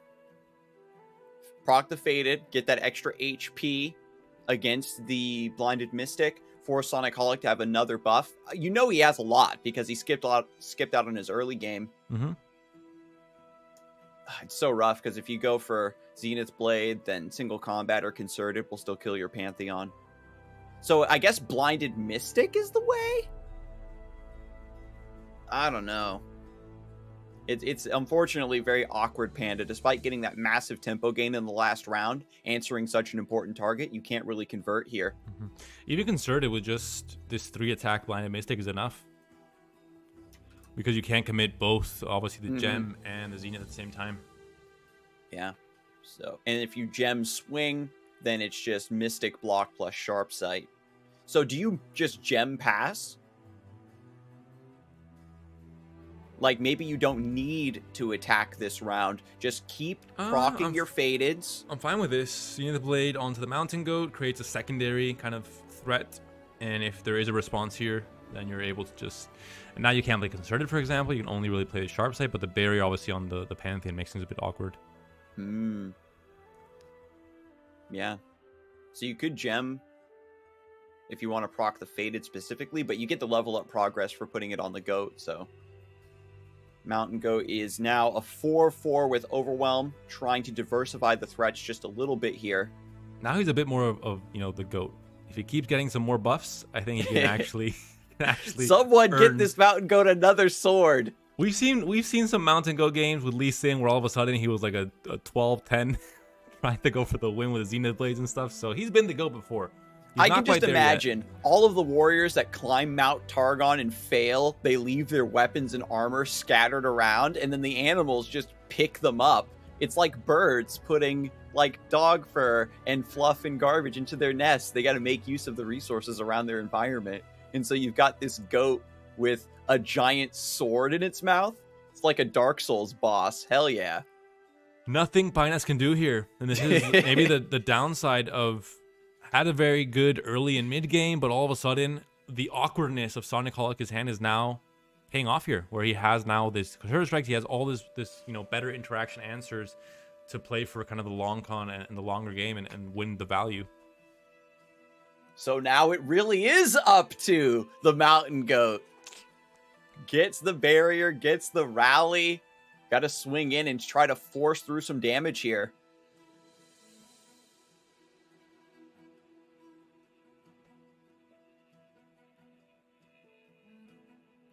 Also throwing the Gem in on top of this. Get an extra point of attack. Another Gem.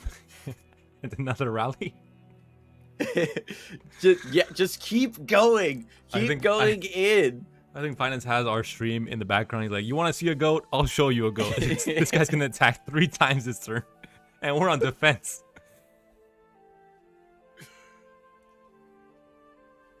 Yeah, just keep going in.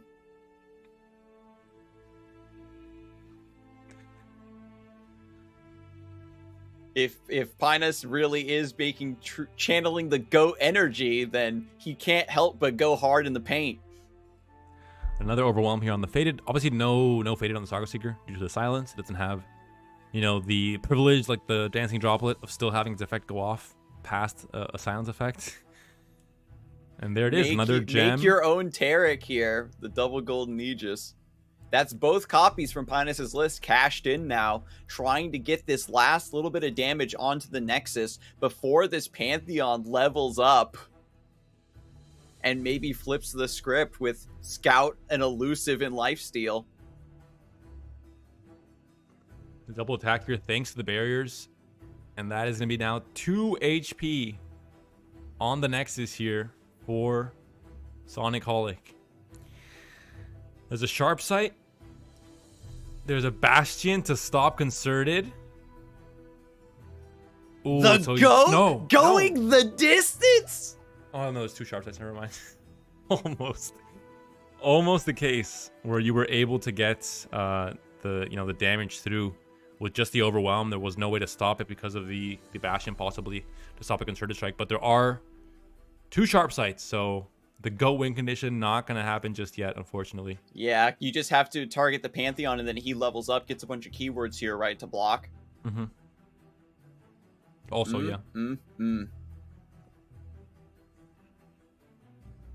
So here we go.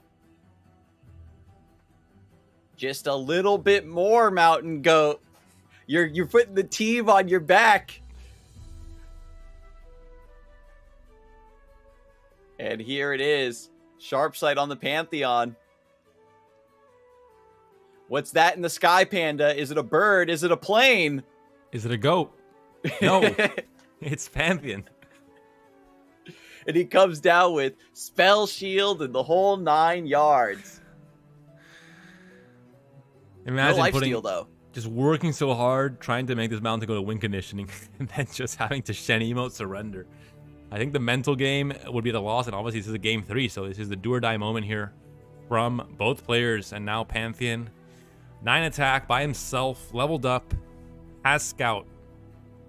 Oh no. And has Bastion, and has Sharp Sight, and has all the tools he needs to attack twice. And 20-0 Bynas here. Surrender comes in. Sonic Holic will be advanced to the grand finals, and Bynas gets knocked out in the top 3 position for the Spanish player, the ex-seasonal, or the current reigning champion from the seasonal, the last one we had here in EMEA. Ended up getting knocked out. Sonic Holic wins it with, again, a slow start with Pantheon, but ended up having the better hand for the mid and late game, and just won the value game where Spinus was trying to, hang on to this one mountain goat as a win condition. You're playing a mid-range matchup, and if you can survive the early game tempo, get to that win condition, that spike, then you are good to go. And it doesn't really matter if you've got faded units like we saw. If they don't have overwhelm, if you aren't rallying right then and there where you have the overwhelming advantage, it's not enough.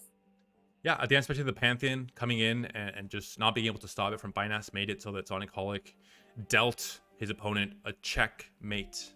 And saying that, we have a Czech final coming up with both Thomas and Sonic Holic being 2 very young, very competent, very experienced Czech players. Thomas a little bit more, has a seasonal win already under his belt, hoping to maybe make it 2 in this upcoming weekend and the next. But Sonic Holic is a player that qualified to the last seasonal and is on kind of an upswing with, gaining more confidence in his play in serious tournaments. And there have been a few minor misplays today, but overall, he's made it to the final, the grand final, and that's obviously not an easy feat with the combination that we had in this tournament today. So stay tuned. Don't go anywhere. We'll have the grand finals and hopefully a bracket reset as is tradition in just 3 minutes.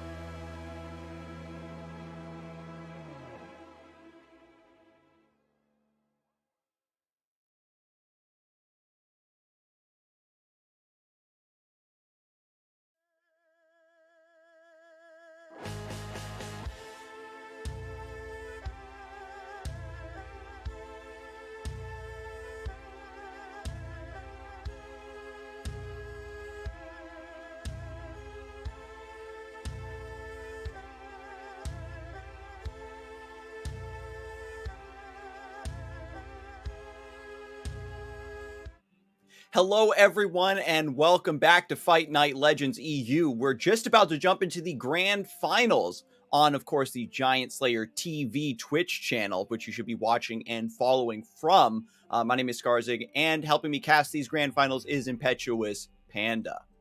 We could hub it up. We could say there's going to be a bracket reset guaranteed, but unfortunately, I don't think that will be the case. Looking at the matchup table, Have we gotten a bracket reset at all this year? I think maybe the very first fight night, right when we came off the new year, but it's been like 3 in a row without it, and this might be 4 because looking at lineups, Thomas's game plan of targeting Ahri Kennen and playing this aggro lineup means that as long as he's banning Lee Sin, which will be his plan, I believe, it's going to have just very good matchups across the board. I mean, looking at matchup tables, all I saw was red, looking at it from Sonic Collect's perspective. So we would hope, of course, for this to be an upset and for things not to go according to the stats and the numbers, but it all points towards Thomas being the favorite player and also being the player that has, you know, still that extra life that is waiting in the winner's bracket side. So that extra chance of maybe you get unlucky, maybe you lose some matchups, but with the numbers in his favor and kind of the bracket reset and the extra life, it's all pointing towards him trying to be the back-to-back winner of Fight Night.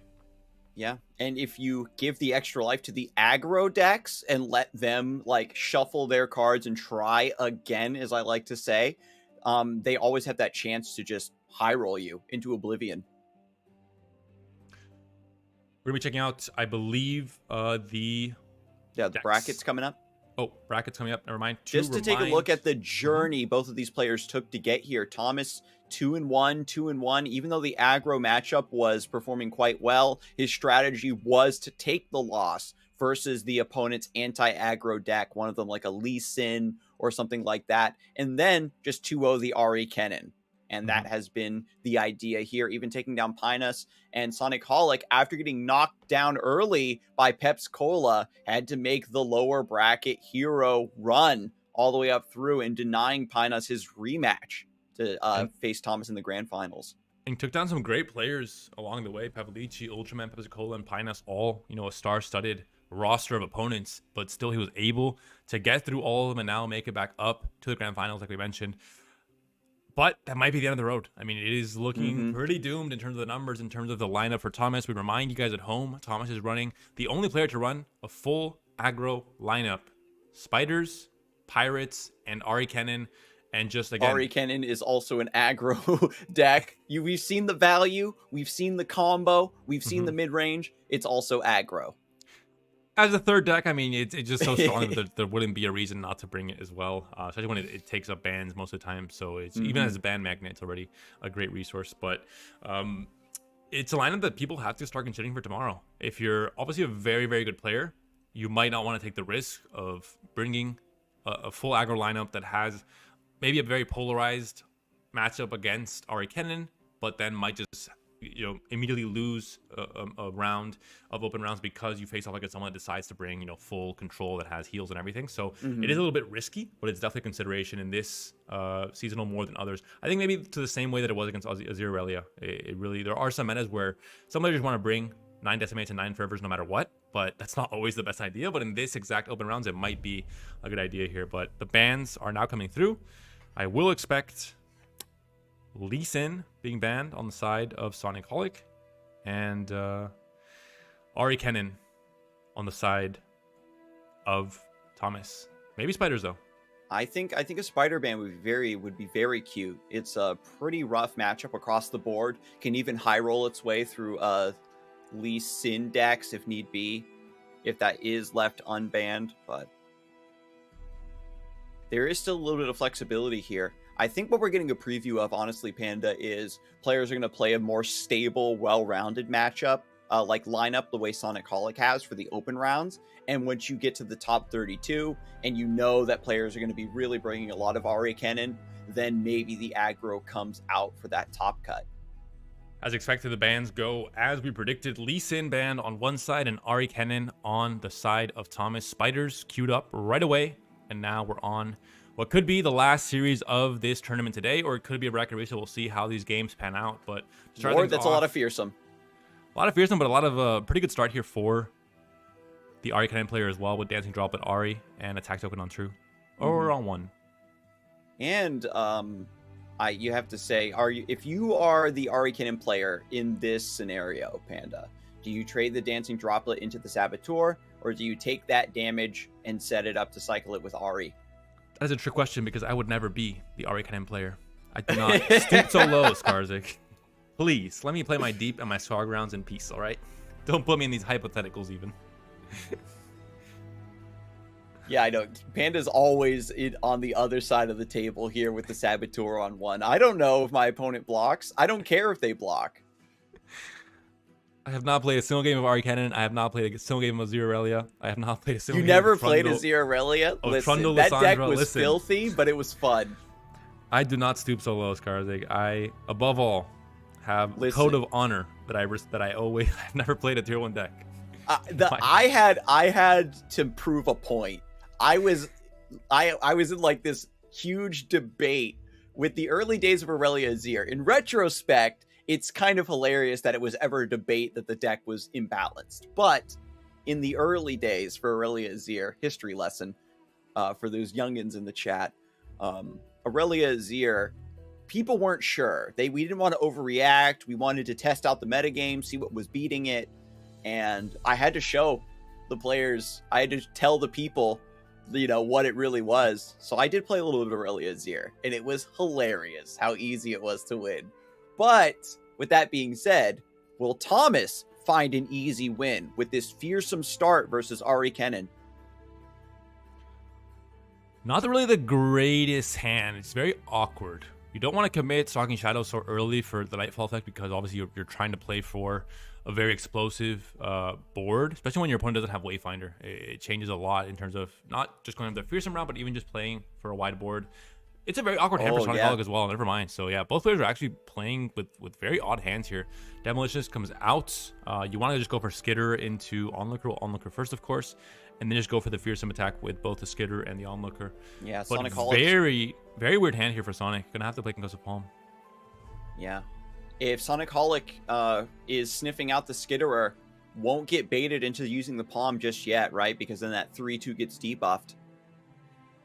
And no need to. I mean, with his current board, you just 4 damage here. This is almost an acceptable attack. But goes for the Skitterer, gets more fearsome down. And the easy stun on the Onlooker instead of killing it, just stunning it, stopping the extra attack value, and then just making a 2-1 for later on and being able to trade evenly here with the Skitterer. No attack. I like that. I like that a lot from Thomas. Plays into at least level up. Plays it into Demolitionist as an open play right now to activate the Doom Beast later on the Skitter. Plays into the next Skitter if it does come into play with Stalking Shadows, for example, being able to buff the one on the board and stopping the fearsome block as well. So definitely the correct play there from Thomas. Yeah, without Wayfinder, like you're still very favored by just having a wider board, getting damage in around the sides. Sonic Holic not on the Go Hard version, of course, so there's not going to be pings to deal with these cards easily. There's not going to be any piecemeal healing you need to worry about. Even though Sonic Holic has kind of fudged the deck's recipe a little bit, has not found room to maybe squeeze in a Fey Folk. So again, just very vulnerable to these aggressive strategies across the board. You say you put fudge in the recipe? Sounds like a tasty deck. I want some of that version of Ahri Kennen. I mean, he certainly has. Like with this Ahri Kennen build with just 1 Relentless Pursuit and running 2 Scattered Pod over Sign and Thousand Tailed, he's made the deck just a little bit worse to his opponents, like not thinking it's enough of a threat to ban. The recall onto the Tail of the Dragon, a play that many maybe newer players aren't aware works the way it does, but you recall it, you got the spell back in hand, a very cheeky little play there when you obviously don't have really anything going in your favor. You have 3 recall effects and nothing to recall at this point. And this is a very wide board again. Despite it not really being the usual explosive start for Thomas, the hand was so bricked for Sonic that I'm not sure really what he's doing here. Yeah, just putting the 3-2 back into play. Here comes the Stalking Shadows. Can we get a Skitterer off of this, Panda? What are you going to want to hope for? Knowing that your opponent's going to have, obviously, fast feed responses because of the way the hands have played out, because, units haven't been played, it's definitely correct here for him to develop. I was kind of expecting an ephemeral Stygian there. Maybe going to overwrite one of these other units to get the other in play. If Scatterpod comes out, definitely.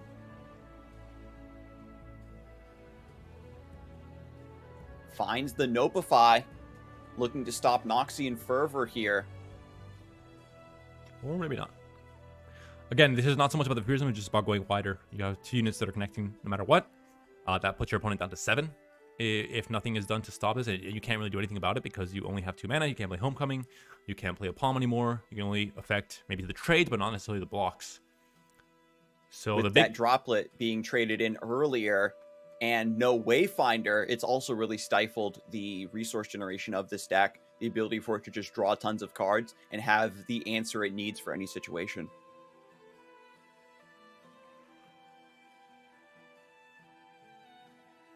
Biggest thing will be obviously trying to dodge the Notifies and Denies on Decimate and Fervor. So it's all about Sonic Holic now at this point, having to be very, very careful about not dipping under that amount of mana. And Thomas, yeah, is overriding to get this other Stygian in play. This Twin Disciplines will help in providing a blocker now. So regardless, it's still going to be 2 units connecting, and both units, in theory. Ooh. Now, this is, again, a different mind game where you have this ephemeral unit, and Sonic Holic would feel really bad, right? Having to use a card to trade up and defend against this unit that's going to die anyway. With Nopify, perhaps you're just feeling very confident that you aren't going to get burned out from here, and now you're just looking for Deny against this Decimate. Scattered Pod can find it. This is where Brothers Bond feels very awkward, and we talked about this with Thomas in the winner's interview last tournament, where in a stage like this, where you're not playing for board finds anymore, recall. The Brothers Bond is kind of useless at this point because you're not going to go wide enough to make these attacks relevant. Maybe in terms of on defense, being able to get favorable trades into things like the Scattered Pods, potentially, but usually not going to be the case. Homecoming comes in. This opens up the Fervor. Oh no, Sonic. This is not, I mean, maybe you have to take these risks, but all of a sudden we have the Noxian Fervor without any sort of denial available in response here.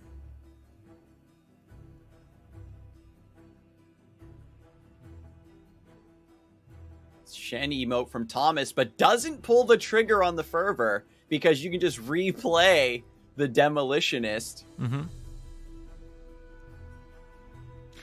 Yeah, I don't know what the thought process was on that.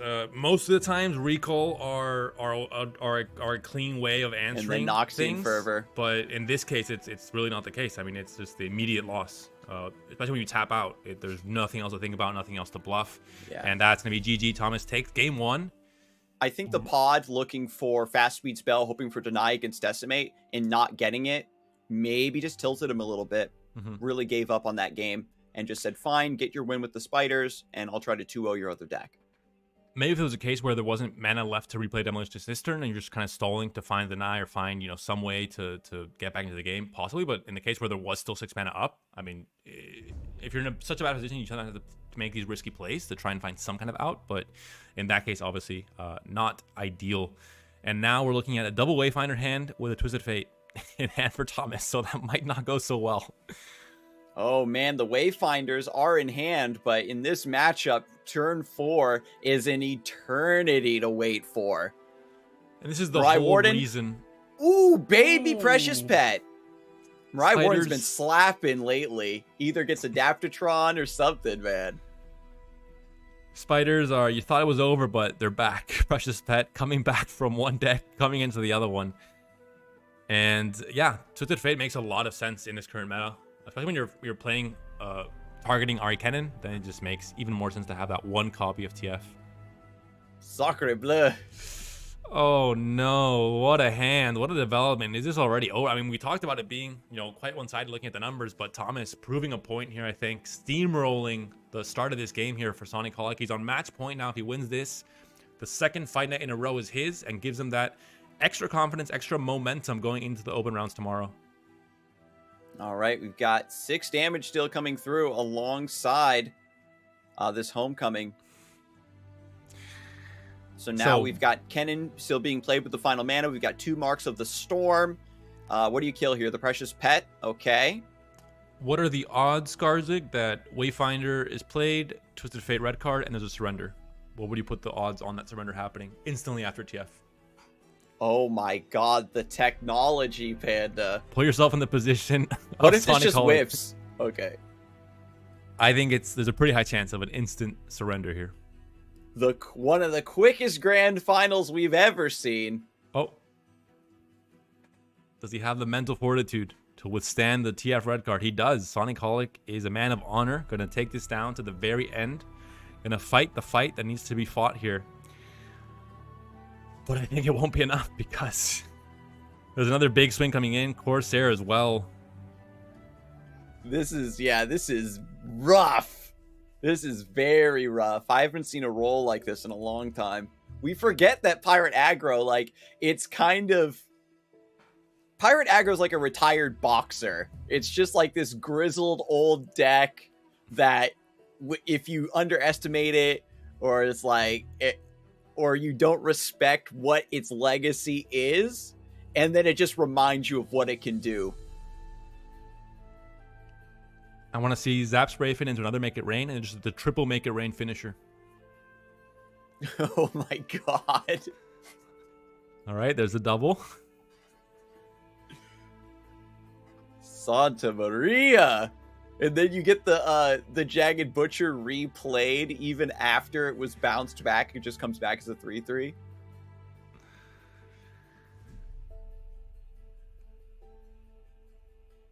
You have the homecoming. Twisted Fate's the new king of the pirates. I see you there, chat. Zap Spray into Make It Rain.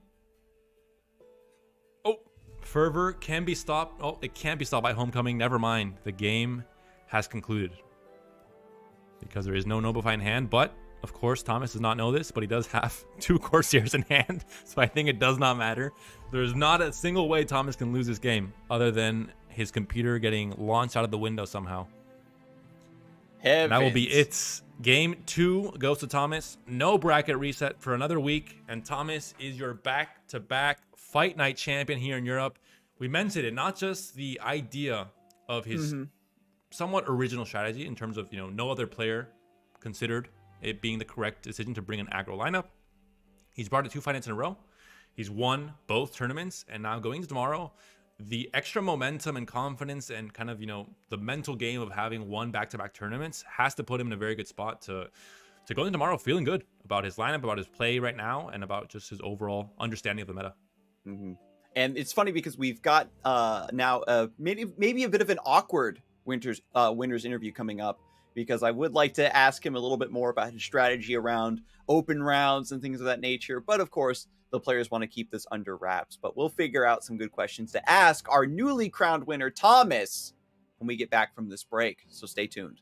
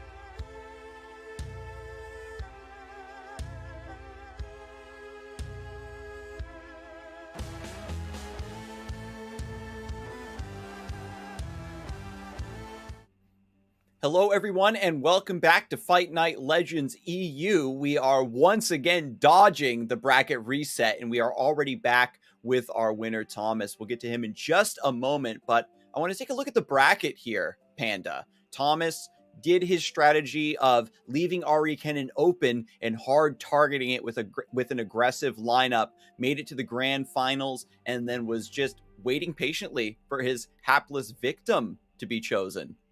Yeah, Ultraman had no Ahri Kennen in his lineup, so maybe gave Thomas a bit more of a fight in the winter semis. But other than that, going past that is just 2-0 and 2-0 for Thomas. So I think once he was able to have a strategy of targeting Ahri Kennen work out, it seemed to work quite easily for him. And again, back-to-back champion, so I'm not too surprised. Thomas, congrats on the win. Once again, congrats on doing it with my favorite deck, which is Elise Spiders. Right away, we're going to ask you, I think, the big question that we have and that viewers might have.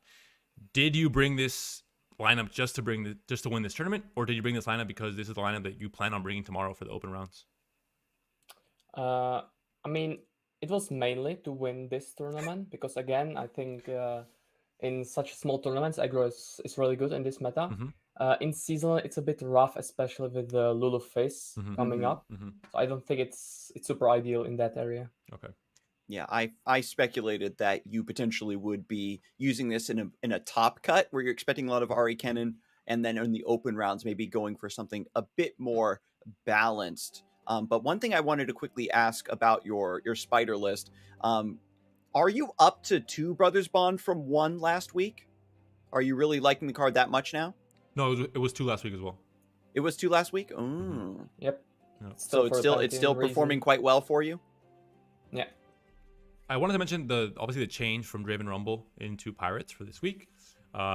Is this a development in the meta that you think now? Obviously, Twisted Fate into Ahri Kennen, it definitely makes a lot of sense as a one-of copy. I think that was a great idea.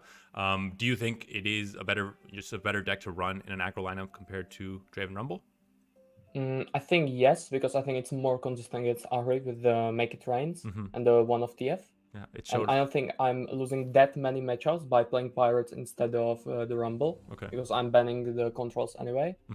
And yeah, I think the consistency against Ahri is much better compared to Rumble. And do you think that there would be any further optimizations for the Pirate deck after you've seen it perform this week? You did very well on it, but were there still any points that maybe you would have been like, oh, I really wanted this card versus this? Do you think that you can push this deck further? I was actually thinking about Bond there as well, because the deck goes super wide, but I think it's much worse compared to Spiders because of the Zap. Since you already have Make It Rain and Favor as 2 cards, so you don't have a consistent draw that you always draw Favor, right? And with Bond being a 3rd card, I don't think it's ideal, so I just decided not to. If you keep going down this route, Thomas, instead of like 9 Decimate or 9 Forever lineup, it'll be 9 Brothers Bond lineups. Thomas will set the new aggro meta, just going as wide as possible and bonding everything basically. But you mentioned that you're not going to be playing an aggro lineup into open rounds tomorrow. Is this going to be kept under wraps in terms of what you're thinking of bringing, or are you fine giving any insights or sharing what your plans might be for tomorrow? I'm not sharing what I'm bringing because I'm scrimming with a bunch of people, so I don't want to like damage them in the season. Completely acceptable. I will then ask, a lot of players have said for the open rounds not to overthink it too much, play decks that you're comfortable with. Would you agree with a point like that? Yeah, definitely. It's the first thing you have to consider. Like, what decks did I play this season? What I'm comfortable with? And then you are picking from these decks, and you just get 3 decks that make sense together. I don't think you have to like super like target something with decks that you are not comfortable with. And that's where I think the experience of players like yourself and many of the top competitors, they have such a wide pool of decks they're comfortable with that they really can cater to any different, any meta, no matter which way kind of evolves. You're able to have kind of the right answers no matter what and have that comfort level at a pretty high level for really any deck or archetype. So makes a lot of sense. And again, Thomas, big congrats for winning it again this week. As you know, I'm a big fan of aggro, so I'm always going to praise you if you keep on bringing these lineups. And you can farm all the Ahri Kennen players for as long as you want. As long as this deck is meta, you can keep doing what you're doing. Oh, and he's just going to keep winning, and you aren't going to give him the debuff, right? He just gets to keep bringing spiders over and over. Heavens to Betsy. But I want to congratulate you as well once more, Thomas, for taking the extra time after this tournament to share your thoughts, especially heading into the seasonal open rounds. A lot of players will be valuing your advice and your insight, and I wish the best of luck to you performing tomorrow. But Thank you for having me. And so, dear viewers, with that all being said, that was our back-to-back winner now, Thomas, hoping that you will be able to get farmed by aggro during the open rounds by him as well. And but with that all being said, don't forget to follow GiantSlayerTV, the new Twitch channel. All of Giant Slayer's Runeterra, Teamfight Tactics, Wild Rift broadcasts are going to be concentrated on this channel all in one place. Make sure you're following this new channel. And also, don't forget that for Fight Night NA, it's been moved to Monday. So I know that a lot of you have been used to just going AFK in the chat and waiting for the NA broadcast to start, but now you've got to wait until Monday. And that will be it for the tournament today. As Scarzig mentioned, I'm going to make a personal request. If you guys have enjoyed the cast today, the tournament, you've experienced, some entertaining hours, then my personal request will be click on your address bar, delete LOR, put in TV, click enter, click follow, and just close the stream because the tournament's over. But that's all you have to do. That is my personal request. And just to make sure that all the viewers that want to keep up with Fight Nights, want to keep up with this tradition every single Friday, are going to be able to see this as a notification when we do finally do the full transition to the new channel, as Scarzig mentioned. So this is all with you guys in mind. You want to make sure you don't get lost in the sauce, as I mentioned earlier. But with that being said, we hope you guys enjoyed the tournament. We hope you guys enjoyed kind of what is going to be the definitive meta going into the open rounds tomorrow. If you're playing, if you're competing, we hope you're able to glean some amounts of, information from the tournament itself. But that will be all from us. I hope you guys enjoyed, and see you guys next week.